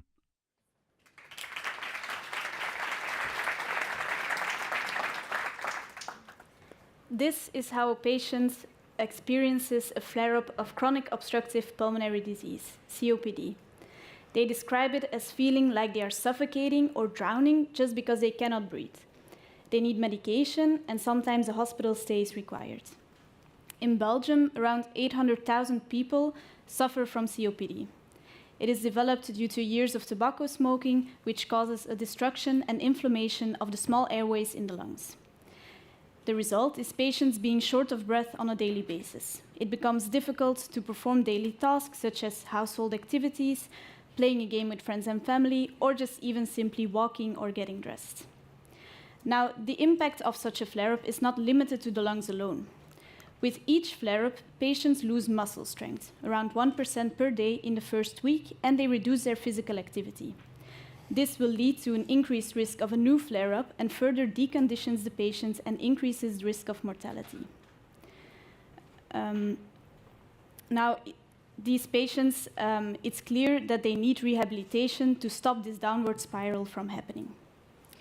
Pulmonary rehabilitation is a very effective program. We can improve symptoms, reduce survival, and reduce the hospital admissions. But there is one big problem.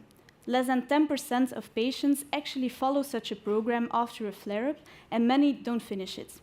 Why? Well, there are travel issues, the program lacks flexibility, and sometimes patients believe they are too good to follow the program, or the opposite, they feel too bad to follow the program.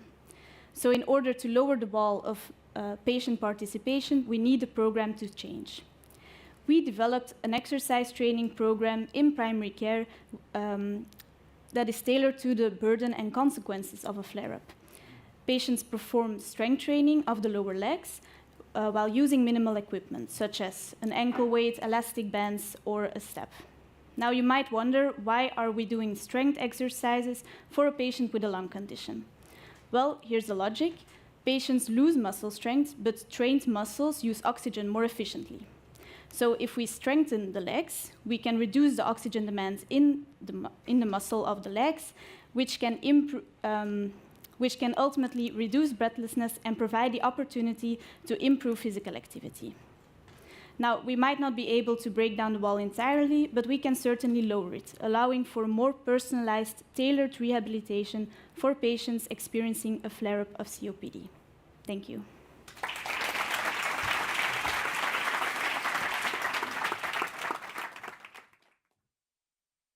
Breaking the wall of bone defects treatment. Hussein Mishbak, Falling Walls Lab, Iraq.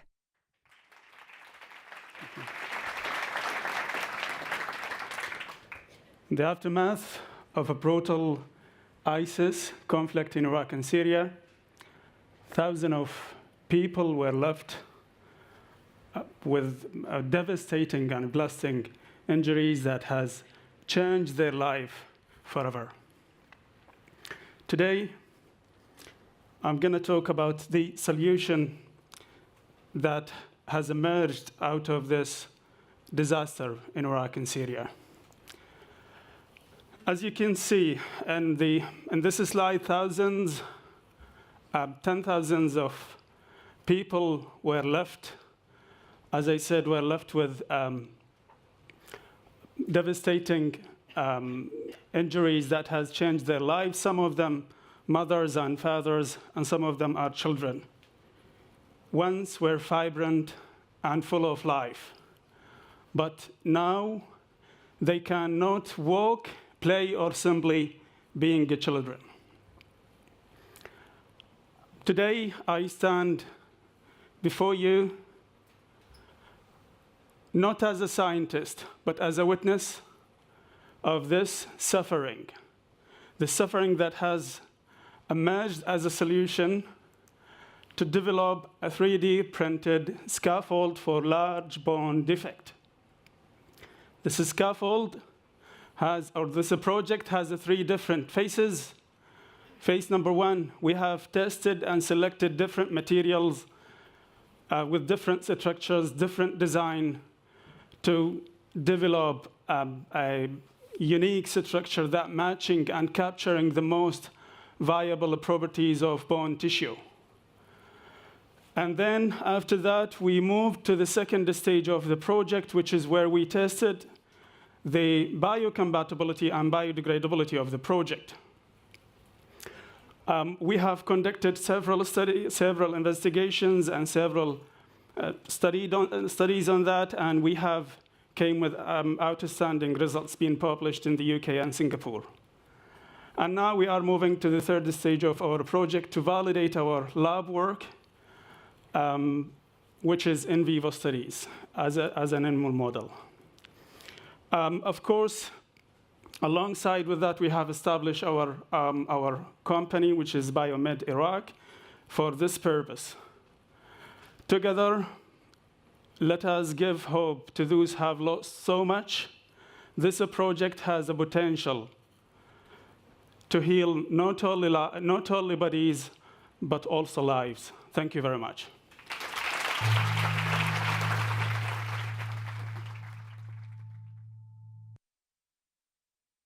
Breaking the wall of Brucella SPP diagnosis. Mariam Badir, Falling Walls Lab, Cairo.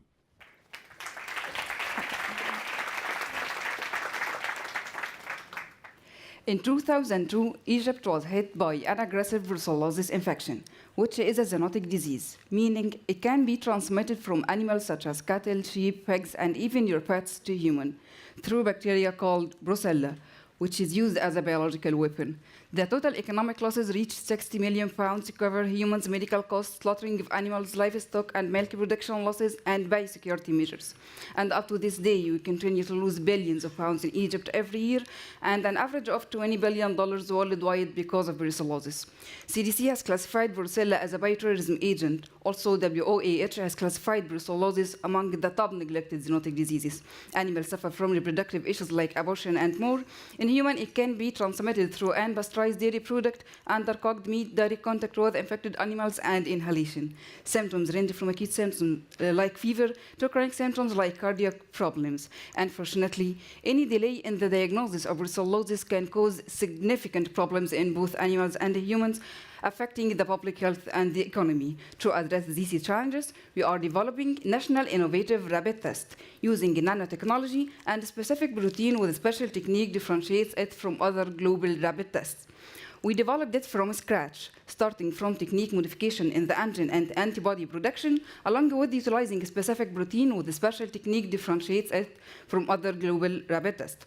Our test offers a lot of benefits. First, it's the only national produced test, unique and the first of its kind into the market, and provides rapid diagnosis, enabling immediate implementation of control measures to prevent infection spread. With an improved accuracy and specificity, utilizing a specific protein, to diagnose all brucella strains ensures no infection are missed and minimize false positives and negatives. Moreover, using a nanotechnology enhances the sensitivity and specificity of the test to over 95%.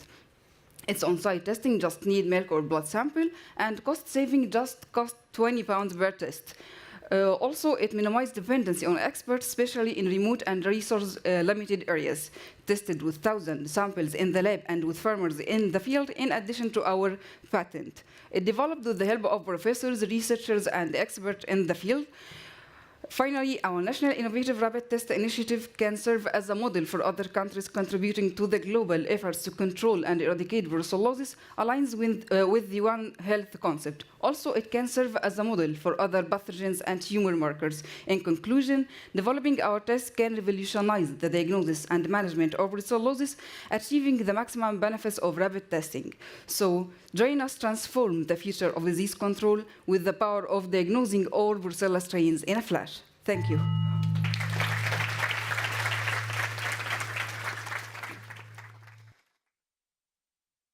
Breaking the wall of monitoring alien species. Adam Kantor, Falling Walls Lab, Slovakia.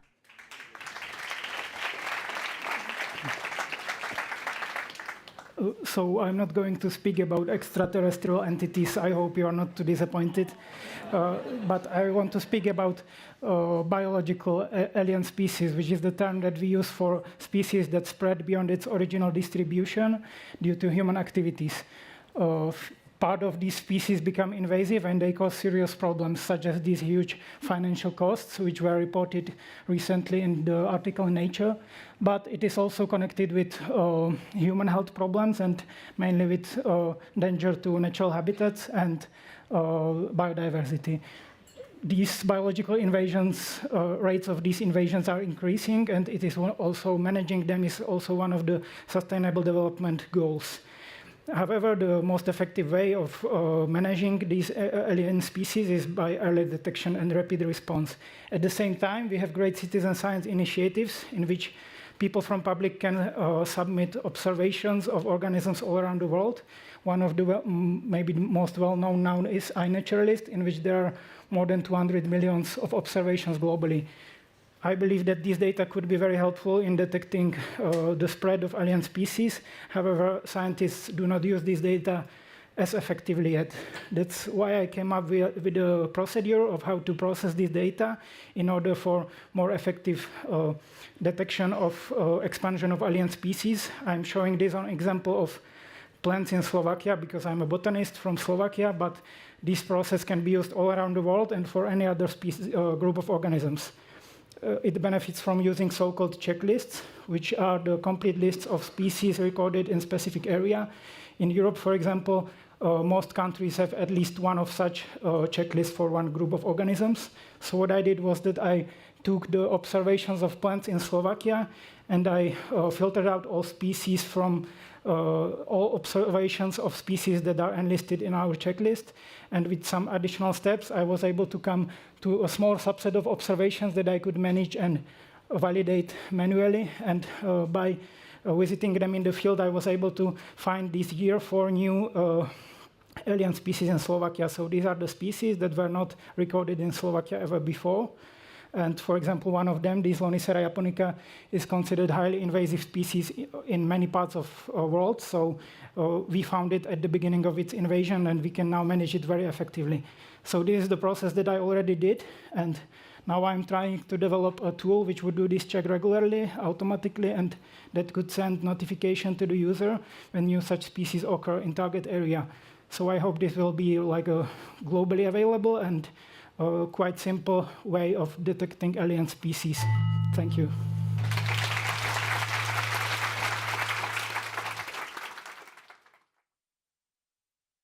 Breaking the wall of diagnostic bottlenecks.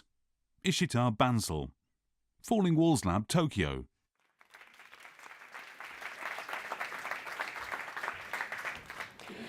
Almost all of us present here would have undergone or have seen a family member undergoing a blood test at least once in our lives, be it for regular checkups, injuries, or major illnesses. But doesn't it become painful to drain out a syringe full of blood and then wait for a day or two to get back the report to find out the next course of action? It becomes too tough, especially in situations like sepsis, where more time can cost one their life. The lab processes, which comprise of methods like cell culturing to determine the exact cause of the illness, at least take 24 to 48 hours to determine the exact infection. Meanwhile, the pathogens do not wait and continue to spread the infection throughout the body, weakening almost every organ inside it. 1 in every 5 deaths globally is associated with sepsis, and 85% of the sepsis cases come from low and middle income countries, including India, where I come from. I present to you a low-cost, rapid flash imaging cytometer, which can identify the infection and make an informed diagnosis within a few minutes. Our solution comprises of 2 parts. 1, a small microfluidic device containing tiny channels about 1/5 the dimension, about 1/5 the thickness of a human hair, where blood cells flow similar to how they do in our blood vessels. And second, a flash imaging system, which captures the image of the flowing cell only when the cell passes through a particular location. The cell transit in the channel is identified by a positive and a negative impedance peak. The peak properties of a healthy and an unhealthy cell is different, and this difference in the peak properties is then used to trigger the imaging system to capture a cell image which looks like this. Using the morphology information from the images and the electrical and mechanical properties from the cell signal, one can identify and understand the patient's condition. Using just a finger prick of blood and an AI-trained system, our solution can analyze more than 6,000 cells per minute. And our hope with the design system is to reduce the diagnosis time from days to minutes, thereby leaving enough room to cure the disease. Thank you.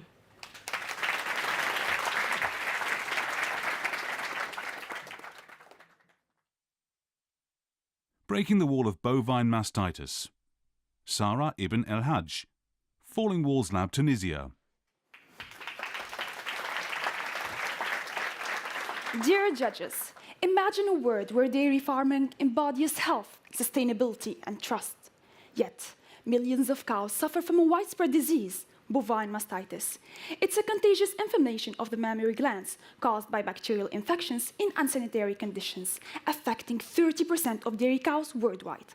It leads to a temporary loss of lactation, a permanent decline in milk production, and in extreme cases, a 35% mortality rate. Antibiotics are the go-to treatment, but they represent a short-term solution. With antibiotic resistance on the rise, this treatment becomes less effective and even harmful. Milk with antibiotic residues must be discarded, reaching 280 liters per cow. In 2023 alone, over 2.3 million tons of milk were wasted globally due to contamination. In Tunisia, the situation is worse. 60% of dairy cows are affected, and the recovery period for a mild case can take up to 8 days. This raises farmers' costs by 87%, negatively impacting the whole supply chain. The aftermath?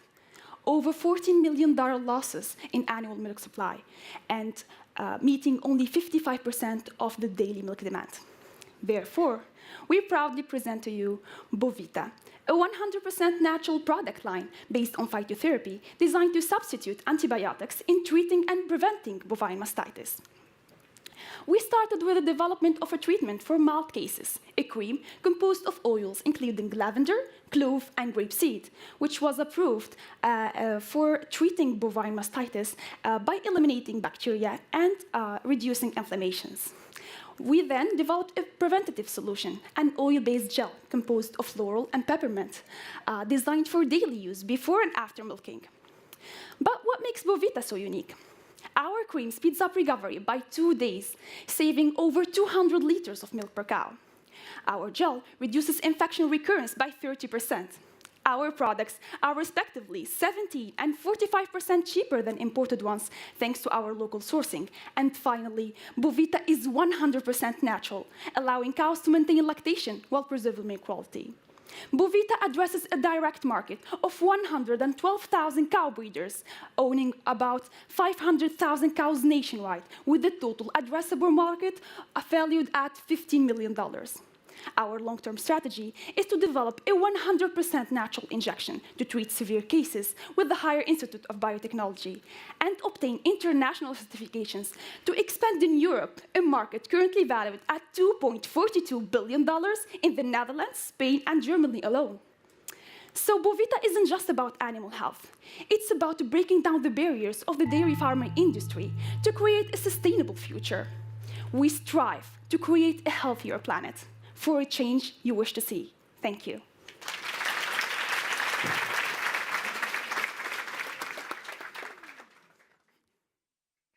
Breaking the wall of carbon and energy, Milad Moazan, Falling Walls Lab, Paris.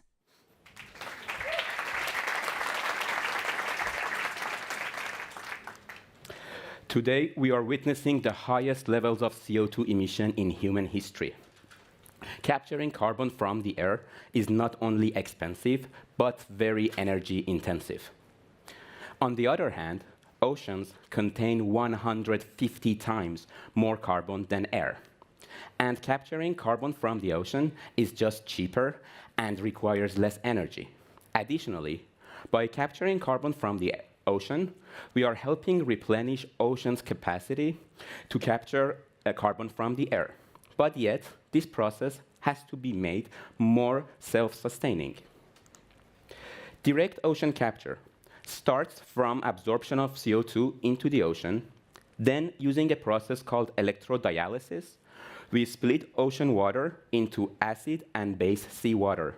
And along the way, we extract pure hydrogen and pure carbon that will be redirected to various downstream industries. At this stage, in a typical direct ocean capture process, the acid and base seawaters are mixed and returned into the ocean. And that's exactly where our solution comes into the picture. We propose to feed the acid and base seawater into a pH gradient cell, which is a key piece of technology developed in our lab. Using this wall-breaking technology, we are going to produce electricity and self-power part of the energy required for direct ocean capture before we mix the acid and base water and return them into the ocean. Now, This process has to be made sustainable from both environmental and financial perspectives.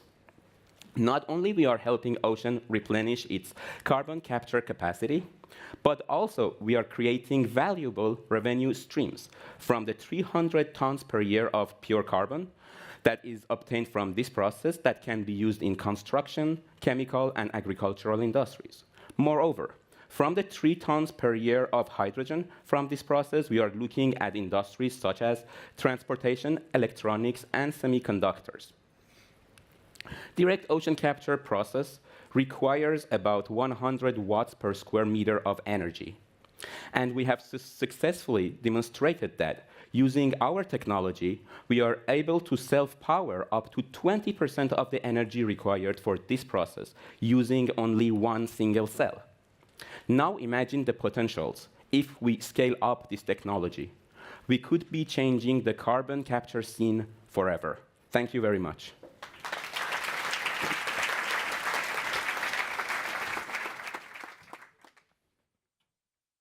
Breaking the wall of conventional agriculture. Esmeralda Bega, Falling Walls Lab, Panama.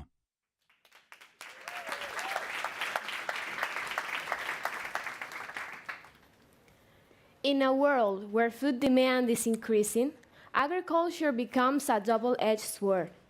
Can we produce without destroying? Conventional agriculture is one of the activities with the greatest impact on the ecosystem. In 2017, Panama ranked 11th on the list of Latin American countries with the highest rates of malnutrition, including 9.2% of its population influenced by climate change and economic decline. Although global food production reaches 1.3 billion tons annually, 800 million people still suffer from malnutrition. Climate change has posed challenges for food production, leading producers to increase the use of agrochemicals in multiple crops, including strawberries, making it particularly vulnerable to pests and fungi, altering its physical, chemical, sensory, and microbiological qualities. The adoption of protected agriculture techniques such as aeroponics addresses current challenges in traditional agriculture by optimizing plant development and reducing water waste.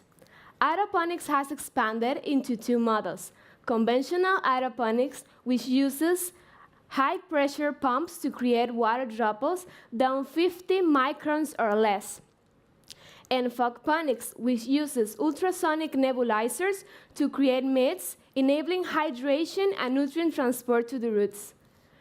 This production system within a controlled environment ensures that food is safe, chemical-free, and accessible year-round.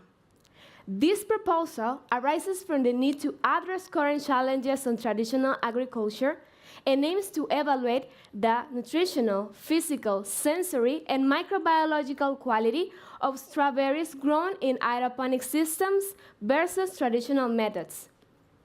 The relevance of this study lies in providing evidence on the potential of protected agriculture versus traditional methods, promoting production systems that encourage innovation and is a food accessible year-round.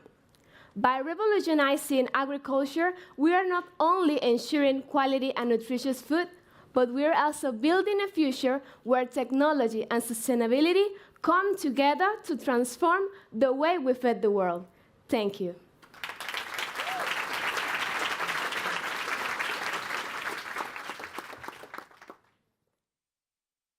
Breaking the wall of water in rural areas. Ofir Inbar, Falling Walls Lab, Tel Aviv.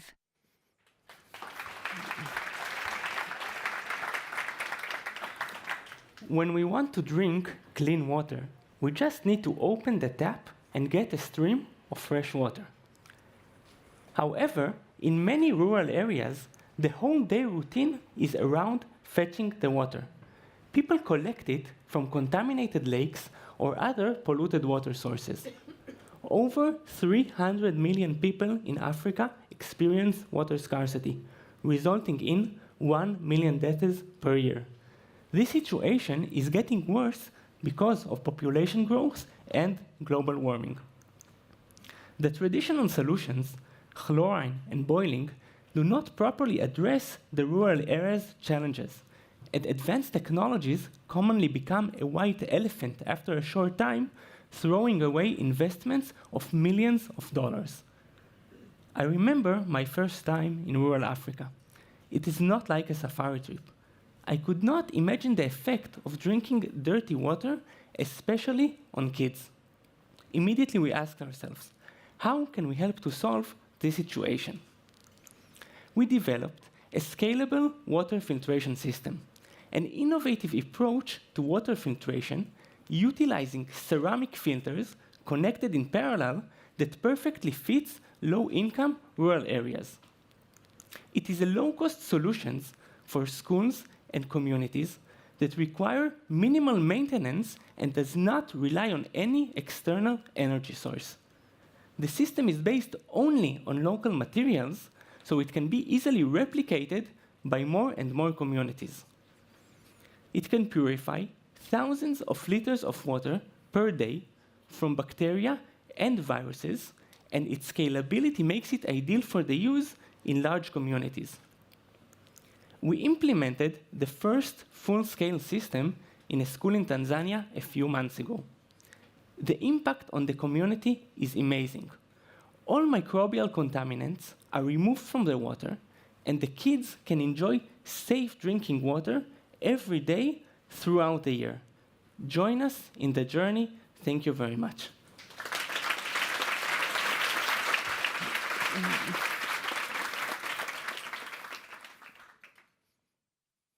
Breaking the Wall of T-Cell Fitness.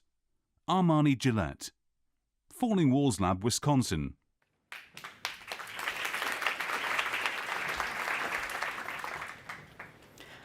Imagine that you or someone you love has just been diagnosed with a blood cancer. You're going to take a little bit of time to kind of come to process this, of course, and then you're going to realize that you've been hearing about this novel treatment that takes cells and uses them to treat your cancer, and you're suddenly very excited. This is CAR T-cell therapy. CAR T-cell therapy produces lasting remission in some cancer patients. And it's mostly been driven, the excitement, by stories like the case of Doug Olson, one of the first CAR T-cell therapy recipients who more than a decade later has remained cancer-free.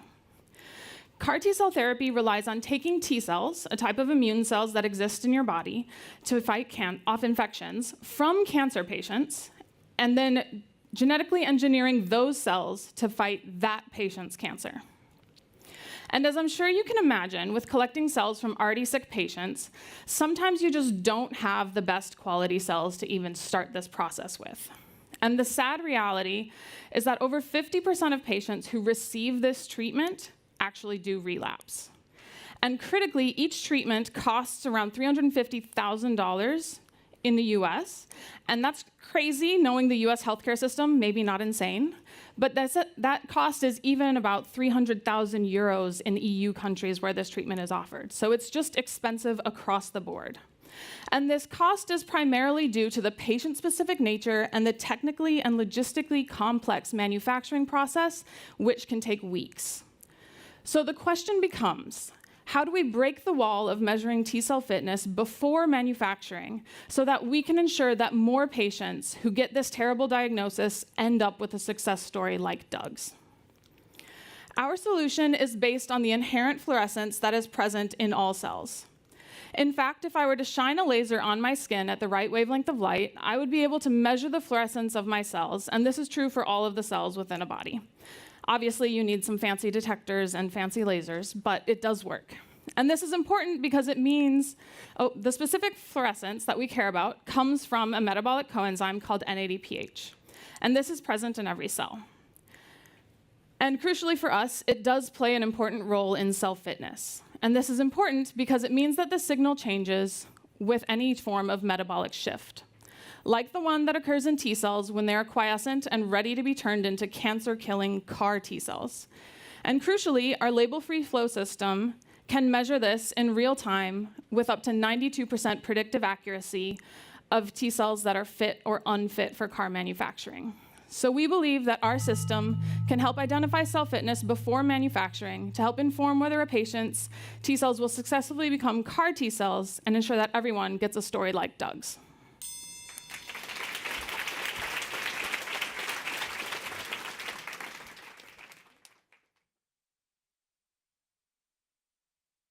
Breaking the wall of hand barriers. Ahmed Hadi, Falling Walls Lab, Erbil.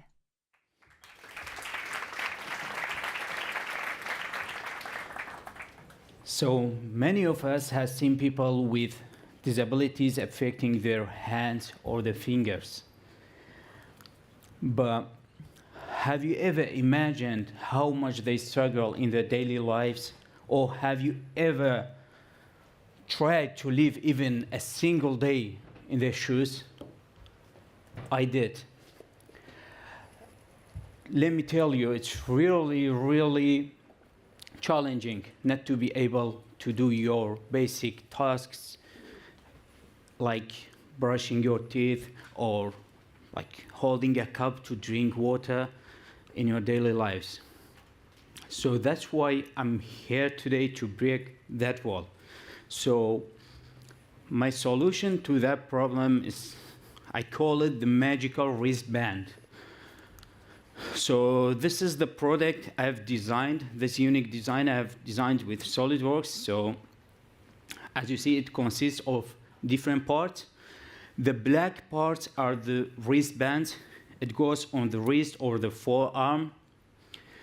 So in this case, the colorful parts are different tools for different purposes. For example, the red one is cup holder, the blue one is brush holder to brush teeth, and the gray part is a stand. It can be set on the table, and for example, in the kitchen, you can put spoon holder, fork holder, or cup holder there, and they just put their wrist and just pull it up as it's seen in the design. And it can be used for both left-handed and right-handed people. This design is fully mechanical. There's no electronic part, which makes it cost-effective. And it will be 3D printed with recycled plastic, so it's sustainable as well. If we compare it with bionic hands, the difference is like stark. Really, like it doesn't cost that much, this one, but the bionic hands, as you know, it costs us more than $6,000.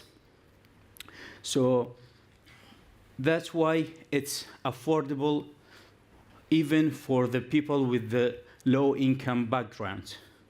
So let's break the wall of hand barriers. Thank you.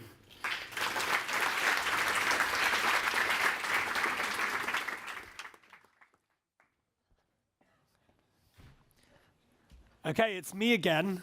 Welcome back, and we are halfway through this third session, and I'm loving what I'm hearing, awe-inspired as always, and we have just under 20 pitches to go. So now we're having a little brain break. This isn't actually like an actual break. It's a 3-minute break for your minds so you can refresh them a little bit before our final 19 pitches. So in this brain break, we're going to be doing 2 quick things. The first one is that I'm going to ask you a prompt to talk about with the person next to you or people either side of you. You're allowed to be in 2s or 3s, or you can even turn around.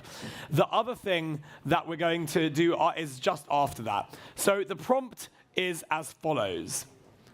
If you had a superpower, what would it be and why?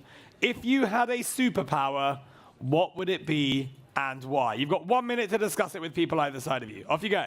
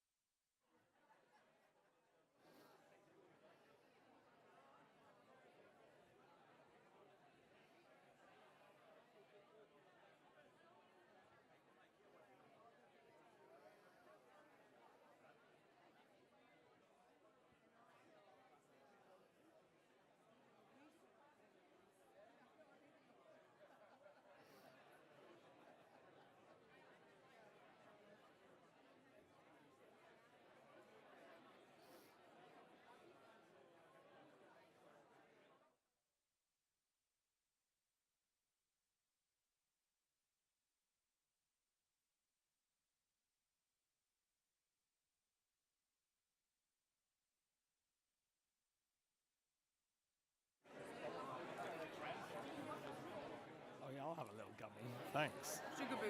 Yeah, that's always genuinely. I want some. I was like, I want some chocolate at the thing, and there was no chocolate. I was like, yeah, I might have to take 2. Appreciate it. That's what I need. I need like a big. I'm gonna after this 19, before the awards, I'm gonna go to a shop and get like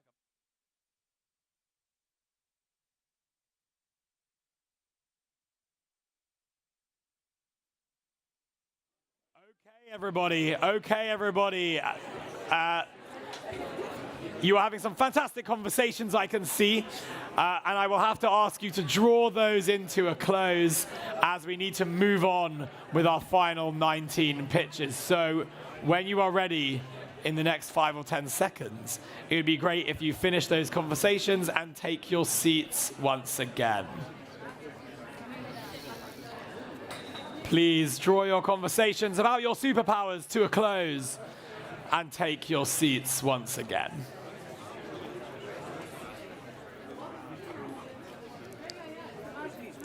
Okay. If you're just coming in, please take a seat. And if you're standing up, please take a seat. And if you're sitting down, you're taking a seat, so you're already winning. Fantastic. We have a lovely long horizontal room this year, and I really love it in here. And so I want to try something just before we move on to our final 19 pitches. We've done this before at Falling Walls, and it's a particular favorite of some of the jury chairs. So what we're going to do, we're going to be a bit audacious. It's not everyone's most popular thing, but we're going to try it, is we're going to try a Mexican wave. So this is going to look pretty cool. So the Mexican wave is where you do that. And then it kind of ripples down the room, and then it ripples back up again. And basically, when it comes to you, you just put your hands in the air. Now, some of us are kind of tightly packed in, so be careful not to wave too hard. Just a little one, not like a big ocean wave, more like a little, river wave or something. I don't know as much about bodies of water as all of the people doing a lot of these presentations. So I think we're going to start the Mexican wave. I think we'll start over here. So what I want you to do is just like tap your knees to make it kind of, get us going. And then when you're ready, this side, let's go with the Mexican wave. All right, back. Oh, that looked good at the end. All right, then back again the other way. Okay, it's looking good. All right. I think that looked pretty good. Give yourselves a round of applause.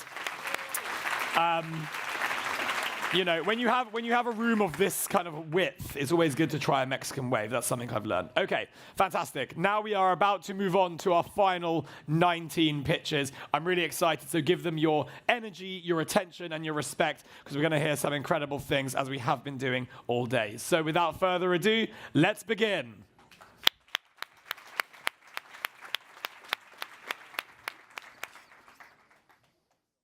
Breaking the Wall of Global Surgery. Sanskriti Priya Guduri. Falling Walls Lab, Illinois.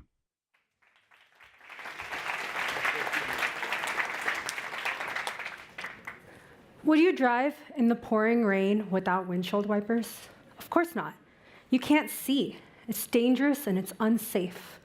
But unfortunately, this kind of view is what surgeons have to deal with on a daily basis during laparoscopic surgery. Laparoscopic surgery is a type of minimally invasive surgery that uses small, tube-like cameras that are inserted into the abdomen in order to visualize the internal organs for surgery. Laparoscopic surgery is the gold standard of surgical care, with over 15 million laparoscopic surgeries performed globally every year. It's especially the standard of care in rural and low-middle income areas where there's no access to robotic or other advanced technologies. But there's a significant problem during laparoscopic surgery. Surgeons can't see, at least not all the time. This is because these thin tube-like cameras easily get covered with debris, moisture, or blood from inside the body. And when that happens, the surgeon has to take out the scope, clean it, and put it back in. Once again, they have to take out the scope, clean it, and put it back in. This happens numerous times during surgery and can waste a lot of time and can even mean the difference between life and death when this happens in a critical moment of surgery. Now, we expect the view to be like this during surgery. They can see all the structures, they can cut, suture, whatever they need to do because they can see. But unfortunately, over half of surgical time is spent with a view like this. With Lapsonics, our idea, we have created a solution. This is an innovative, groundbreaking, ultrasonic self-cleansing laparoscopic lens attachment that is able to be attached to any existing laparoscope to keep the scope clean throughout the entire surgery. It works just like you're hitting a drum full of water. Once you hit it, everything falls away. It's the same concept. It will automatically detect any kind of debris that lands on the lens and push it away without the surgeon even having to blink or press a button. That way we can ensure uninterrupted visual clarity during surgery.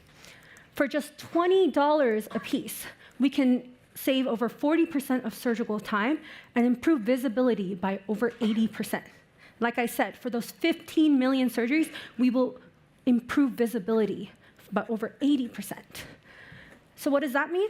With Lapsonics, we will ensure uninterrupted visual clarity and precision during laparoscopic surgery and make surgery safer, one procedure at a time. So join us as we break the walls for global surgery. Thank you.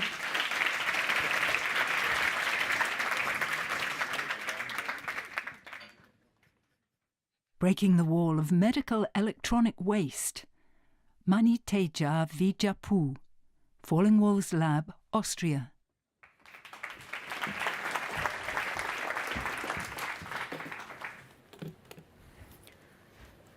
Did you know that the fastest growing type of waste is electronic waste? Yes, it amounts to 1,000 Titanics each year. And 10% of it comes from the health sector. How? Let me take an example of diabetic care. Because almost 500 million people are living with diabetes worldwide. And every year, almost 1.5 million people are dying because of poor diabetic management. Yes, it is essential to have a disciplined diabetic management to lead healthy life. For this, patients often rely on conventional glucose sensors to monitor their activities to take the precautionary measures. But these sensors are for single use and non-biodegradable and adding to the overgrowing problem, electronic waste, because the waste generated is non-recyclable. With millions of diabetics worldwide, the amount of environmental impact is staggering. Clearly, there is an urgent need to develop eco-conscious point-of-care solutions. And our solution is printing technologies enabled eco-conscious POC patch. Driven by 3R concept, reduce, reuse, and rethink, we are developing two-component sensing system that consists of biodegradable sensor patch and reusable electronic patch. We are developing these using sustainable materials and biopolymers. And our biodegradable sensor patch detects biomarkers of diabetes from interstitial fluid. And our electronic patch performs the measurements and processes the data and communicates wirelessly with the smartphone. Our solution is battery-free because our electronic patch harvests energy from the smartphone, and which is also used as interface and thereby eliminating the need of additional electronic component. Our solution is inexpensive, less painful, and eco-friendly. We are tackling the challenge of electronic waste in diabetic care, but this can be expandable for other biomarker detection. We are creating the healthier future for the patients and the planet, sustaining the humanity while sustaining the environment. In summary, we are replacing this with this. Together, we can break the wall of electronic waste. Thank you.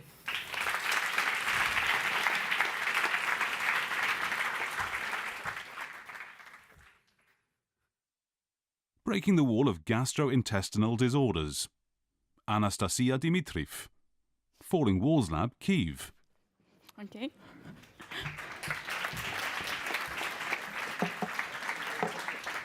Oh, thanks. So, Usually, bacteria are associated with diseases, but in my biotechnological world, bacteria are our great friends. Today, I would like to break the wall of gastrointestinal disorders using probiotics, because probiotics break these walls in science and in your gut. So, let's break this wall together. In 2019, digestive diseases imposed a global massive health burden with nearly 96,000 cases per 100,000 people and 7.3 billion cases across 204 regions. And in Ukraine alone, gastrointestinal disorders tragically caused over 2,000 deaths in 2022, ranking as the 6th leading cause of mortality. So how can we improve our health? Simply by maintaining our gut microbiome healthy. In this package, I've got something that can help to achieve this aim, and it's called Vitalis Lacto. Vitalis Lacto offers a breakthrough in gut health with its unique probiotic blend, boasting over 10 in power of 9 CFU per gram and a remarkable 50% survival rate, ensuring effective support for digestive wellness and proven resilience against opportunistic bacteria. Unlike standard probiotics, Vitalis Lacto is crafted through a patented process that enhances cell concentration and purity by filtering and washing the culture, ensuring higher cell concentration in one dose than in classic technology. But what makes this product special for people? They are tired of mounting medical bills and constant discomfort in their tummies, because many dietary supplements are expensive or have less efficiency than a glass of milk. I offer 2 ways of usage. One, for people who are in constant rush. They have simply drink it with a glass of water, like any other dietary supplement. So, Prost. And for people who like DIY stuff, I suggest to add 1 package, oh my gosh, rain, in 1 liter of milk and wait overnight to receive a healthy yogurt. So, Vitalis Lacto is primed to capture a significant 5% share of Ukraine's market, equivalent to around 42,000 users in the first year, by engaging both B2B and B2C to maximize reach while offering a profitable package at 150 hryvnias, which is 3.3 euros, with a 75% revenue share. Together, let's embark on a journey to redefine functional nutrition together with Vitalis Lacto. Thanks a lot.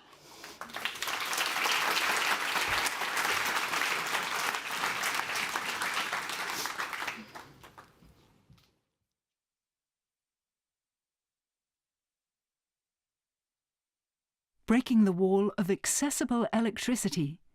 Piwi Koluba, Falling Walls Lab, KAUST.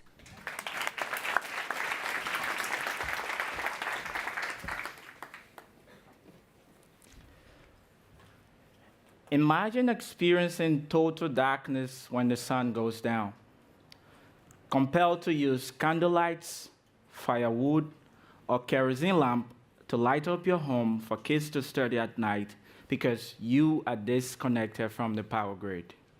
This is what over 600 million people experience in Africa every single day.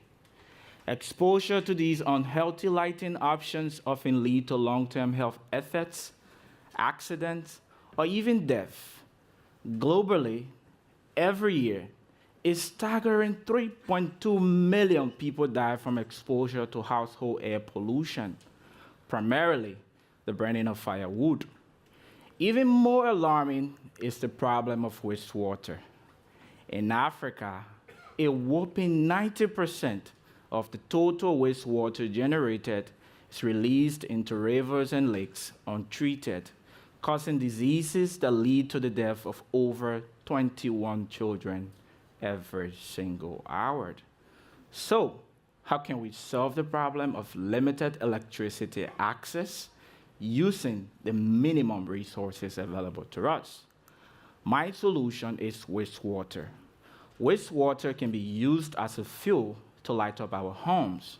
At KAUST, we have developed a microbial fuel cells equipped with 2-dimensional Maxine that can generate over 20 watts of power from just 80 microliters of wastewater. Maxines are layer materials with high electric conductivity. Think of microbial fuel cells as a tiny battery that runs on wastewater instead of regular fuels.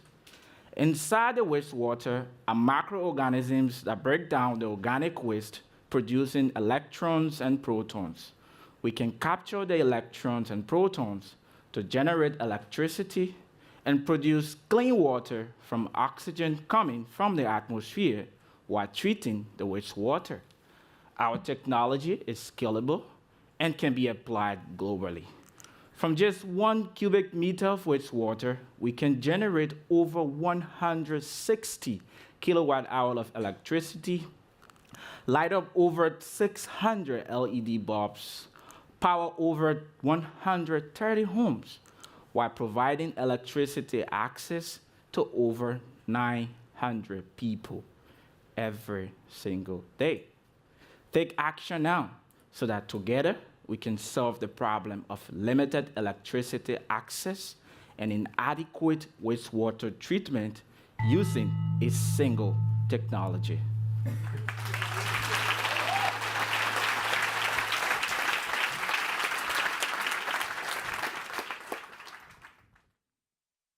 Breaking the Wall of Chirality, Zara Grecki, Falling Walls Lab, Italy.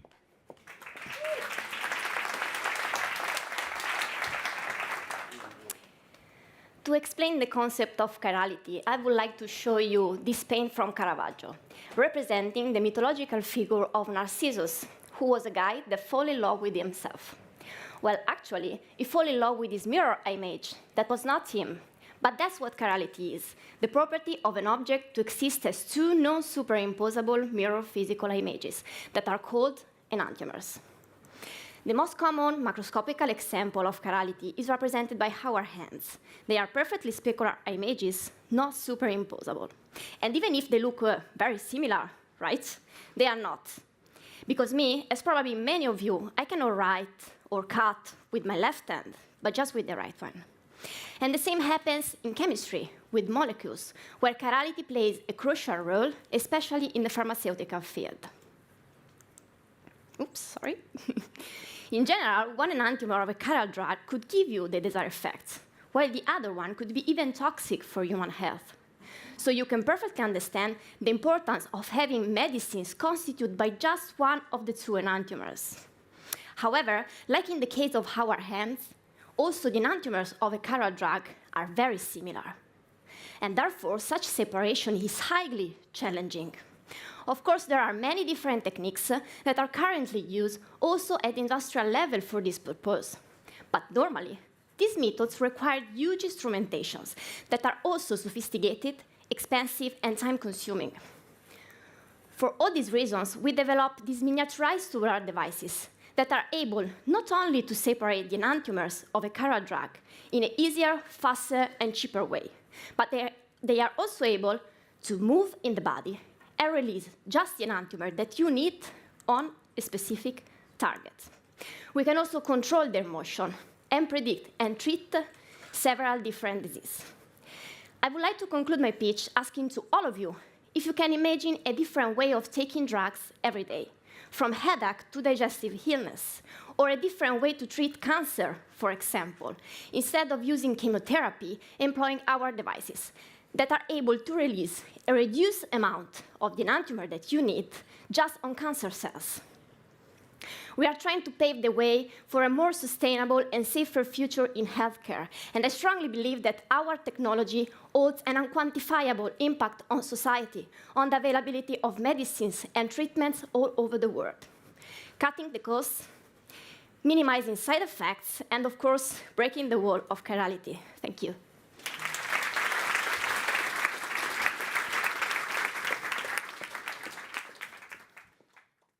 Breaking the Wall of Greenhouse Gas Emissions.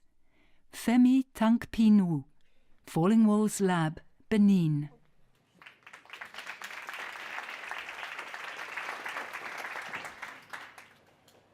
This is not for a joke.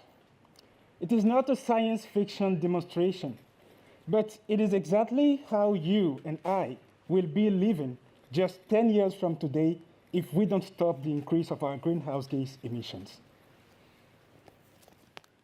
When you live in a poor or a developing country, greenhouse gas issues are not just something you hear about on TV or in news reports, but you see and experience its consequences daily through the rarity of rains for agriculture, causing a 30% increase in illegal immigration from Africa in 2023 because people couldn't farm. The same year, my country also faced more than 300,000 cases of respiratory diseases due to air pollution. And the only way for us to get out of this trouble is to stop the increase of our greenhouse gas emissions, of which 85%, I said 85%, come from the transport with petrol motorbikes like this, which emit more than 50 million tons of greenhouse gas annually. That is the problem. And what would be better to solve it than using the power of a natural resource abundantly and freely available all over the world, and mainly in Africa, solar energy. Yes, one day of sunlight in my country could power all of Germany for 5 days. So we decided to build on that and find a local solution to solve a global problem by developing this 3-wheel solar tricycle from recycled metal waste. Yeah, locally recycled metal waste. This vehicle emits 0 smoke, 0 greenhouse gas, and is 100% auto-recharged with solar energy through an integrated solar fiber system on the roof of the vehicles. Each of these vehicles replaces 2 petrol motorbikes. In 2023, we were able to avoid the emission of 400 tons of greenhouse gas using just 8 of these vehicles. And we have the potential today to replace the main polluting transport means in more than 75 countries all over the world and reduce their greenhouse gas emission by 40% over the next 10 years. It's incredible. It's huge. So, before the planet dies, leaving us without the minimum resources to survive, before the temperatures hit, making us feel like in an oven, if it is true that we didn't have the means to neutralize the dangerous effects of the greenhouse gas we produce, at least now we have the means to break the wall of greenhouse gas emissions. Let's make the good choice. Thank you.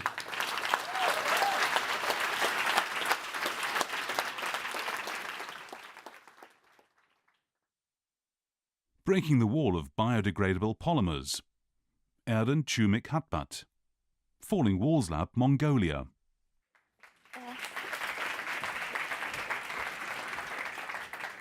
And good afternoon. I'm sure this picture looks very familiar to all of us.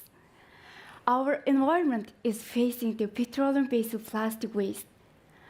But problem isn't just the visible trash. Recently, the microplastics have been found in human placenta, a substance considered the purest in the world. This alarming discovery shows that plastic pollution penetrates every aspect of our lives. Recycling alone is no longer enough. We need a new solution. The answer: the most promising biodegradable polymer, which is PHA. Imagine these plastics made by the bacteria and break down into microbial action to carbon and water. Okay? So, and the best part, these plastics are already commercially available. Now, we are on the cusp of breakthrough in Mongolia. In partnership with Japan, we are beginning research to understand which bacteria in Mongolia's diverse soils and waters can break down these plastics. And so why Mongolia? The Mongolia's extreme climate with different temperatures swing between winter and summertime, from -40 to +40 degrees, and its diverse ecosystems. And from the steppe to Gobi Desert, desert to forest, make it the perfect place to test. This research is the first of kind in Mongolia. So beyond this research,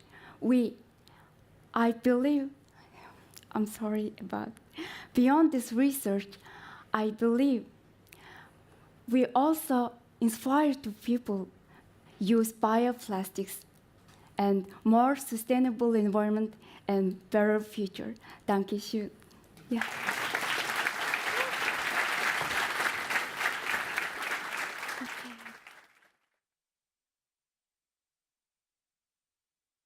Breaking the Wall of Barren Cities. Sunandan Paul, Falling Walls Lab, Bengaluru.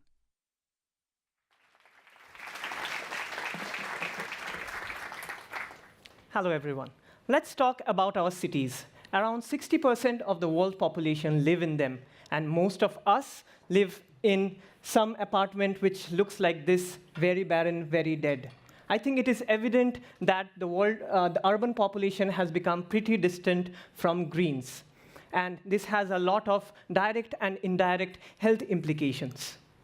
Now, let's talk about the greens that we consume. Most of the greens, like most studies say that a lot of the veggies that we consume are tainted with harmful chemicals.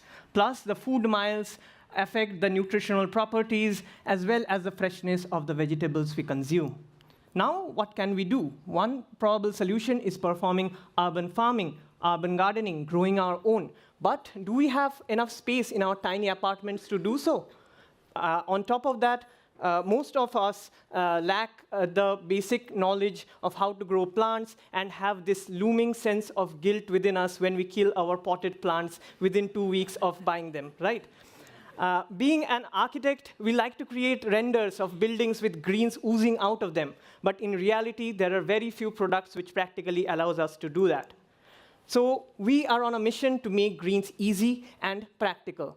Being designers, we went back to the images of those barren balconies and came up with novel railing designs, first of its kind, which becomes plant-growing apparatus.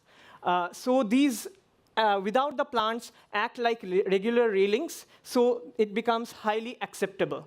We have two types of designs, one in the form of top rail, like the railings you have all around you. So when you remove the plants, they act like regular railings. Another in the form of traditional balusters, which you find in buildings where you can integrate plants in them as well. All of these use hydroponic irrigation, thus uses 90% less water. These are construction material. When you're making a building, there is already a budget assigned for railing construction, right? So you are not paying any more extra to buy plant growing apparatus when you're making them. Also, in India alone, about 1.5 million meters of balconies are laid every single year. So imagine the scope worldwide. Another approach we have is in the form of smart automated farming pods. These are pods which can be deployed in housing complexes where the gated communities can grow the veggies in them and supplement some part of the vegetable, taking away strain from the already overstressed farmlands. So with these approaches, we want city dwellers and families to enjoy their own kitchen gardens, eat safer, fresher, and live in less barren cities. Thank you.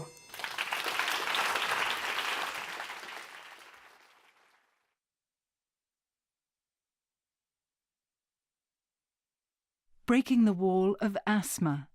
Joseph Balfe, Falling Walls Lab, Aotearoa, New Zealand.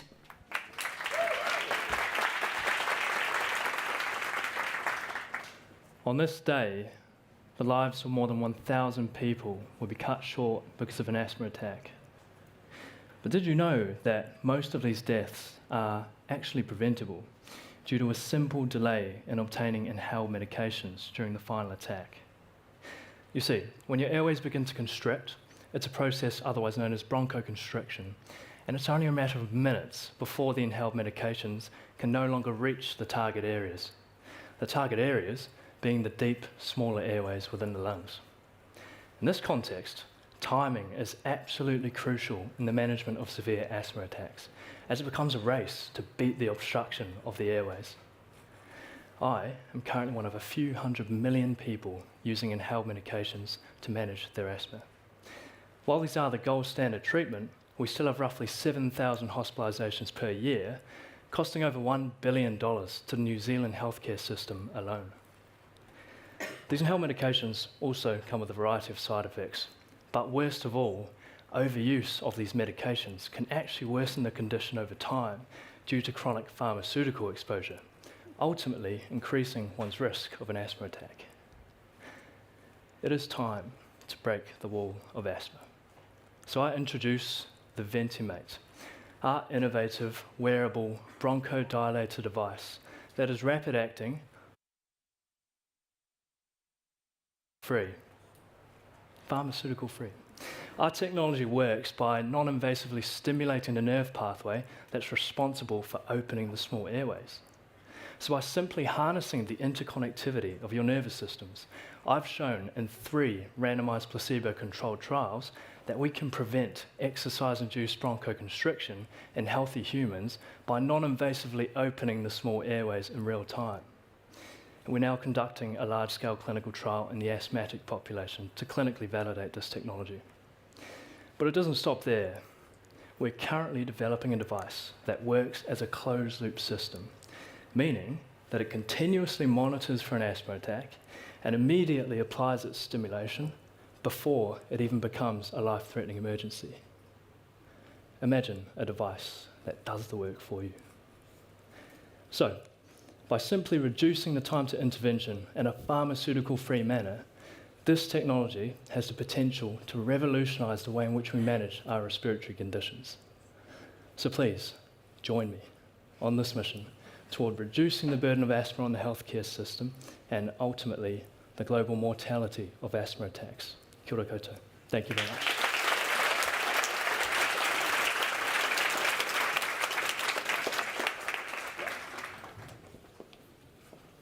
Breaking the wall of heavy crude oil. Tasneem Al-Dawoodi, Falling Walls Lab, Oman.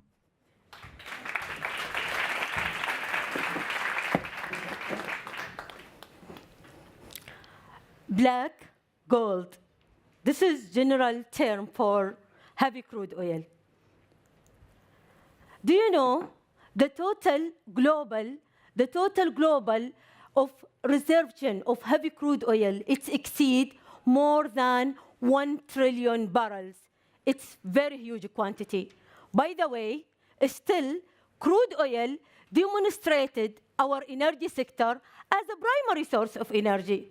And we are here focusing on 3 main challenges. First, the extraction and recovery.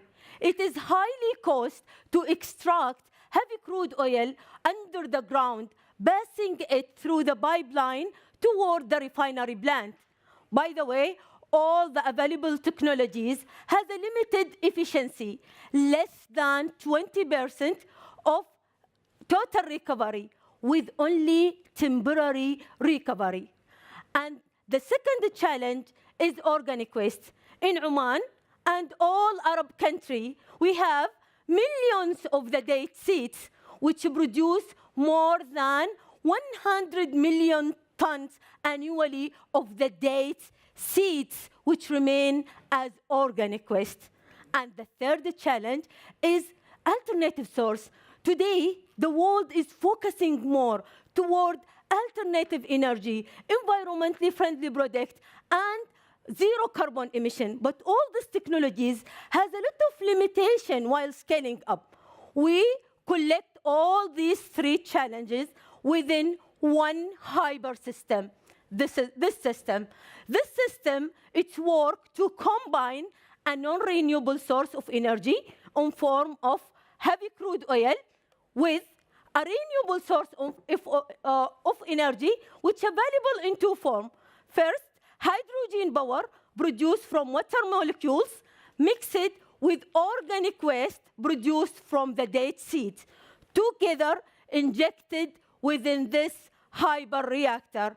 This reactor, it's work by a fusion technology reacted with the date seed to produce a unique chemical called organic emulsifier. And this is our solution. This emulsifier, it's work to convert a heavy crude oil to light crude oil by 97%. Not only that, we provide 3 main solutions. which exactly align to the issue. We reduce, we increase the total recovery by 10%, and we convert the hydrocarbon for a permanent conversion. For a permanent conversion, as you can see, we break down the carbon from C39 up to C26. We are here. Thank you very much.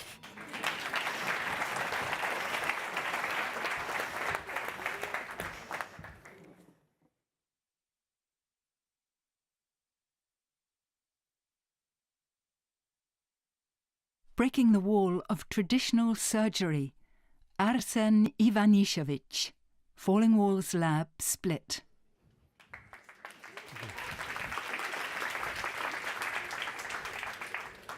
Imagine a world without parking sensors. It's not that parking is difficult, but it is repetitive. Now imagine trying to park into a spot lined with dynamite. This is what operating on fracture feels like, and you don't have any sensors. So to relate this to surgical precision, I'd like you to estimate what the angle in the image is. Save the answer, and we'll come back to that later. So as you can assume, fracture surgery is very common, overall very expensive, and fractures are one of the leading causes of patient disability. So what we as surgeons operatively do is go through a repetitive three-step process. It's drilling angle estimation, drilling depth measurement, and implanting the screws. So the major complications that arise here are due to imprecise instrumentation. If we implant a screw that is too long, too short, or misoriented, we can cause a damage to anatomical structures or an unstable implant. Replacing these screws intraoperatively can lead to, or in a second surgery, can lead to potentially devastating infections. So what we devised as a solution is a sensor-enhanced smart orthopedic drill prototype that we hope will look like this. It has a Wi-Fi communication with a monitor in the operating room, giving the surgeon a visual feedback. So its first capability is saving a 3D angle as valuable information that we can return to later in the surgery. And the angle you saved in your memory is 22.5 degrees. And if you were wrong by 5 to 10 degrees, it's because you used the traditional method. And with our prototype, you could have been wrong by around 1 to 2 degrees. This has potential for bone tumor surgery, hip and knee replacements, and other specialties as well. And the second capability is automatic screw measurement. This saves surgical time by replacing the manual step and potentially could lead to less invasive surgery. It also, not only is it faster, it is also significantly more precise in estimating the screw length than the traditional method. Our goal is to change something fundamental in orthopedic surgery in order to increase the quality of treatment for millions of patients worldwide. Orthopedics is a craft that requires practice, but major stepping stones come with innovation in medical technologies. Join us in breaking the wall into 21st century orthopedics. Thank you.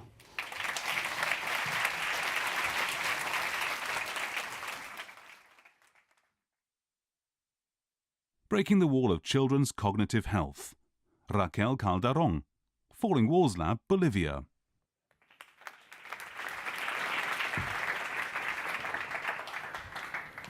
Right. Today I stand before you to discuss a revolution in children's cognitive health, one built on the power of play.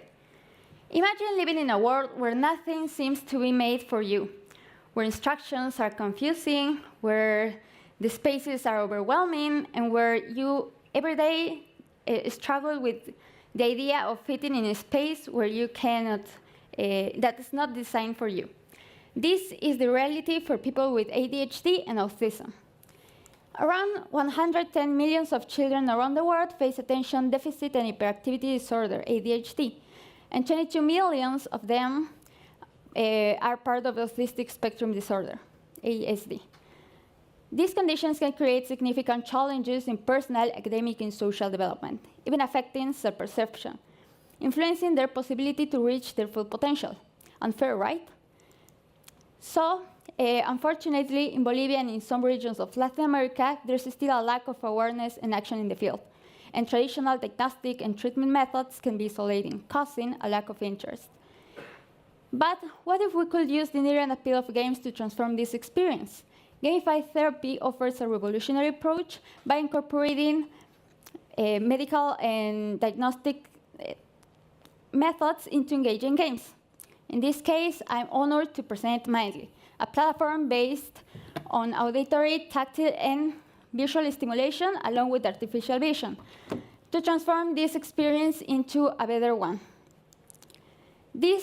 Imagine a device that can assess cognitive function, identify patterns that it help, and help the patient improve its abilities, such as memory, recognition, and response, while tracking the emotions of the patient during the process. What makes Mindly different from other solutions in the field is that it merges the idea of keeping the physical contact with the patient, different from other therapies that involve just a virtual experience. Mindly proposes a world where children with ADHD can develop focus through interactive challenges, and where children with ASD can develop social skills through collaborative games. The future is bright. By embracing gamified therapy, we are breaking the walls that currently hinder children's cognitive health. We can create a world where children can not only be diagnosed and treated, but also empowered through the process. Let's go play. Thank you.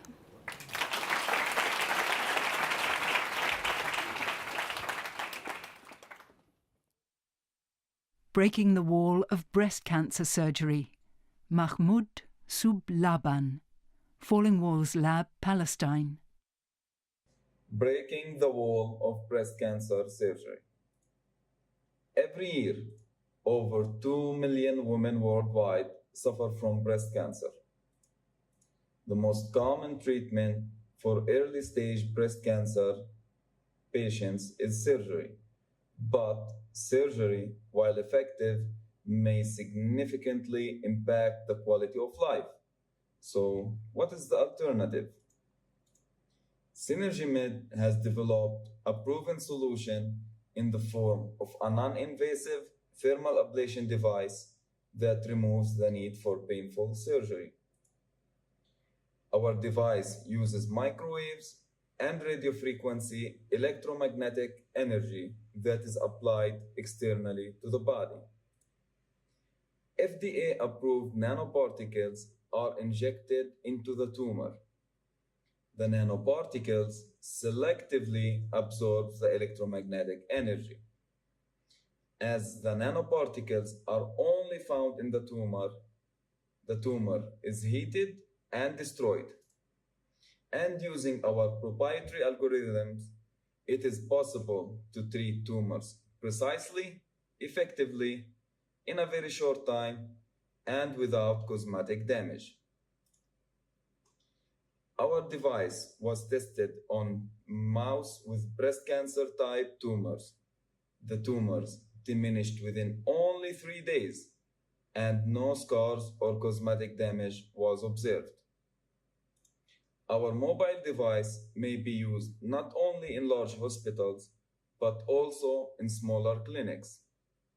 We are an experienced team of management, technical, and medical leaders from leading corporate and academic institutions. The company is looking for investments and strategic partnerships. We look forward to your involvement in our journey. It is time to put an end to painful cancer surgery. Join us to put an end to painful cancer surgery. Thank you for your time and attention. Together, we can break down the wall of conventional cancer treatment. Thank you.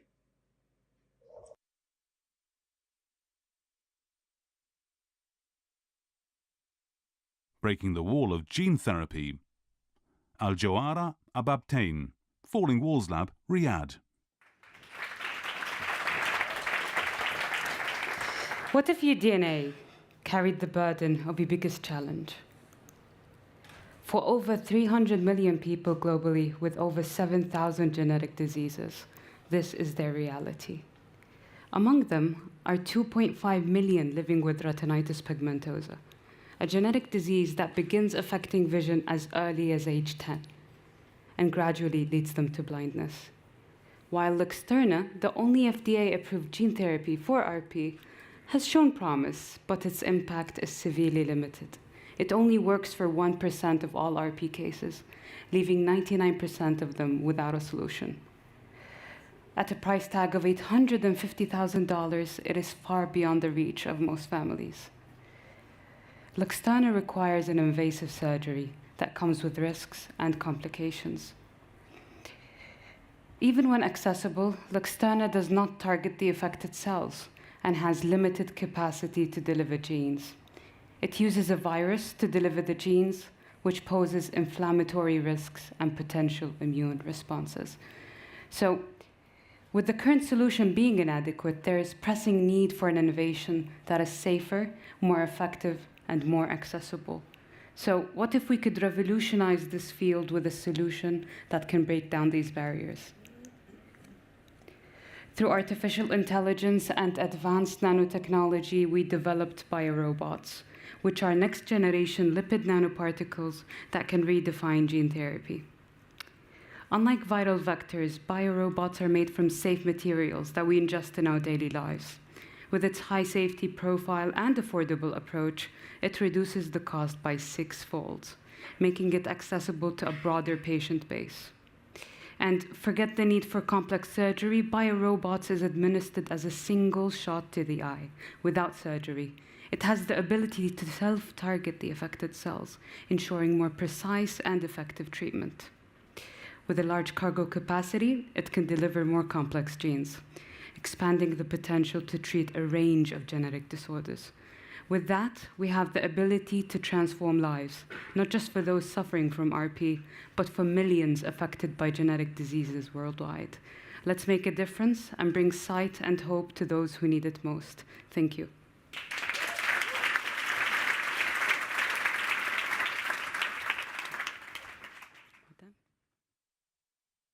Breaking the wall of personalized nutrition. Marisol Diej, Falling Walls Lab, Wrocław.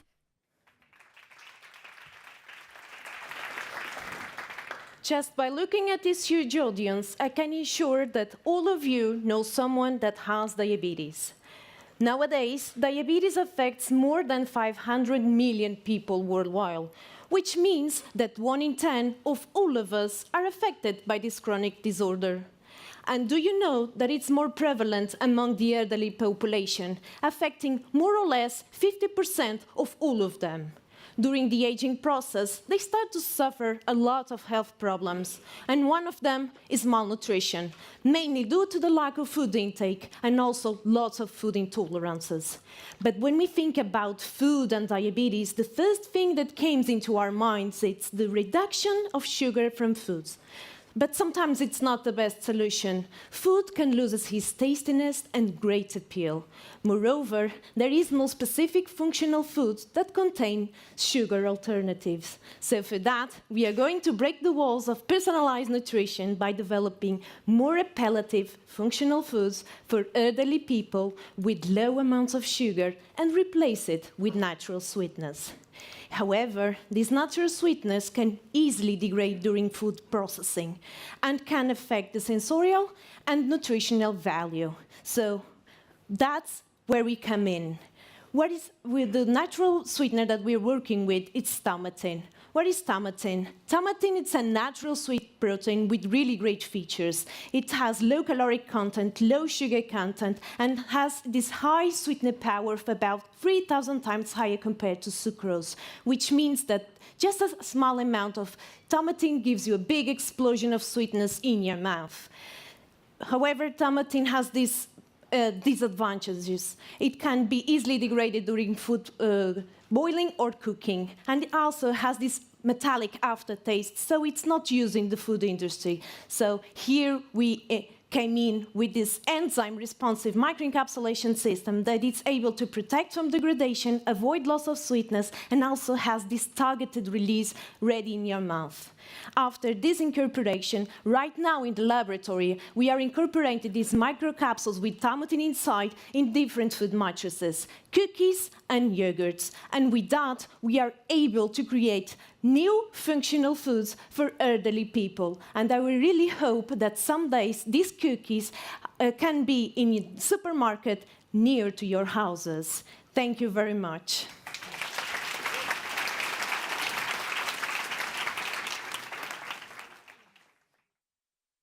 Breaking the wall of conventional semiconductors. Ta Shun Cho, Falling Walls Lab, Berlin Adlershof. Hello, everyone. Before my talk, I want to mention we are not in my talk, I'm not going to cure any cancer, disease. Nobody dies in my talk or during my talk. So our technology is not important. Lay back and enjoy. So if I'm brave enough to invest all of my capital in one of these companies back in 2015, you don't see me here today. You're seeing me sitting next to the beach, enjoying my pina colada. Same for you, actually. However, I mean, it's not just because those companies are great. It's actually simply also another reason because those companies represent four industry which is the pillar of our society in the next decade. Also, the electricity consuming monster in our society. Also, maybe you will say, okay, you need more electricity. Let's build more, let's say, solar panel, more wind power plant to support you. This is intuitive solution. However, let me tell you two numbers, 57% and 65%. 57% is the ratio of the renewable energy Germany has reached in its electricity profile last year. 65% is actually also for Germany in 1 year, the energy we lost during the generation, during the electricity transmission from power plant to our home. We easily cancel or compensate our effort in renewable energy with the energy we lost. There are many reasons behind that, but one of the key reasons is that during the electricity transmission, the material we use, the semiconductor we use, silicon, is actually not a good candidate for such electricity transmission job, actually. Silicon is like a Porsche. We can use it to make a very nice cell phone. It can run very fast, process very fast. However, like Porsche, if nowadays your task is to transport 1,000 bottles of water, would you choose Porsche? Actually, your kids will tell you, no, we need a truck. So our solution today is that we want to introduce you a truck-like semiconductor, beta-GaN oxide. This material has certain good property. I'm not going to dive into detail, but there are only two things we need to remember. This material can sustain much, much higher voltage compared with the current semiconductor you can buy in the market, also more efficient. So if you use it in reality, you can imagine we can shrink the device you're having, make it more efficient and save more energy rather than building more electricity, let's say power plant. We are building a startup to deliver this material to the market and try to make it a real product to our hand as soon as possible. With silicon, this is the green landscape we can give to our child. However, with new semiconductor, we try to give an even greener landscape to our kids for next generation. Thank you.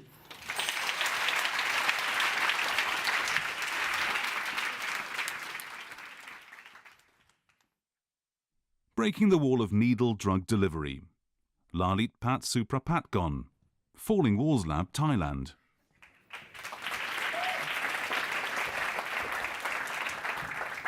Hi, I'm Lalit Pat, founder of Reflectors. Let's start with the questions. When was the last time you get a flu shot? How did it feel? Painful, scary, or just okay? For millions of people, a fear of needle is just a mild discomfort. It leads to life-changing consequences. People skip vaccines, miss crucial treatments, and put both their health and those people allow them at risk just because the fear of needles. But what if getting a shot feels like a gentle tap on your skin? At Reflectos, we're breaking the wall of traditional drug delivery. Our microspike technology is a game changer. It's a sub-meter-sized needle that penetrates the skin and delivers therapeutic agents in a pain-free manner. The microspike has a unique 4-star shapes that's specially designed to create a microchannels at the base of each needle allow them. These microchannels mimic the natural absorption pathway of hair pore, allowing larger substance to be absorbed 100 times faster and more efficiently. And that's not all. The microspike technology is the only technology with the light-guided capabilities, allow link light, electricity, and waves to go into your skin and allowing more effective treatments for conditions like diabetes and obesity. And we didn't stop there. We have developed the fastest microneedle manufacturing process in the world, producing the largest, densest, and sharpest microneedle patch. With the microspike technology, we offer a transdermal drug delivery solutions with an enhanced control, a scalable manufacturing process that's adaptable with any injectable drugs, a business solution for biopharmas to cutting the clinical trial costs. And our microspike is versatile, with application in medical chronic conditions, vaccines, exosomes, phototherapy for hair growth and aesthetic treatment. So backed by a team of scientists and engineers, with manufacturers in Thailand and a strategic biopharma in Singapore, we are ready to revolutionize drug delivery on a global scale. We're not just changing how drugs are delivered, we're breaking the wall of needle drug delivery. Thank you.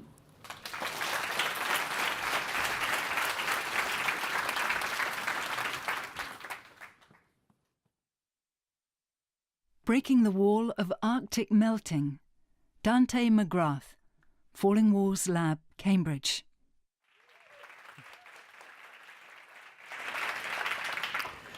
Let's try something new. Let's take a break from breaking. Let's start repairing. Picture this, an ecosystem larger than Europe, but one that shrinks every year at the rate of a mid-level European nation. That ecosystem is in need of repair. That ecosystem is the Arctic. Arctic melting matters. It matters to Arctic communities. It matters to you and me. As storms surge and sea levels soar, Arctic melting matters to all. Arctic melting is a symptom of global warming, and we already know the cure: deep, rapid, and sustained emissions reduction. Decarbonize before it's too late. But we're running out of time. Summer sea ice faces extinction within the decade. So what can we do to buy more time? Can we refreeze the Arctic? Perhaps we can. Let me introduce you to marine cloud brightening, a technique that reflects sunlight. Marine cloud brightening mimics nature. Clouds at sea depend on seawater. Seawater carries salt. As waves crash at the surface, salt is carried into the air and up to the clouds above. Salt of a certain size causes tiny droplets to form in clouds. Clouds with more tiny droplets reflect sunlight. And satellite images prove this. Streaks of bright clouds are shown to match ship tracks. Now, these clouds are brightened by ship exhausts, but we can achieve the same effect with salt, which we have in abundance at sea. My work centres on that salt of a certain size. My team are developing a system to deliver salt into marine clouds to reflect more sunlight. We aim to produce seawater sprays of droplets no larger than a micron, so less than the width of a human hair, at a rate of 1,000 billion droplets per second. At scale, we could brighten clouds, and a little goes a long way. Studies suggest that just a 1% change in Earth's reflectivity would offer cooling on the scale of the warming from our carbon emissions. In our hands, we hold the fate of Earth's precious ecosystems. So let's stop breaking and start repairing. Marine cloud brightening is a tool for repair, reflecting sunlight to refreeze the melting Arctic. Thank you.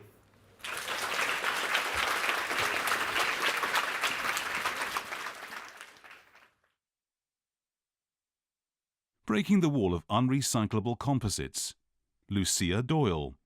Falling Walls Lab, Marie Skłodowska-Curie actions.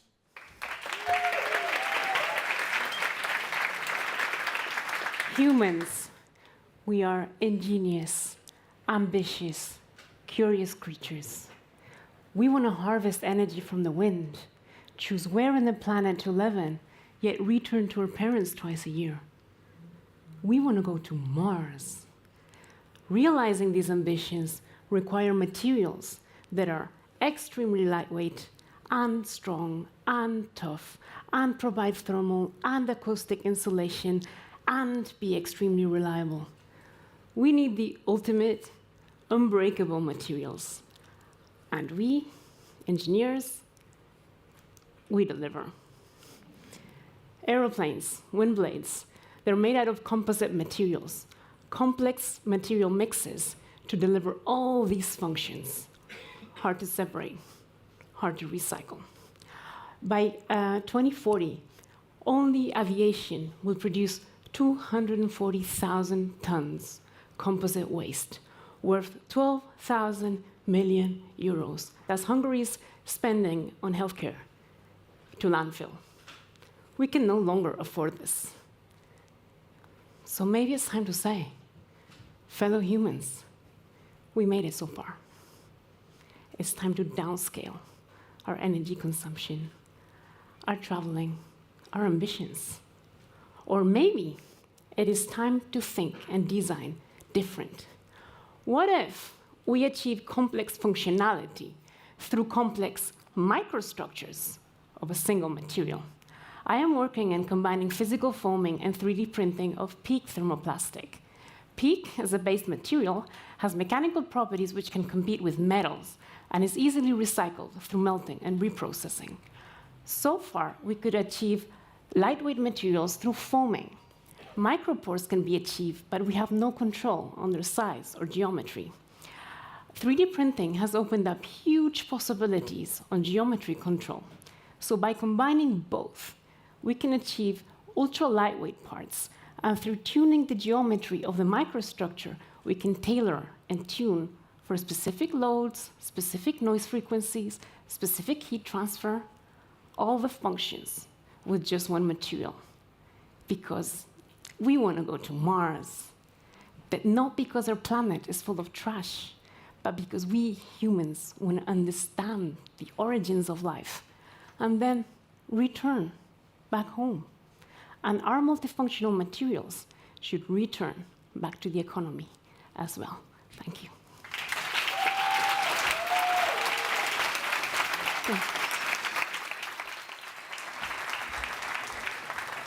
Well, well, well, I will ask for just 1 minute of your attention before anyone moves or goes anywhere. First of all, we have just had 100 pitches from the lab winner, so a huge round of applause.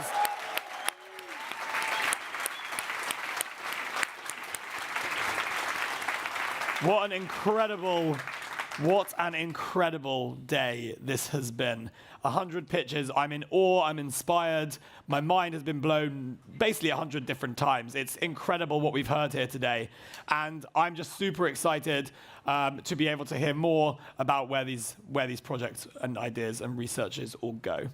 So now a little bit of logistics about what happens next. We are actually at the end of our pitches and at the end of this session. And so next up, in this room at 5:30 p.m. sharp, and I highly recommend you get here at about 5:15 or 5:20 to get a seat or a good seat. We will be having our awards ceremony. Worth a round of applause for that. And that will not just be for lab. It will be for lab. It will be for female science talents. It will be for venture. And it will be for engage. So all of Falling Walls will be here together in a joint awards ceremony, which is going to be absolutely incredible. That will take place, like I said, at 5:30 sharp. So I highly recommend you get here slightly earlier, as I said. Now, the final bit. Jury, in just a second, you are going to take your iPads and go to the room in Elion for your final meeting to decide the 3 breakthroughs of the year. Winners, please, after I finish speaking and when we've finished, all the winners, please come up to this stage and we are going to take a group photo. We did one at the Italian embassy 2 days ago and it was totally not chaotic and super smooth. So we're going to just completely embody that and do it exactly the same. And once that photo's been done, winners, you're going to stay here and also receive just from the lab team members your certificates. Just we'll be around the stage handing them out. So don't run away after the photo. Please, everyone, come for the photo if you were one of the presenters and then stick around until you have your certificates. Then you can go. Otherwise, please, everyone else, take your belongings with you as we might rearrange the room slightly. And everyone else, enjoy your break, and we'll see you back here at 5:30. Thank you very much.